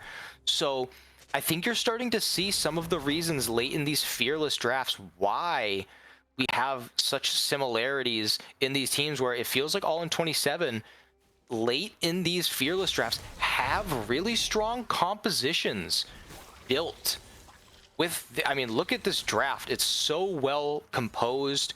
The AD damage being left a little bit so that Yone can be the only real AD threat. Really well done. Whereas on Dizzy's P5, you see them going for some more of the stranger picks where, you know, Akali is picked early and then immediately countered. They go for the Vayne instead of some of these more meta picks like the Ashe. I just think this has to be one of the strengths considered in a best of 5 playoff format, is how well can you keep your composure this late into a fearless draft. And I have to highlight Valley, or I'm going to highlight Valley again, and maybe criticize the drafting homework of DP5 here, because we take a look at the mastery levels of some of these champions that AI27 was able to play. Level 16 mastery on the Yone, level 18 mastery on the Fiora, level 28 mastery on the Camille, and that Darius was also still available for them if they wanted to pick that one up. So a lot of experience on these champions that were available in the top lane. As the inner tower goes down against DB5, that was a double headbutt play there for the Rift Herald in favor of AI27, as the dragon has now been summoned in the pit. Alaskan Kodiak is going to be forced to flash away again in the top lane, and they're not going to be able to win that 1v1 matchup, and it does look like AI27 is looking to go for a fight here at the Dragon Pit.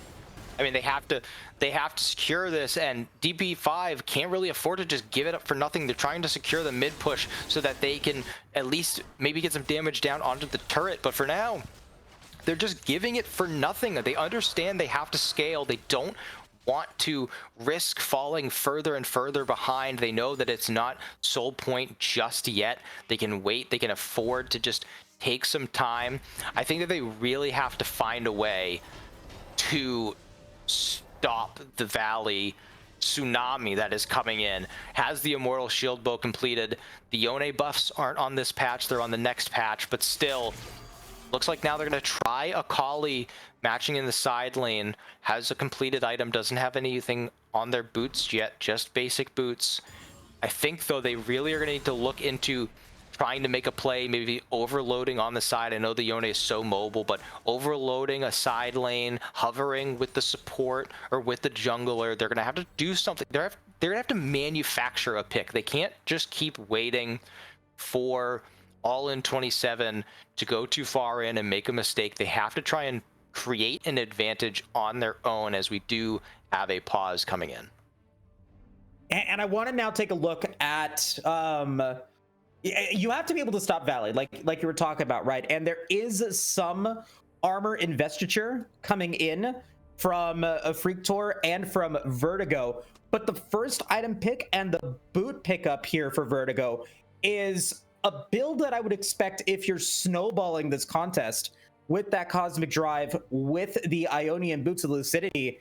You're trying to be able to get those big slows. You're trying to be able to get those big Stormbreakers. But now you're sacrificing so much of that survivability in this exchange. And with first item Stridebreaker for Alaskan Kodiak, if we get into these team fights and Valley is able to get into the backline, there's very little protection for Setter and Freak Tour to be able to do what they need to do. Yeah, and I mean, speaking of the set, this champion's going to be absolutely useless. Like, even if he does get a good ult onto Ahriman or onto Shidfard, he's just going to get blown up. He's just going to one-shot, and you're just going to instantly have a 4v5, where the only advantage you've gained is maybe mispositioning one of the all-in 27 members slightly. Also, you're talking about the itemization and starting to build some armor onto some of these champions, but that's the beauty of this team comp by all in 27 is you look at the scoreboard and you look at the champions, and your only real worry at a glance is the Yone, obviously 4-1-0, so far ahead, already has 2 completed items and working towards that 3rd. But in the meantime, this Swain is going to start doing a lot of damage, and if none of them are itemizing for it, Swain plus Galio can put down a lot of magic damage that is unexpected. And so I feel like these are some of the nuances that are so important to understand in a game 5 of a Fearless draft. And before I move here, we're talking about momentum at the beginning of the day, and all in 27 coming into the playoffs off quite a losing streak. But this is the type of series you want to start your playoffs in. Yeah, they had some games. They got stomped in game 1. They kind of threw away game 3, but they've won game 4. And now in game 5, they seem to be in control. If you can get into the next series, we have the results, as this is the only game 5. Winner of this will be playing the Agency in the next series. And that's a tough opponent. But if you come in off of a 2-game win, off of momentum, having the mental to stay through this series, it's going to be very impressive. Yeah, the Agency was able to take a dominant win, 3-0 against Boomers over Zoomers. They were the 3rd seed out of the Void division, 3rd rank out of the qualifiers. As we go into the other matches that we saw in the playoffs, the Ionia 3rd seed, Drop Dead Gaming, was able to take a Forgotten Kingdom out in a 3-1 matchup, and the 1st seed in the Ionia division, Akuma Pizza Cutters, was able to take out Novosphere Gaming Omega in a 3-0. So 3 Ionia teams in that Ionia division, that 7-team group, are now into the semifinals. If AI-27 is able to win this one, they will be the only team from either the Shurima division or the Void division to make it into the semifinals. Yeah, and with DDG and Akuma Pizza Cutters being 2 of the favorites in the tournament, you also get the benefit of, if you win this series, you're on the opposite side of the bracket. So you're facing what's, popularly considered to be one of the weaker opponents on the other side, as they're finally trying to overload the side lane. Yeah, and Valley's now going to be in trouble. Freak Tour and African Mid are going to... That's going to be a nice utilization of the Hacker Ultimate. Going to completely deny that utilization of the hostile takeover. And that's going to be a huge heroic entrance there by Hayden. African Mid is going to go down their first death in this game so far. Alaskan Kodiak's going to go in and is going to be able to get that true damage Haymaker onto Valley. That's going to be a shutdown. That's going to be a double kill for Alaskan Kodiak. Spiral is going to fall as well, but Shit is going to be able to take out Setter. 2 members of DP5 now dead. It's just the Swain against 3 members of DP5, but they want to continue to go in because they have that Demonic Ascension. Doesn't look like they're going to be able to get it though, as it does go down, and this could be an ace for DP5 or AI-27. It is an ace for DP5. Alaskan Kodiak has to have heard me say that this set is going to be useless. Once again, this is the second time we've seen a series where it felt like All In 27 is running away with it, and Alaskan Kodiak saves the game. That fight looked so lost. They used everything to try and kill Valley, and it didn't work. The Galio ultimate comes in, and it looks completely over. And then the set teleports in and hits a 4-man face breaker, immediately kills Valley, and the fight swings so much without the Yone's damage. Alaskan Kodiak has been getting flamed so much throughout this series because of the gap that Valley has put on, and now he's sick of hearing about it. He wants to see his team advance.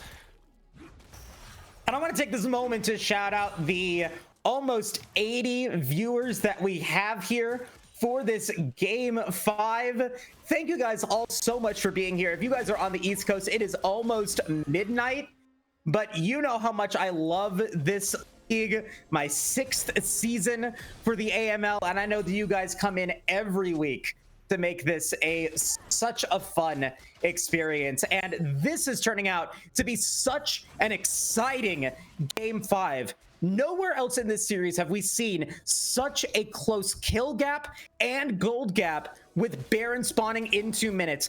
Any moment, anything that goes wrong or right could be how this series ends.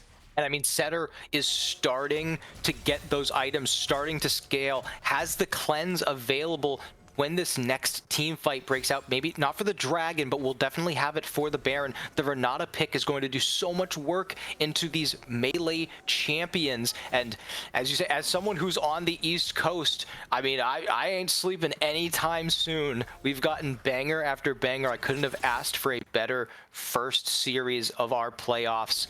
I like the Prio bot. I like that they switched the map. No teleport available for Alaskan Kodiak, so he has to be on this bottom side when this Dragon is spawning. If they try and switch to that Otacon, I don't love that they're getting so desperate trying to kill off Valley. I feel like they have enough CC on the Volibear and on the set to prevent Valley from just running through the team. I feel like they can grab him once he goes in. Freaktor getting caught here would be a disaster. Oh no, they're gonna get stunned, they're gonna get rooted. Hostile Takeover is going to land only on a Jinfo, as Freaktor is gonna walk out for the time being. Valley does have a Fate sealed and is gonna be able to avoid the true damage there from that Haymaker. Dragon is still up. If you hit it and you get hit by it, you get slowed. This could be a very impactful Dragon if it goes the way of DP5. They were able to even up 2-2. Stun's gonna land. Oh my god! Big stun landing in. Heroic entrance will pick up 2 for AI-27. Ariman's gonna try to be able to take out Alaskan Kodiak, and they will. That's 4 members of DP5 dead, and potentially an ace for AI-27 as they pick up the Dragon. It is only Freaktor with their mispositioning that started this chaos, and they'll be the last to die in an ace for AI-27. There will be no bailout. The banks will fall. No hostile takeover available for the fight because of the mispositioning. And you see the wombo combo capability that comes from this draft. An incredible onslaught of shadows from an incredible jump over the wall with the blast cone and the crash down coming from Rel. I mean, once the onslaught of shadows comes out on top, I mean, you just heard it. Someone's taken a snapshot. That was a beautiful team fight, and it was everything that All In 27 could have asked for. And now on Soul Point with Baron spawned, I mean, as fans of this game and as casters, I think we're pretty lucky because we're going to have to do it all over again in the Dragon Pit. And so AI-27 gets the first big advantage here as we move into the late game. Baron has now spawned. They were able to pick up that Ruinous Otacon as well, so they're going to get even more buffs to their name, and they're looking to see if they're going to be able to do it again as Vertigo and Freaktor are going to be in trouble. They're going to get Freaktor stunned. They're going to get them knocked up. Flash is used. Bailout is going to do nothing as Hayden's going to pick up their second kill of the game. A teleport coming in from Alaskan Kodiak. Way too little too late. Here comes Valley, who has bullied this set the entire series. Haymaker's going to get a lot of damage, but it's not going to be enough as Alaskan Kodiak goes down. And it seems as though the floodgates have now opened. DP5 with some bad positioning calls in the river are going to potentially give AI27 a 5-man Baron power play. I mean, they're just taking way too many risks. You can't afford to put vision that deep at this point in the game. Of course, all in 27 are going to be rotating up towards that top side. It's just asking to be picked off, and it'd be worse, or it'd be bad if Freaktor were to go and get caught by himself, but Vertigo getting caught as well means that there's absolutely no chance at a contested smite. We know Vertigo is so talented at stealing these objectives. He was able to do it enough to win them an entire game, but you just can't afford to be doing that in a win or go home scenario. The only saving grace is that the Vayne is at their spike. Only going to be seeing tank items come through for now. The most offensive focused item we would probably see is a Wit's End, but the Vayne can do so much in these team fights if allowed. But it's so hard to fight into these wombo combo moves because Rel will crash down. You'll never move from Swain. The Galio ultimate will knock up the whole team. Onslaught of Shadows, Fate Sealed. I mean, and that's only considering all the ultimate abilities. The Rylai's is completed for Shidfard, so the Demonic Ascension is going to be impossible to move through. I mean, DP5 have to play this perfectly. They cannot afford to continue getting caught out. It has been their downfall this entire series. And you have to wonder if AI27 decided to go for that Rel ban. Had that been a difference, I've been critical of Spiral Claws. I think that they've had a very up and down series, but this is definitely an up game for them as African Mid is going to get taunted. That hostile takeover, so effective from Freaktor, is going to be able to make sure that African Mid is able to stay alive, but that is now 2 ultimates down as AI27 are feeling so confident with all 5 members having that Baron and 2 members trying to stop Valley from pushing towards the top lane. DP5 is going to give up that bottom lane inhibitor and allow for AI27 to set up for potential Ocean Soul.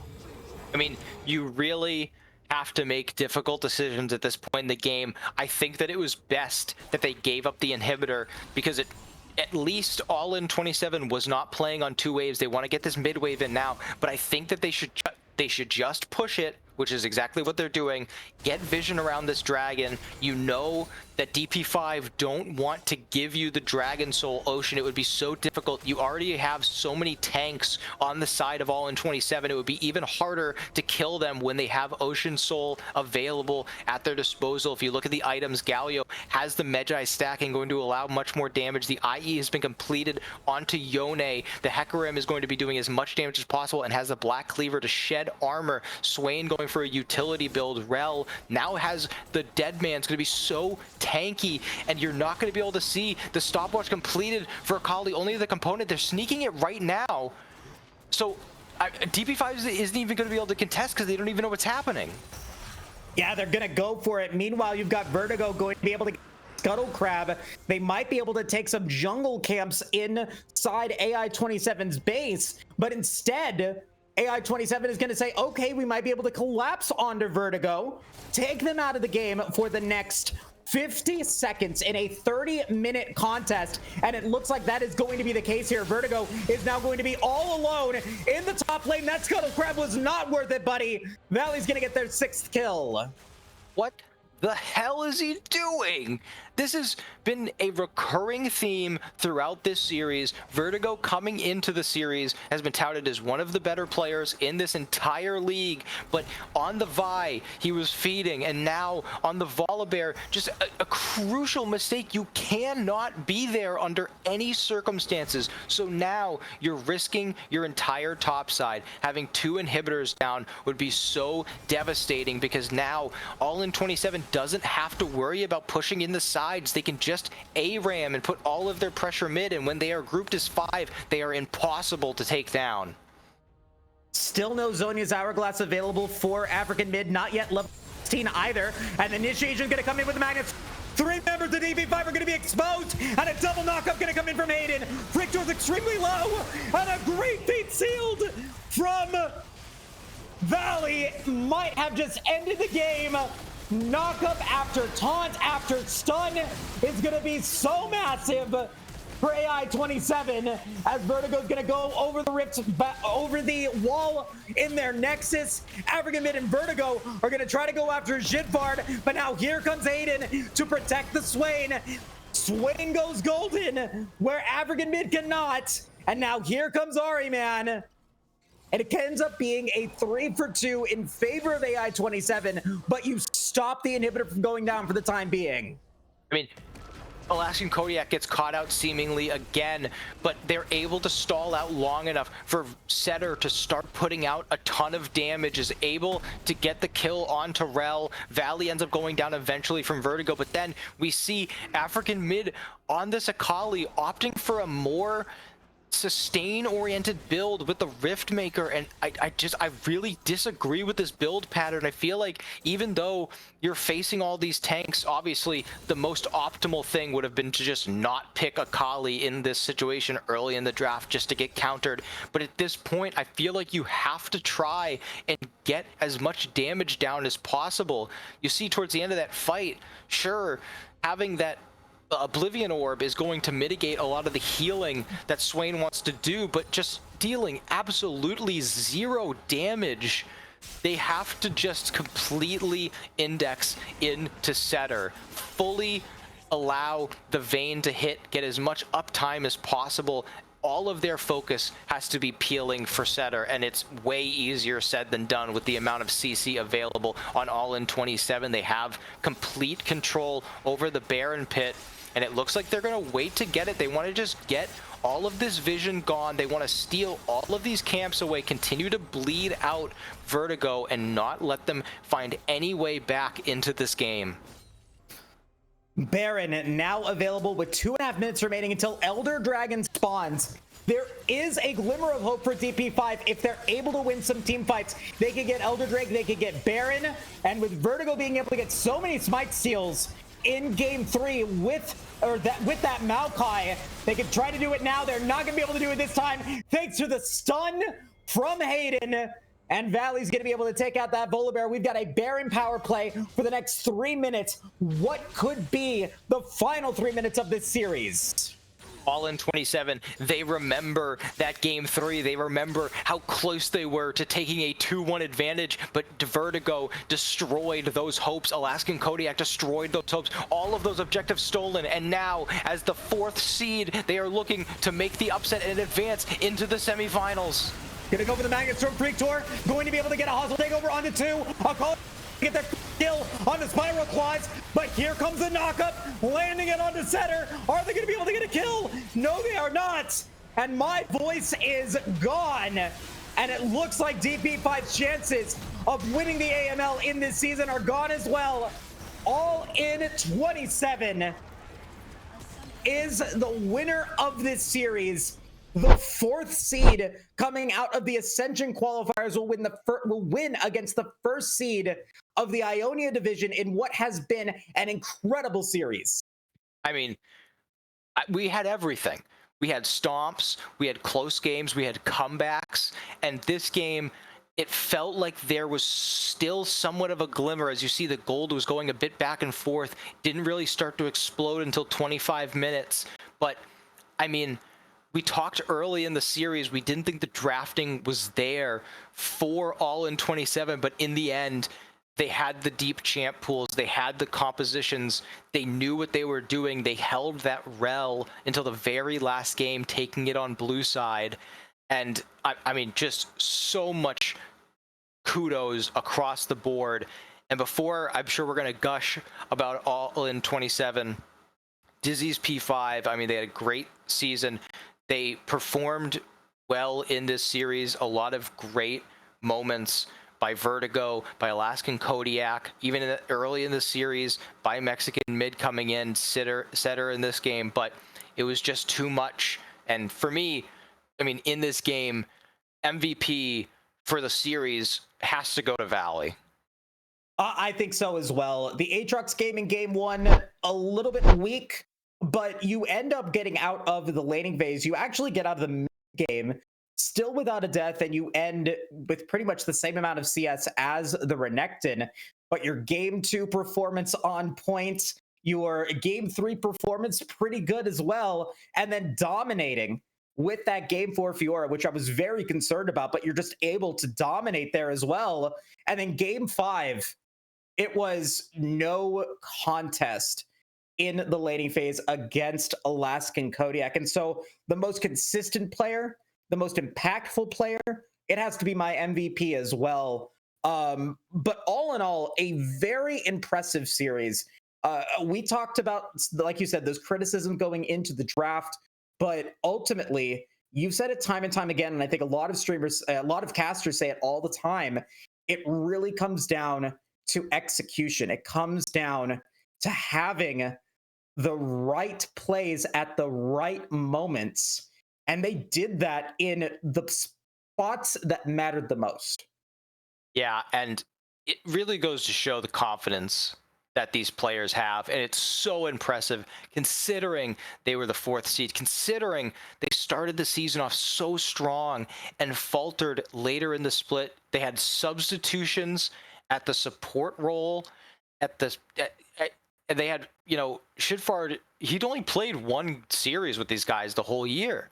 So, I mean, can't give enough praise to the top side, just holding so steady and being able to withstand the ups and downs of the series, especially with the really dire start that they had. I mean, just can't give enough praise to these guys. And with this series win, they're going to be going up against the Agency in their semifinals match. Going to be a very tough matchup, but knowing what they were able to do in this quarterfinals match, anything is possible, and that's going to definitely be a banger for sure. Definitely be here next week as we go into the semifinals at 4 p.m. We'll see if we get another game 5 situation.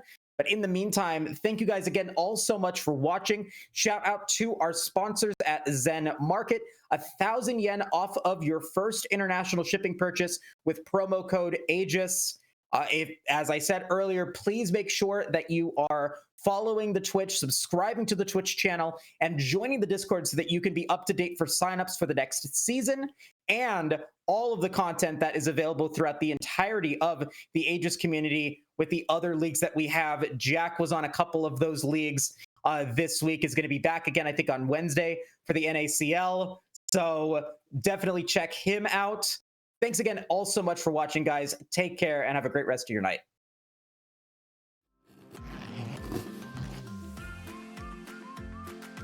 Zen Market. Zen Market. Zen Market. Zen Market. Zen Market. Zen Market. ありがとうございます。ありがとうございます。ありがとうございます。